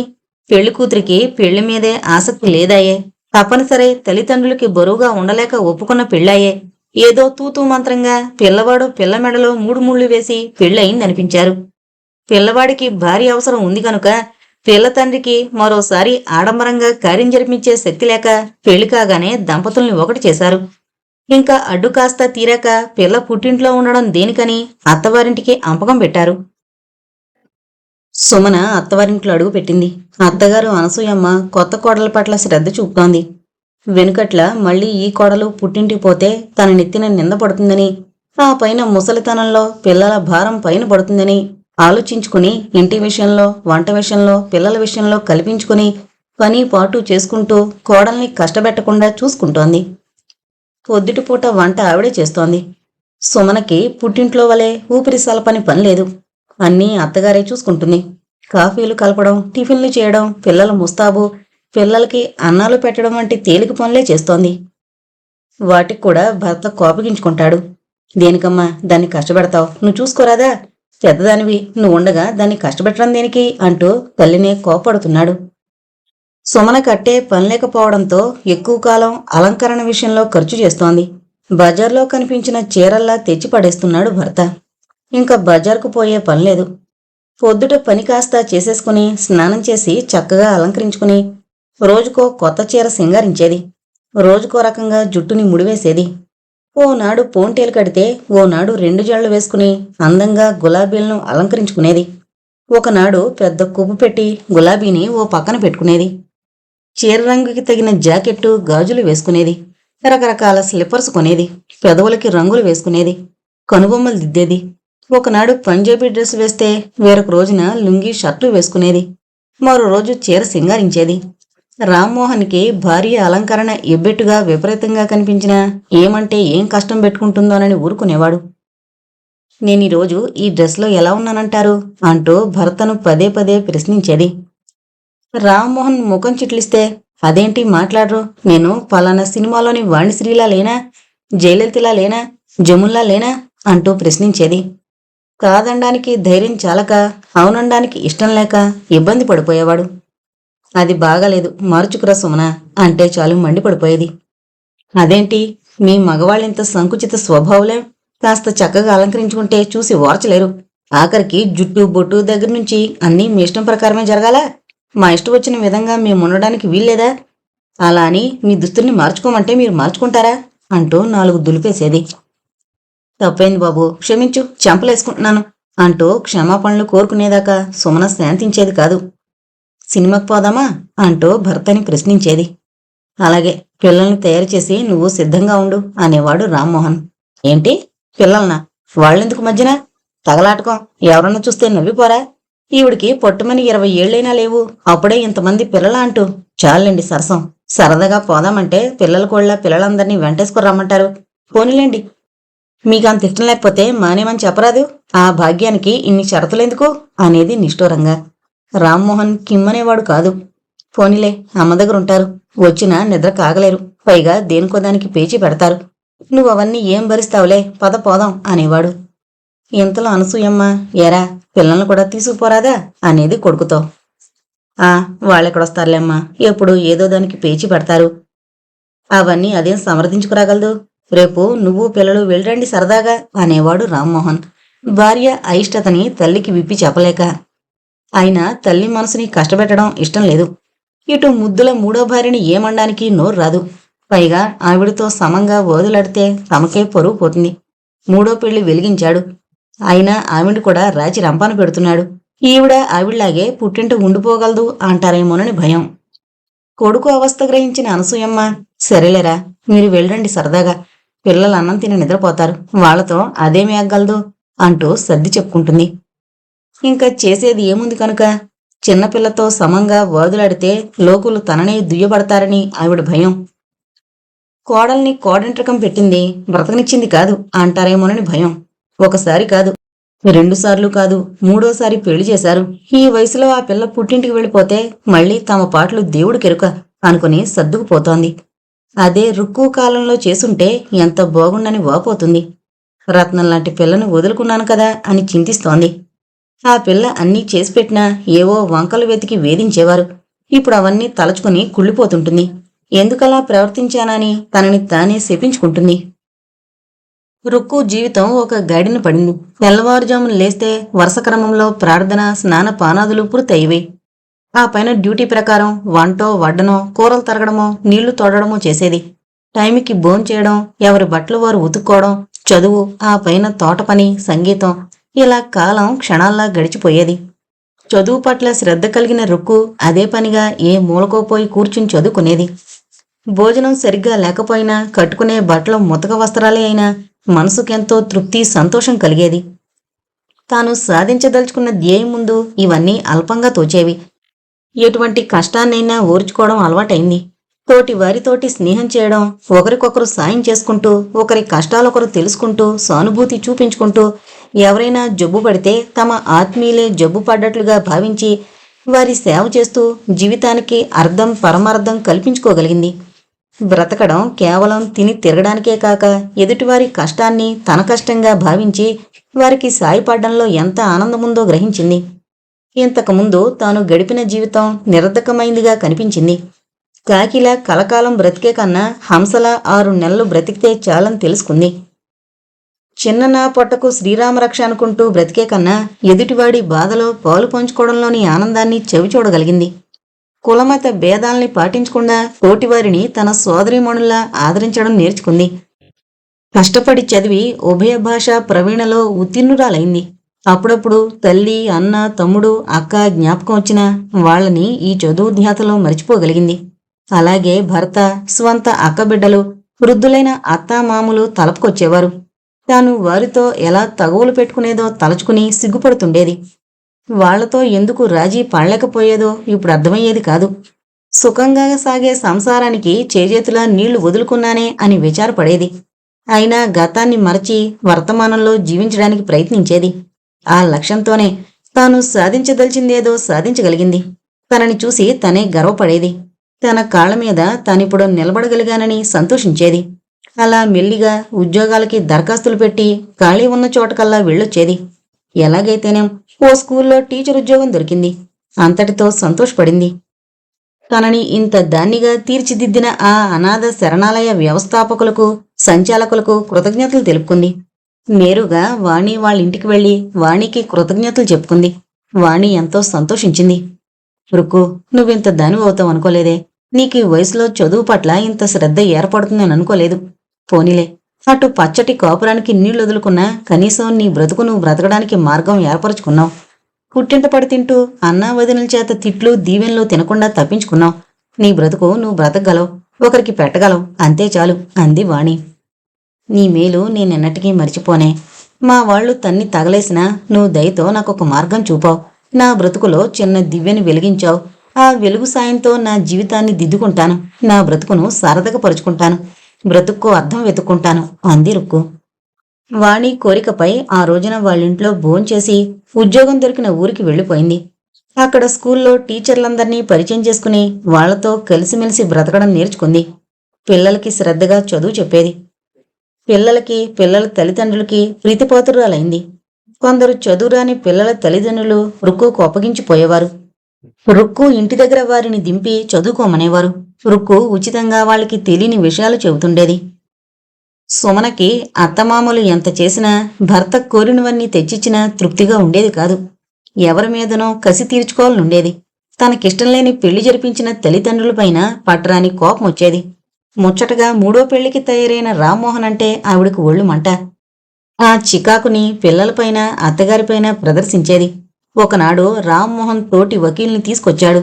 రామ్మోహన్ భార్యను పిలిచి, ఈవిడ నా భార్య సుమన అంటూ పరిచయం చేశాడు. సుమనతో, ఇతను నా స్నేహితుడు మనోహర్ అంటూ స్నేహితుడికి భార్యని పరిచయం చేశాడు. నమస్కారమండి, మీరేం చదివారు అంటూ యథాలాపంగా ప్రశ్నించాడు మనోహర్. సుమన మోము చిన్నబోయింది. నేను చదువుకోలేదండి, నాకు అవకాశం రాలేదు అంటూ చెప్పింది. సారీ, అలాగా? మీ డ్రెస్సు స్టైలు చూసి మీరు ఏ గ్రాడ్యుయేట్ అనుకున్నాను సుమండి, క్షమించండి. చదువుకోని వారికి కూడా ఇంత నాగరికత అవ్వడం రామ్మోహన్ అదృష్టం. సాధారణంగా చదువుకొని ఆడపిల్లలంటే అందుకే మా మగాళ్లు వెనకాడతారు. మీలా అందరూ నవనాగరికతను అలవరుచుకుంటే ఎంత బాగుంటుంది. చదువుకోకపోతేనే సభ్యత తెలిస్తే చాలదు. గృహిణంటే ఎలా ఉండాలి? భర్త వచ్చేసరికి చేతుల నిండా, ఒంటి నిండా మసితో, రేగిపోయిన జుట్టుతో, మాసిపోయిన బట్టలతో ఉండి స్వాగతం చెప్పేట్లు కాకుండా చక్కగా అలంకరించుకుని హుషారుగా ఉండి చూసేవాళ్లకు హుషారు పుట్టించేటట్లుండాలి. ఏమంటావు రామ్మోహన్ అంటూ స్నేహితుడి భుజం తట్టాడు. అబ్బా ఉండరా, నీ చేతి చురుకు రుచి చూడలేక చూస్తున్నా అంటూ భుజం తట్టాడు. చాలెరా కబుర్లు, నువ్వెంత అదృష్టవంతుడో చూడు. లక్కీగా అప్సరసల్ని తలదాన్ని సౌందర్యవతిని చేపట్టావు. ఎంత అదృష్టం నిన్ను వరించిందో చూసుకో అంటూ ప్రశంసాపూర్వకంగా నవ్వాడు. సుమన బుగ్గలు గర్వంతో, సిగ్గుతో ఎరిపెక్కాయి. భరతవంక చూసారా, నా విలువ మీరు గ్రహించలేదు అన్నట్లు చూసింది. రామ్మోహన్ చిరునవ్వు నవ్వాడు. వదినగారు కబుర్లతోనే కడుపు నింపుతారా, కాఫీ టిఫిన్లేమైనా ఇప్పిస్తారా అంటూ అడిగాడు. సుమన రివ్వున బాణంలా వంటింటి వైపు దూసుకుపోయింది. 2 ప్లేట్లలో మైసూరు బోండాలు, రవ్వ లడ్డూలు పెట్టి ట్రేలో పెట్టుకుని తీసుకొచ్చి టీపై మీద పెట్టింది. చెరొక మంచినీళ్ల గ్లాసు ఉంచింది. మాకేనా ఇవన్నీ, మీరు తీసుకోరా వదినగారు అంటూ అడిగాడు మనోహర్ సుమన వంక చూస్తూ. అబ్బే, నేను తీసుకుంటానులేండి, ఇవి మీరిద్దరూ తినండి అంటూ లోపలకు పోయింది. మనోహరమైన రూపం ఆవిడ మదిలో ముద్రితమైంది. అతని మాటలు చెవిలో మారుమ్రోగుతున్నాయి. ఒక్కనాడైనా భర్త తన అందచందాల్ని పొగిడిన గుర్తులేదు. తను ఎంత అందగత్తె కాకపోతే పరాయివాడైన మనోహర్ తన అందాన్ని ప్రశంసిస్తాడు. అతనెంత అందంగా ఉన్నాడు అనుకుంది మనసులో. మళ్ళీ తన చపల చిత్తానికి తానే విసుక్కుంది. మనోహర్ని మరలా చూడాలని కోరికగా ఉంది. కాని సభ్యత కాదని తనకు తెలుసు. పైగా ఎవరైనా చూస్తే ఏమనుకుంటారు? ఎవరి మాటో దేనికి, రామ్మోహనే ఏమేననుకుంటాడు. అలా మదన పడుతూ మరో 15 గంటకి వేడివేడి కాఫీ కప్పుల్లో పోసి ట్రేలో పెట్టి టీపై మీద పెట్టింది. చెరో కప్పు ఇచ్చి వెనుతిరగబోయింది. మీరు కంపెనీ కోసం కాఫీ అయినా తీసుకోకుంటే ఎలా అన్నాడు మనోహర్. అబ్బే, నేను తీసుకునే వచ్చాను అంది సుమన సిగ్గుపడుతూ. పరాయివాడు పరిచయమయ్యాక 1 గంటైనా దాటకముందే ఎంతో ఆప్తుళ్లా, చిరపరిచితుళ్లా తన యోగక్షేమాలు విచారిస్తున్నాడు. కాని తనతో కలిసిమెలిసి బ్రతికే భర్త ఒక్కనాడైనా నువ్వు తిన్నావా, ఎలా ఉన్నావు అంటూ ప్రశ్నించాడా అని తనను తానే ప్రశ్నించుకుంది సుమన. తన మనసేమిటి ఇలా ఆలోచిస్తోంది అనుకుంటూ మదన పడసాగింది. అయినా తనని తాను నిగ్రహించుకోలేకుండా ఉంది. తను కోరిన మనిషి ఇలాంటివాడేనని మనసు చెబుతోంది. కాని విధి తనని తెచ్చి బలవంతంగా రామ్మోహన్కి కట్టబెట్టింది. తనకి మనోహర్ లాంటివాడు భర్తగా లభించుంటే ఎంత ఆనందించుండేది. జీవితం ఎంత సుఖంగా, ఆనందమయంగా గడిచిపోయేది. కాని దురదృష్టం తనని వెన్నంటి ఇలా ఈడ్చుకొచ్చి పడేసింది. ఎంత విచారించి ఏం లాభం? ఈ జీవితానికింకా నిష్కృతెక్కడా? తనిలా అసంతృప్తితో, అసహనంతో కాలాన్ని గడపవలసిందే. ఇలా బాధపడుతూ తన గదిలో కూర్చుంది. ఏమండి వదినగారు, మిమ్మల్ని చూద్దామని, మీతో సరదాగా మాట్లాడదామని వస్తే మీరు వంటింట్లో దూరితేలా అంటూ పిలిచాడు మనోహర్. సుమన బయటికి రాక తప్పలేదు. ఇంట్లో పనుంటేను, ఏమీ అనుకోకండి, ఆయనతో మాట్లాడుతుండండి అంది సుమన. ఊరికే అన్నానులేండి, మేమిద్దరం రోజూ మాట్లాడుకుంటూనే ఉంటాం, కొత్తేముంది, ఎప్పుడైనా మాట్లాడుకోవచ్చు. ఏదో సరదాగా మిమ్మల్ని చూసిపోదామని వచ్చాను. పోనీ మనం సినిమాకి పోదామా అందరం కలిసి అన్నాడు మనోహర్. ఇతనికి కొత్త పాత లేనట్లుందే అనుకుంది సుమన మనసులో. నాకు పనుందండి, ఏమీ అనుకోకండి, మీ ఇద్దరూ వెళ్ళండి అంది సుమన. అయ్యో రామా, మీరు అదే వస్తా? చదువుకొని వాళ్ళలా మీరు మాట్లాడితే ఎలా? మీకు చదువు రాకపోయినా సంస్కారం ఉంది అనుకున్నానే. అతిథొస్తే ఎలాగైనా సత్కరించేది అన్నాడు నిష్ఠూరంగా. పదవాయ్, మనిద్దరం పోదాం. ఆడవాళ్ళతో ప్రోగ్రాం పెట్టుకుంటే అయినట్లే. వాళ్ళ సింగారం పూర్తయ్యేసరికి మనం సినిమా పూర్తిగా చూసి రావచ్చు. పద పద అన్నాడు రామ్మోహన్ మనోహర్తో.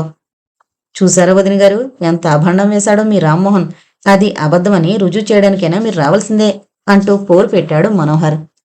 సుమన తప్పించుకోలేకపోయింది. మనసులో పోవాలనున్న పైకి అయిష్టతని వెలుబుచ్చింది. ఇంకా తప్పదన్నట్లు అలంకరణ ఆరంభించింది. చక్కగా ముస్తాబైన సుమన వంక కన్నర్పకుండా చూశాడు మనోహర్. బ్యూటిఫుల్. మీరు మిస్ ఇండియా అందాల పోటీకి ఎందుకు వెళ్ళకూడదు? ఏమంటావు రామ్మోహన్?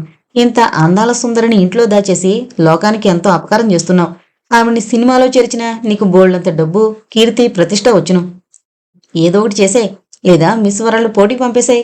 తెలిసిందా అన్నాడు మనోహర్ మెచ్చుకోలుగా. చాలేరా, లేలేత సొరకాయలు కోయడంలో నీకు సాటి ఎవరు రారు. సుమన, వీడి మాటలు విని మోసపోకు, తెలిసిందా అన్నాడు రామ్మోహన్ నవ్వుతూ. సుమన సిగ్గుపడింది. తన అందం చూసుకుని తానే మురిసిపోయింది, గర్వపడింది. నిజంగా సినిమా స్టార్లా ఉన్నానా అని సందేహపడింది. మీవన్నీ ఒట్టి కబుర్లే, వాళ్ళెక్కడా నేనెక్కడా అంది నిట్టూరుస్తూ. రియల్లీ, నేను చెప్పింది నిజం. కాదంటే నాతో రండి, సినిమా స్టూడియోకి తీసుకుపోతాను. మిమ్మల్ని ప్రొడ్యూసర్లు మా సినిమాలో బుక్ చేసుకోమంటుంటే మా సినిమాలో బుక్ చేసుకుంటామని మీ ఇంటి ముందు పడిగాపులు పడకపోతే నా పేరు మార్చుకుంటాను అన్నాడు మనోహర్. చాలేవోయ్, ఏంటి ఇలాంటి కబుర్లు మొదలుపెట్టావు? ఆవిడ నిజమని నమ్మేగలదు. రేపు నిజంగానే సినిమాల్లో చేరతానని కూర్చుంటే చేస్తాను, తెలిసిందా? వెర్రివెర్రిగా వాక పదండి, సినిమా చూసొద్దాం అన్నాడు రామ్మోహన్. సుమన కోపగించుకుంది. వారిద్దరి వెనకగా నడవసాగింది. సినిమాలోనూ మనోహర్ నోరు మూత పడలేదు. ఏదేదో చెబుతూనే ఉన్నాడు. సినిమాలో సుమనకి ఇరుపక్కల రామ్మోహన్, మనోహర్లు కూర్చున్నారు. సుమన ఆసక్తిగా అతని మాటలు వింటోంది. రామ్మోహన్ మాత్రం పూర్తిగా సినిమా చూడ్డంలో నిమగ్నమయ్యాడు. మనోహర్ కొంటిగా చూస్తూ సుమన చేతిపైన తన చేతినుంచాడు. సుమన అచేతనురాలైంది. తన చేతిని తీసుకుందామనుకుంది, కాని తీయలేకపోయింది. ఏదో అదృశ్య శక్తి ఆమెని వారించినట్లయింది. మనోహర్ మెల్లగా ఆవిడ చేతిని నొక్కి వదిలేశాడు. సుమన తనువు పులకించింది. అయినా ఏమీ తెలియనట్లు సినిమా చూడసాగింది. సినిమా నుండి తిరిగొచ్చారు. మనోహర్ వెళ్ళిపోయాడు. సుమన వాళ్లు మరో రిక్షాలో ఇంటికి చేరారు. సుమన తలనొప్పిగా ఉందని చెప్పి పడుకుంది. రామ్మోహన్ తల్లి వడ్డించగా భోంచేశాడు. ఇద్దరూ నిశ్శబ్దంగా ఎవరి పక్కలపైన వాళ్లు నిద్రించారు. ఒకనాడు రామ్మోహన్ ఇంటికొచ్చేసరికి హాల్లో సుమన, మనోహర్ కూర్చుని కబుర్లు చెప్పుకుంటూ కనిపించారు. మనోహర్ ఏదో చెప్తున్నాడు. సుమన విరగబడి నవ్వుతోంది. అత్తగారేమైనా అనుకుంటుందని గాని, మామగారేమైనా అంటారేమోనని గాని యోచించలేదు. ఏంటా నవ్వు అన్నాడు రామ్మోహన్ చిరాగ్గా. మనోహర్ ఏదో చెప్తున్నాడు. నాకు నవ్వొచ్చింది, నవ్వాను. ఏం చేయమంటారు అంది సుమన భర్త వంక కోపంగా చూస్తూ. కాఫీ ఏమైనా ఉందేమో చూడు అన్నాడు రామ్మోహన్ భార్యని లోపలికి పంపే ఉద్దేశంలో. లోపల ఫ్లాస్కులో పోశాను, టేబుల్ మీద ఉంది, తాగండి అంది సుమన అక్కడి నుంచి లేచే ఉద్దేశం లేనట్టు. హతాశుడైన రామ్మోహన్ లోపలికి పోయాడు. అతడు బట్టలు మార్చుకుని కాఫీ తాగి వచ్చేసరికి కూడా వాళ్ళిద్దరూ ఏదో మాట్లాడుతూనే ఉన్నారు. రామ్మోహన్కి చిరాకు వేసింది. భార్యని పరాయివాడు ముందు గట్టిగా మందలించడానికి మనసొప్పక, నాకు పనుంది, వస్తాన్రా మనోహర్ అంటూ బయటికి వెళ్ళిపోయాడు. అయినా మనోహర్ కదల్లేదు. సినిమాల సంగతులు చెప్తున్నాడు. ఎలా సినిమా తీస్తారో ఏంటో చెప్తున్నాడు. సుమన ఆసక్తితో వింటోంది. మనోహరే, ఇంకో పొద్దుపోయింది, వస్తాను అని లేచాడు. సరే అంది సుమన. సినిమాల్లో చేరే విషయం ఏం చేశారు అన్నాడు మనోహర్. ఇదంతా వేళకోళం. నా బోటి వాళ్ళు అందుకు పనికొస్తారా? నేను చదువుకుని కూడా లేదు అంది సుమన సందేహిస్తూ. మీకా సందేహం వద్దు, చేర్చే విషయం నా మీద వదలండి. అన్నగారి పర్మిషన్ తీసుకోండి ముందు అన్నాడు మనోహర్ అంతా నిశ్చయమైనట్లు. అమ్మో, ఆయన ఒప్పుకుంటారా? అత్తమామలు పండిస్తారా? అదంతా ఒట్టిదే, కలలో జరిగే మాట అంది సుమన నిరాశగా. ఎందుకంత నిరాశ? పోనీ మీ అంతటి మీరే రండి. మీ భవిష్యత్తుకి వాళ్ళు అడ్డుగా నిలిస్తే అలా బెదిరిపోవడమేనా? మీకు ఉజ్వలమైన భవిష్యత్తుంది. బోలెడు డబ్బు, కీర్తి దక్కుతాయి. అప్పుడు మీ వాళ్లే మీ దగ్గరికి చేరతారు అన్నాడు మనోహర్ ఆశ పెడుతూ. నిజంగానా? నేను చేయగలనా? పనికొస్తానా? మరి ఎలా రాను? ఒంటరిగా రావడం ఇబ్బంది కదా. నాకా పట్నం కొత్త కదా, ఎక్కడుండను, ఎలా జరుగుతుంది అంది సుమన భయపడుతూ. మిమ్మల్ని తీసుకుపోయి కష్టపెడతానా? అదంతా నేను చూసుకుంటాను, మీరొస్తే చాలు అంతే అన్నాడు మనోహర్. చూద్దాం, తొందరపడకండి అంది సుమన. అలా మీనమేషాలు లెక్కబెడితే ఏం లాభం? 2 ఏళ్లు పోయాక ఎవరూ తీసుకోరు. ఇప్పుడు వయసులో ఉన్నారు. ఈ అందం 2 ఏళ్లు పోతే తరిగిపోతుంది. ఇప్పుడే చేరితే అప్పటికి పేరొస్తుంది. అందం తరిగిన అనుభవం మిగులుతుంది. పెద్ద స్టారుగా పేరు పడ్డ తర్వాత మీరెలా ఉన్నా మిమ్మల్ని బుక్ చేసుకుంటారు ప్రొడ్యూసర్లు. నాకు రేపు మద్రాసు వెళ్లే పనుంది. ఏ మాట ఇప్పుడే చెప్పండి. మీరు వస్తానంటే టికెట్ ఇప్పుడే బుక్ చేస్తాను. మళ్ళీ రేపు రద్దీలో వెళ్లడం కష్టం అన్నాడు మనోహర్. మనసు పీకుతున్నా సరే అంది సుజన ధైర్యం చేసి. గుడ్, అలా ఉండాలి. ధైర్య సాహసే లక్ష్మి అంటూ బుగ్గపైన చిటికి వేసి వెళ్లిపోయాడు మనోహర్. సుమన గుండెలు వేగంగా కొట్టుకున్నాయి. తను ఒంటరిగా వెళ్లడం మంచిదా? మనోహర్ ఎలాంటివాడో? తాను ఒంటరిగా వెళ్లగలదా? భర్త ఏమనుకుంటాడు? అత్తమామలు ఏమనుకుంటారు? ఈ వార్త తెలిసిన తల్లిదండ్రులు చెల్లెళ్ళు ఏమనుకుంటారు అంటూ భయపడింది. కాని మనసు మరోవైపున వచ్చే అవకాశాన్ని కాలదనుకుంటావా? డబ్బు కీర్తి ప్రతిష్టని వదులుకుంటావా? ఎన్నేళ్ళి మురికి కోపంలో పడుంటే ఏం లాభం అంటూ మరోవైపున రొక్కించసాగింది. ఎటూ తేల్చుకోలేక కొంతసేపు కొట్టుమిట్టాడింది. కాని ఆశ పూర్తిగా చల్లారక అందుకు సిద్ధపడింది. మరనాటికి కావలసిన బట్టలు, డబ్బు, నగలు ఒక సూట్ కేసులో సర్దింది. మరునాటి కోసం ఆతృతతో ఎదురు చూడసాగింది. రాత్రంతా తన భావి జీవితాన్ని అందంగా ఊహించుకుంటూ గడిపింది. భవిష్యత్తంతా రంగులమయంగా కనిపించింది. జీవితం మీద ఆసక్తి పెరిగింది. మనోహర్ ఎంత మంచివాడు! కోపస్థం మండూకంలా పడున్న తనను ఒక విలువైన వజ్రంలా మార్చిపోతున్నాడు. అతను ఇంద్రజాలికుడి వలె కనిపించాడు. తనలో అంత శక్తి సామర్థ్యాలున్నాయా అని ఇంకా అనుమానంగానే ఉంది. అయితే ఏం? మనోహర్ మాటలు మంత్రాక్షరాల్లా చెవుల్లో మరుమరుగుతున్నాయి. వాటిని తలచుకుంటూ పదే పదే నిలువుటద్దంలో తన ప్రతిబింబాన్ని చూసుకుంటూ తనని తానే ధైర్యం చెప్పుకుంటూ అన్యమనస్కంగానే గడిపిందా మరుసటి రోజు. ఎప్పుడు రాత్రవుతుందా, ఎప్పుడు బయటపడదామా అన్న ఆతృత నిలవనివ్వడం లేదు. ఇంటి పనంతా పరధ్యానంగానే చేసింది. తన కోసం వెతకుండా ఉండేందుకు గాను ఓ ఉత్తరం రాసి పెట్టింది. అది టేబుల్ పైన పెట్టి ఓ పేపర్ వేటి పెట్టింది. తనకి కావలసిన వస్తువులు తీసుకున్నానా లేదా అంటూ పదే పదే చూసుకుంది. మామూలుగా భోజనం చేసింది. అందరూ నిద్రించేదాకా ఆగి ఆ పైన తన గదిలో నిశ్శబ్దంగా చేరి శ్రద్ధగా అలంకరించుకుంది. తన అలంకరణ తృప్తి కలిగించాక నిట్టూర్చింది. గుండెలు వేగంగా కొట్టుకున్నాయి. అందర్నీ ఓసారి చూసింది. మెల్లగా పిల్లిలా శబ్దం చేయకుండా సూట్ కేసు తీసుకుని తలుపు తీసింది. మెల్లగా తలుపు చేరవేసి బయట గడియ పెట్టింది. కొంగు నెత్తిపైన వేసుకుని క్రీనీడల చాటున గబగబా అడుగులేస్తూ ముందుకు సాగింది. ఇంతవరకు తొందరించిన మనసు ఇప్పుడు వెనక్కి లాగుతోంది. ఏం జరుగుతుందోనన్న భయం ఒక పక్క, తన జీవితం ఏమవుతుందోనన్న గాబరా మరోపక్క పీడించసాగాయి. ఇంటికి తిరిగిపోదామా అని ఆలోచించింది క్షణం. కాని అది అసంభవంగానే కనిపించింది. మరలా తను ఇంట్లో ప్రవేశించేటప్పుడు ఎవరైనా చూస్తే తన బ్రతుకు బండలకాక మాందు. తనని ఎవరూ నమ్మరు. ఇంకా అలాంటి నరకంలోకి అడుగుపెట్టే కన్నా మంచో చెడో ముందుకే వెళ్లడం మేలని నిశ్చయించుకుని వేగంగా ముందుకు సాగింది. రైలు స్టేషన్ చేరింది. స్టేషన్ ముందు మనోహర్ రోడ్డు వైపు దృష్టి నిగడించి చూస్తున్నాడు. సుమన వస్తుందా రాదా అని ఆత్రంగా చూస్తున్నాడు. అల్లంత దూరంలో స్త్రీ రూపం కనపడగానే స్థిమితపడ్డాడు. వడిగా ఎదురేగి సూట్ కేసు అందుకుని చేయి పట్టి నడిపించుకుపోయాడు. రైలు సిద్ధంగా ఉంది. ఇద్దరూ ఎక్కి కూర్చున్నారు. సుమన మనసు ఆందోళన చెందింది. భావి జీవితం ఎలా గడుస్తుందన్న బెంగ ఓ పక్క, మనోహర్ మోసం చేయడన్న ధైర్యం ఓ పక్క. ఎటూ పాలుపోక బయటికి చీకట్లో చూస్తూ కూర్చుంది. ఎందరో అమాయకురాళ్లలాగే తమని నమ్మించిన వారి వెంట ముందు వెనక ఆలోచించక వెళ్లిపోయారు. కాని వారి జీవితాలు వారు ఆశించిన విధంగా ఉజ్వలంగా ప్రకాశించే బదులు మరింత కటిక చీకట్లోకి విసరబడ్డాయి. చరిత్ర ఎప్పుడు చర్విత చర్వణమే. కష్టపడ్డవారు, మోసపోయినవారు తమ బ్రతుకులోని చీకటిని ఎత్తిచూపినా కొత్తవారు తమ జీవితాల్ని సరైన బాటల్లో నడిపించుకునే బదులు తాము అదే చీకట్లోకి లాక్కుపోతున్నారు. సాహసం చేసి అధోగతి పాలైన అనేక మంది స్త్రీల బ్రతుకే సుమనకి ఎదురు చూస్తోందని ఆ అమాయకురాలకేం తెలుసు? నాగుపాము అందంగానే ఉంటుంది. అయితేనేం దాని నైజం మానుతుందా? తనని దరిచేరిన వారిని కాటువేయక వదులుతుందా? ఇది ఎందరికి అర్థమవుతుంది? నాగుపాము అందంగా ఉందని ముద్దు పెట్టుకోం కదా, ఇది అంతే.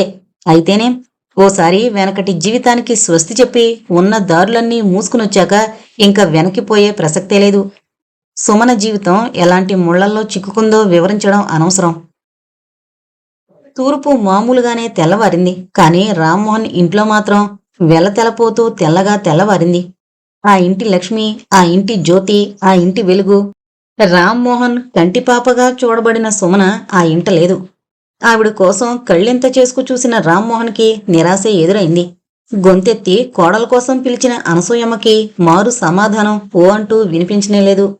ఏ కష్టాన్నించి తప్పించుకుందామని ఆవిడ కొడుక్కి మూడో పెళ్లి చేసిందో ఆ కష్టం ఆవిడ్ని మరింత చుట్టుముట్టింది. కోడలు లేదన్న నగ్న సత్యం తెలుసుకుని ఆవిడ తెల్లబోయింది. ఇదెలా సంభవం? అభం శుభం ఎరుగని పిల్ల ఎలా పోయింది? ఎందుకు పోయింది? ఇవి సమాధానం లేని ప్రశ్నలు. ఆవిడ సందేహం తీర్చేవారేరి ఎవరికి వారే ఈ షాక్కి తట్టుకోలేక ఉక్కిరిబిక్కిరవుతున్నారు. అందరూ పుట్టెడు దుఃఖంలో మునుగున్నారు. రుక్కు భర్త వెళ్ళగొడితే వెళ్ళింది. అక్కడ పుట్టింట్లో ఆస్కారం లేక అనాథ శరణాలయంలో చేరింది. కాని ఈ పిల్లకేమైంది? ఈ పిల్లని అపురూపంగా చూసుకుంటే, పువ్వులా భద్రంగా చూసుకుంటే ఎందుకు పోయింది? ఈ పిల్లకేం తక్కువైంది? కోరిన బట్ట, కోరిన నగ, కోరిన తిండి ఉన్నాయి. దేనికి లోటు లేదు. ఆవిడ నోరు తెరిచి అడగనవసరం లేకుండానే అన్నీ అమర్చిపెట్టాడు రామ్మోహన్. మొదటి భార్య పైన చూపిన ప్రేమను మించి చూపాడు ఈవిడిపైన. తన ప్రాణానికి ప్రాణంలా చూసుకున్నాడు. అయినా దక్కలేదు. రామ్మోహన్ 2 చేతుల్లో తలదూర్చి కూర్చున్నాడు. టేబుల్ పైన కాగితం పిల్లలు తెచ్చిస్తే చదివాడు. మిమ్మల్ని ఎలా సంబోధించాలో అర్థం కాక వదిలేస్తున్నాను. నేను నా ఆశల్ని సఫలం చేసుకోవడానికి మనోహర్ వెంట పోతున్నాను. ఈ ఇంట్లో ఎంతకాలం ఉన్నా నా అందానికి తగిన పేరు ప్రతిష్ట లభించవు. గడ్డి పువ్వు పూస్తుంది, నశిస్తుంది. దానికి గుర్తింపే లేదు. నా జీవితం అలా కాకుండా ఉండేందుకు, జీవితానికో అర్థం పరమార్థం కల్పించుకునేందుకు ఇలా వెళుతున్నాను. నా అందానికి గుర్తింపు ఒక్క సినిమా రంగంలోనే లభిస్తుంది. అందుకు దోహదం చేస్తానని మనోహర్ నాకు మాటిచ్చాడు. కాబట్టి అతని వెంట పోతున్నాను. నా కోసం వెతకడం అనవసరం. జీవితంలో నేనేమీ సాధించలేదు. నా తల్లిదండ్రుల బలవంతం మేరకు మీ చేత 3 ముళ్ళు వేయించుకుని 4 బిడ్డలకు తల్లిగా మీ ఇంట ప్రవేశించాను. నాకు ఆ ఇంట్లో సరదాలు తీరలేదు. 3వ పెళ్లి ముదిమొగుడి జీవితం ఎంత ఆనందాన్ని ప్రసాదిస్తుందో మీకు నేను వేరే చెప్పనక్కర్లేదు. కాబట్టి నా కోసం విచారించక వీలుంటే మరో పెళ్లి చేసుకోండి. ఈ భారతదేశంలో 3 కాళ్ల ముదసలకు కూడా పిల్లనివ్వడానికి వెరవని తల్లిదండ్రులు కోటాను కోట్లున్నారు. కాబట్టి మీకు ఆ చింత అక్కర్లేదు. మిమ్మల్ని గురించిన దిగులు నాకేమీ లేదు. పిల్లల ఆలనాపాలన నేనేమీ చేయలేదు. ఇక ముందు కూడా ఎప్పట్లా జరుగుతుంది. అత్తమామలున్నంత వరకు వారికి ఏ లోటు రాదు. ఇట్లు సుమన అన్న ఉత్తరం ఆశాంతం చదివిన రామ్మోహన్ పగలబడి నవ్వాడు. పెంకులు ఎగిరిపోయేలా నవ్విన నవ్వు విని పొరుగునొచ్చిన అనసూయమ్మ కొడుకు పిచ్చివాలకం చూసి విస్తుపోయింది. అతను జుట్టు పీక్కున్నాడు. టేబుల్ మీద వస్తువులన్నీ గిరాటి పెట్టాడు. దగ్గరకొచ్చిన పిల్లల్ని, తల్లిని, తండ్రిని చావబాదాడు. నవ్వుకుంటూ ఇల్లంతా తిరిగాడు. ఇంట్లో వస్తువులన్నీ వీధిలోకి గిరాటేశాడు. రామచంద్రయ్య కొడుకు దుస్థితి చూసి డాక్టర్ దగ్గరికి పరిగెత్తాడు. డాక్టర్ చూసి పిచ్చాసుపత్రిలో చేర్చడం మంచిదని సలహా ఇచ్చాడు. ఆయన సలహా పైన పిచ్చాసుపత్రిలో చేర్చారు. కాలం అలా గడిచినా బాగానే ఉండేది. వృద్ధుడైన రామచంద్రయ్య కోడలి నిష్క్రమణంతో పెద్ద దెబ్బ తిన్నాడు. ఆ షాక్ నుంచి కోలుకోకుండానే కొడుకు స్థితిని చూసి మతి పోగొట్టుకున్నాడు.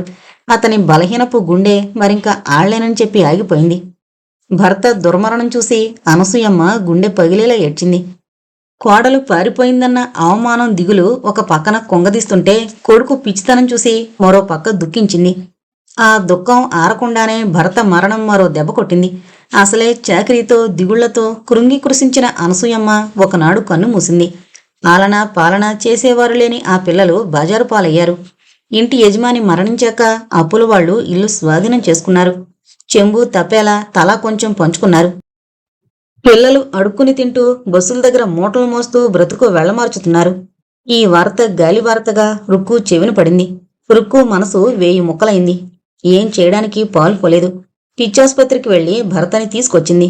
తన దగ్గరే ఉంచుకుని మందులిప్పిస్తూ సేవ చేస్తూ ఉంది. కొంతకాలానికి అతని మనసు కాస్త కుదురుకుంది. తన పని తాను చేసుకోవడం సాగించాడు. రుక్కు ఆచూకీ తీసి పిల్లల్ని వెతుక్కొచ్చింది. వాళ్ళందర్నీ స్కూల్లో చేర్పించి శ్రద్ధగా చదివించసాగింది. రుక్కు ఆలనా పాలనలో పిల్లలు హాయిగా చదువుకుంటూ బుద్ధిమంతులు అనిపించుకుంటున్నారు. ఒకనాటి ఉదయం తలుపు చప్పుడు విని రుక్కు తలుపు తెరిచింది. ఎదురుగా ప్రాణ స్నేహితురాల్ని చూసి ఆప్యాయంగా కౌగులించుకుని ఇంట్లోకి ఆహ్వానించింది. వాణి లోపలికొచ్చి కుర్చీలో కూర్చుని చదువుకుంటున్న రామ్మోహన్ చూసి విస్తుపోయింది. ఎవరు అంటూ ప్రశ్నించింది. పోల్చుకోలేదా? మావారే అంది రుక్కు సిగ్గుపడుతూ. అరుణవర్ణం దాల్చిన ఆవిడ చెక్కిళ్ళు చెప్పకనే చెబుతున్నాయి. ఏంటి అంటూ ప్రశ్నార్థకంగా రుక్కు వంక చూసింది వాణి.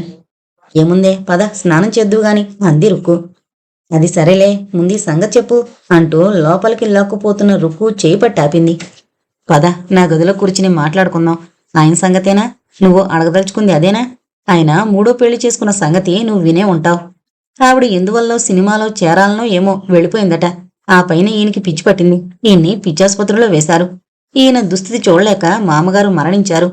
అత్తగారు ఈ దిగుళ్లతో కృంగిపోయి మరణించింది. ఆలనా పాలనా చూసేవారు లేక పిల్లలు బజారు పాలయ్యారు. అప్పుల వాళ్ళు ఆస్తిపాస్తుల్ని స్వాధీనం చేసుకున్నారట. ఆవిడ జలసాలకి కోరిన నగలు చీరలు కొనడానికి ఎక్కడి డబ్బు చాలక అప్పులు చేశారట ఈయన. అదే అదనని అప్పుల వాళ్ళు ఆస్తిపాస్తుల్ని ఆక్రమించి స్వాధీనం చేసుకున్నారు. ఇక నిరాశ్రయులైన ఈ పిల్లలు దిక్కుతోచక బజార్లలో అడుక్కుంటూ బ్రతుకుతున్నారు. ఆనాడు ఆయన వెళ్ళిపోమ్మన్నారన్న కోపంలో వచ్చేశాను, నిజమే. అలాగని చూస్తూ చూస్తూ ఒక కుటుంబం బజారు పాలవుతుంటే ఎలా ఊరుకోను? అదేనా నేను సాధించేది? నా అవసరం లేదని వాళ్ళు నిర్ధారించుకుని అవమానం పాలు చేసినప్పుడు ఆ జీవితం గడపలేకొచ్చేశాను. నా కాళ్లపైన నేను నిలబడగల శక్తిని సంపాదించుకున్నాను. ఇప్పుడు నేనెవరికీ భారంగా లేను. నా బ్రతుకు నేను బ్రతకగలను. జీవితానికి అదేనా సార్థకత? నా వారు నా కళ్ళ ముందే నాశనమవుతుంటే చూస్తూ ఊరుకోలేకపోయాను. మానవత్వం నన్ను కుదిపింది. నా కళ్ళు తెరిపించింది. నా అవసరం వారికి ఎంతైనా ఉంది. అందుకే ఇప్పుడు ఆదుకున్నాను. ఆ ఇంట్లో నుంచి బయటికి రావడం తప్పైతే కావచ్చు. అంత మాత్రాన ఆ ఇంటి వారిపై పగబోనాలని లేదే. వారంతా సర్వనాశనమవుతుంటే చూసి ఆనందించాలని లేదే. అది పైశాచిక ప్రవృత్తి గల వారి పద్ధతి. నాలాంటి వారిది కాదు. ఒకరి కష్టాన్ని చూసి జాలిపడలేని వారు, ఒకరి బాధలో పాలు పంచుకోలేని వారు బ్రతికి సాధించేదేముంది? నా అజ్ఞానం వల్ల, పట్టుదల వల్ల అలా ఇల్లు వదిలి వచ్చాను, నిజమే. కానీ నేడు నా అవసరం వాళ్ళకి ఎంతైనా ఉంది. ఆ పిల్లల్ని తీర్చిదిద్దడంలో, వారిని సభ్యపౌరులుగా తయారు చేయడంలో ఎంతైనా ఆనందం ఉంది. నలుగురు పిల్లల జీవితాల్ని చక్కజేయడం కన్నా మహత్తర కార్యమేముంది? ఆ కాలంలో అక్క పిల్లల్ని నా పిల్లలుగా చూడాలంటే ఏంటోగా ఉండేది. నాకు బలవంతంగా పెళ్లి చేసిన అమ్మ మీద, చేసుకున్న భర్త మీద కోపం ఉండేది. కానీ నేడవన్నీ లేవు. నా జీవితం నందనవనంలా రూపొందకుండా వీరంతా అడ్డుపడ్డారన్న కసి ఉండేదప్పుడు. కానీ నేడు ఎవరి పట్ల నాకు కోపం లేదు. మన అదృష్టం ఎంతుందో అంతే లభిస్తుందని గ్రహించాను. దొరికిందాంతో తృప్తి పడ్డం కన్నా వేరే ఆనందం, సుఖం లేవని గ్రహించాను. దూరపు కొండలు నునుపు, కానీ దగ్గరికి పోయి చూస్తే అవి గరుగ్గానే ఉంటాయి. ఏదేదో సాధించాలని, ఏదేదో పొందాలని అనుకుని మనకున్న వాటిని చేజర్చుకుంటామని తెలుసుకున్నాను. నా పంతంతో, పట్టుదలతో పండంటి కాపురానికి నీళ్లు వదులుకున్నాను. కోరికలకి గోరీలు కట్టాను. జీవితాన్ని కోరి కష్టాల్లోకి నడిపించాను. చదువుకున్నంతకాలం ఎంతో శ్రమ కోర్చాను అంది రుక్కు. వాణి విస్తుపోయింది. వెనకటి రుక్కుకి ఈ రుక్కుకి పోలికే లేదు. ఆవిడ పట్టుదలతో, పంతంతో జీవితాన్ని ఎడారి చేసుకోవడానికి సిద్ధపడింది. నేటి రుక్కులో ఆ ఛాయలైనా లేవు. ఈవిడిలో స్థిర సంకల్పం, స్థిర చిత్తత, కష్టానికి నష్టానికి చలించని ధీరత కొట్టొచ్చినట్లు కనిపిస్తున్నాయి. ఆవిడ జీవితం నుంచి పారిపోయి వచ్చింది. ఈవిడ కోరి కష్టాల్లోకి పయనిస్తోంది. ఈవిడ జీవితాన్ని శాసించగలిగిన విధాతల, సృష్టికి ప్రతిసృష్టి చేయగలిగిన బ్రహ్మలా ఉంది. పిచ్చివాడే హాస్పిటల్ పాలైన మనిషిని తిరిగి మానవుడిగా నిలబెట్టింది. అతనికో జీవితాన్ని ప్రసాదించింది. ఆలనా పాలనా లేక అనాథలై చెట్టుకొకరు పుట్టకొకరుగా తిరిగాడిన అక్కపిల్లల్ని హక్కును చేర్చుకుని చదువు సంధ్యలు గరిపించి పెద్దవాళ్ళం చేస్తోంది. నేటి జీవితంలో మానవత్వం వెల్లివిరుస్తోంది. నిరాడంబరత, నిశ్చల మనస్సు కొట్టొచ్చినట్లు కనిపిస్తున్నాయి. జీవితానికో ధ్యేయం, జీవితానికో అర్థం కల్పించబడ్డాయి. తాను బాగుపడ్డమే కాక అనాథలైన తన వారిని చేర్చి వారికి వటవృక్షంలా చల్లని నీడ ప్రసాదించింది. ఆవిడ అమాయకురాలు, మూర్ఖురాలు, కోపిష్టి, గర్విష్టి. అయితే ఈవిడ ప్రసన్న చిత్తురాలు, జీవన జ్యోతిలా వెలుగొందగల మనస్విని. వాణి ఆశ్చర్యం నుండి కోలుకుంది. రుక్కు చేసిన సాహసానికి మెచ్చుకుంది. రుక్కు, నీ స్నేహితురాలిగా నేను గర్విస్తున్నాను. ఒకప్పుడు నీ ప్రాణ స్నేహితురాలిగా నీ కోసం పరితపించేదాన్ని. జీవితాన్ని ఏం చేస్తావో, ఎలా గడుపుతావో, జీవితాన్ని ఎదురొడ్డి ఎలా నిలుస్తావో అని సందేహించాను. నీ కోసం భయపడ్డాను. కానీ నేడు నిన్ను గురించిన దిగులు లేదు. నీ జీవితాన్ని నువ్వు చక్కదిద్దుకోవడమే కాక నలుగురి జీవితాల్ని చక్కదిద్దగలవన్న ధైర్యం నాకుంది. ఆ ధైర్యాన్ని కల్పించావు. జీవితాన్ని చూసి పారిపోక, కష్టాల్ని చూసి కన్నీళ్లు పెట్టుకోక చిరునవ్వుతో స్వీకరించగలిగిన శక్తి నీకా దేవుడు ప్రసాదించాడు. ఎంతకంటే నేను కోరేదేముంది? నువ్వు నీ కాళ్లపైన బ్రతకగలిగిన జీవితం అంతటితో పరిపూర్ణం కాదు. భర్త, పిల్లలు లేని స్త్రీ జీవితం అసంపూర్తిగా మిగిలిపోతుంది. కానీ నువ్వు నీ సామర్థ్యంతో, తెలివితో పోయిన జీవితాన్ని తిరిగి తెచ్చుకున్నావు. కోల్పోయిన జీవిత మాధుర్యాన్ని తిరిగి పొందగలిగావు. తృప్తి, శాంతి జీవితానికి వెలుగునిస్తాయి అందే వాణి సంతోషంతో. వాణి, నువ్వు నాకు ప్రాణం కన్నా మిన్న. కన్నవారు, కట్టుకున్నవారు కాదని త్రోసినా నువ్వు అండగా నిలిచి నాకో త్రోవ చూపావు. నా జీవితానికో బాట వేశావు. నేను ఎంత చేసినా నీ రుణం ఈ జన్మలో తీర్చుకోలేను. ప్రాణ స్నేహితురాలంటే ఎలా ఉంటుందో ఉదాహరణ చూపావు. నా జీవితాన్ని తీర్చిదిద్దిందని నువ్వే. నువ్వు ఆనాడు ధైర్యంగా నాకు అండగా నిలబడి చేయుతివ్వకపోతే నేను ఆనాడే జీవితాన్ని పరిసమాప్తి చేసుకునుండేదాన్ని. లేదా ఏ ముళ్ళ కంచెల్లోకో జీవితాన్ని నడిపించేదాన్ని. నీ రుణం జన్మ జన్మలకి తీర్చుకోలేని వాణి అంది రుక్కు రుద్దకంఠంతో. ఏంట్రుక్కు ఇద్దరూ గదిలో చేరి ఆ గుసగుసలు, ఆవిడికి కబుర్లతో కడుపు నింపేటట్లున్నావు గాని కాఫీ పలహారాలు ఏమైనా ఇచ్చేటట్లు లేవు అన్నాడు రామ్మోహన్ నవ్వుతూ. అవును, పొరపాటైంది. మీరైనా గుర్తు చేశారు, థ్యాంక్స్ అంటూ వంటింటి వైపు నడిచింది రుక్కు. ఆమె వెంట నవ్వుకుంటూ వాణి వెళ్ళింది. రుక్కు పీట వాల్చి వాణిని కూర్చోమంది. ఇంతలో పిల్లలు బిలబిలమంటూ వచ్చారు కాఫీ టిఫిన్ల కోసం. అమ్మా కాఫీ అంటూ వచ్చిన పిల్లల్ని ఆప్యాయంగా దగ్గర కూర్చోబెట్టుకుని అత్తకి నమస్తే చెప్పండి అంది రుక్కు. నమస్తే అత్త అన్నారు పిల్లలు. మంచి పిల్లలమ్మా, మీకోసం నేనేమీ తేలేదు. అయినా మీ అమ్మ కోసం తెచ్చిన మిఠాయి ఉండాలి, ఇస్తారండి అంటూ తన బ్యాగ్ తెరిచి మిఠాయి పొట్లం పిల్లలకు అందించింది. అమ్మా నువ్వు మాకు తలా కాస్తా పెట్టు అంటూ ఆ పొట్లం రుక్కు చేతుల్లో పెట్టారు పిల్లలు. రుక్కు నవ్వుతూ అందరికీ తలా కాస్తా పెట్టింది. వారి వారి ప్రవర్తన చూసి ముచ్చటపడింది. తృప్తిగా నిట్టూర్చింది. ఇంతటితో జీవనజ్యోతి అనే నవల కంప్లీట్ అయిందండి. దయచేసి మన ఛానల్ అందరూ సబ్స్క్రైబ్ చేసుకోగలరు. Thank you.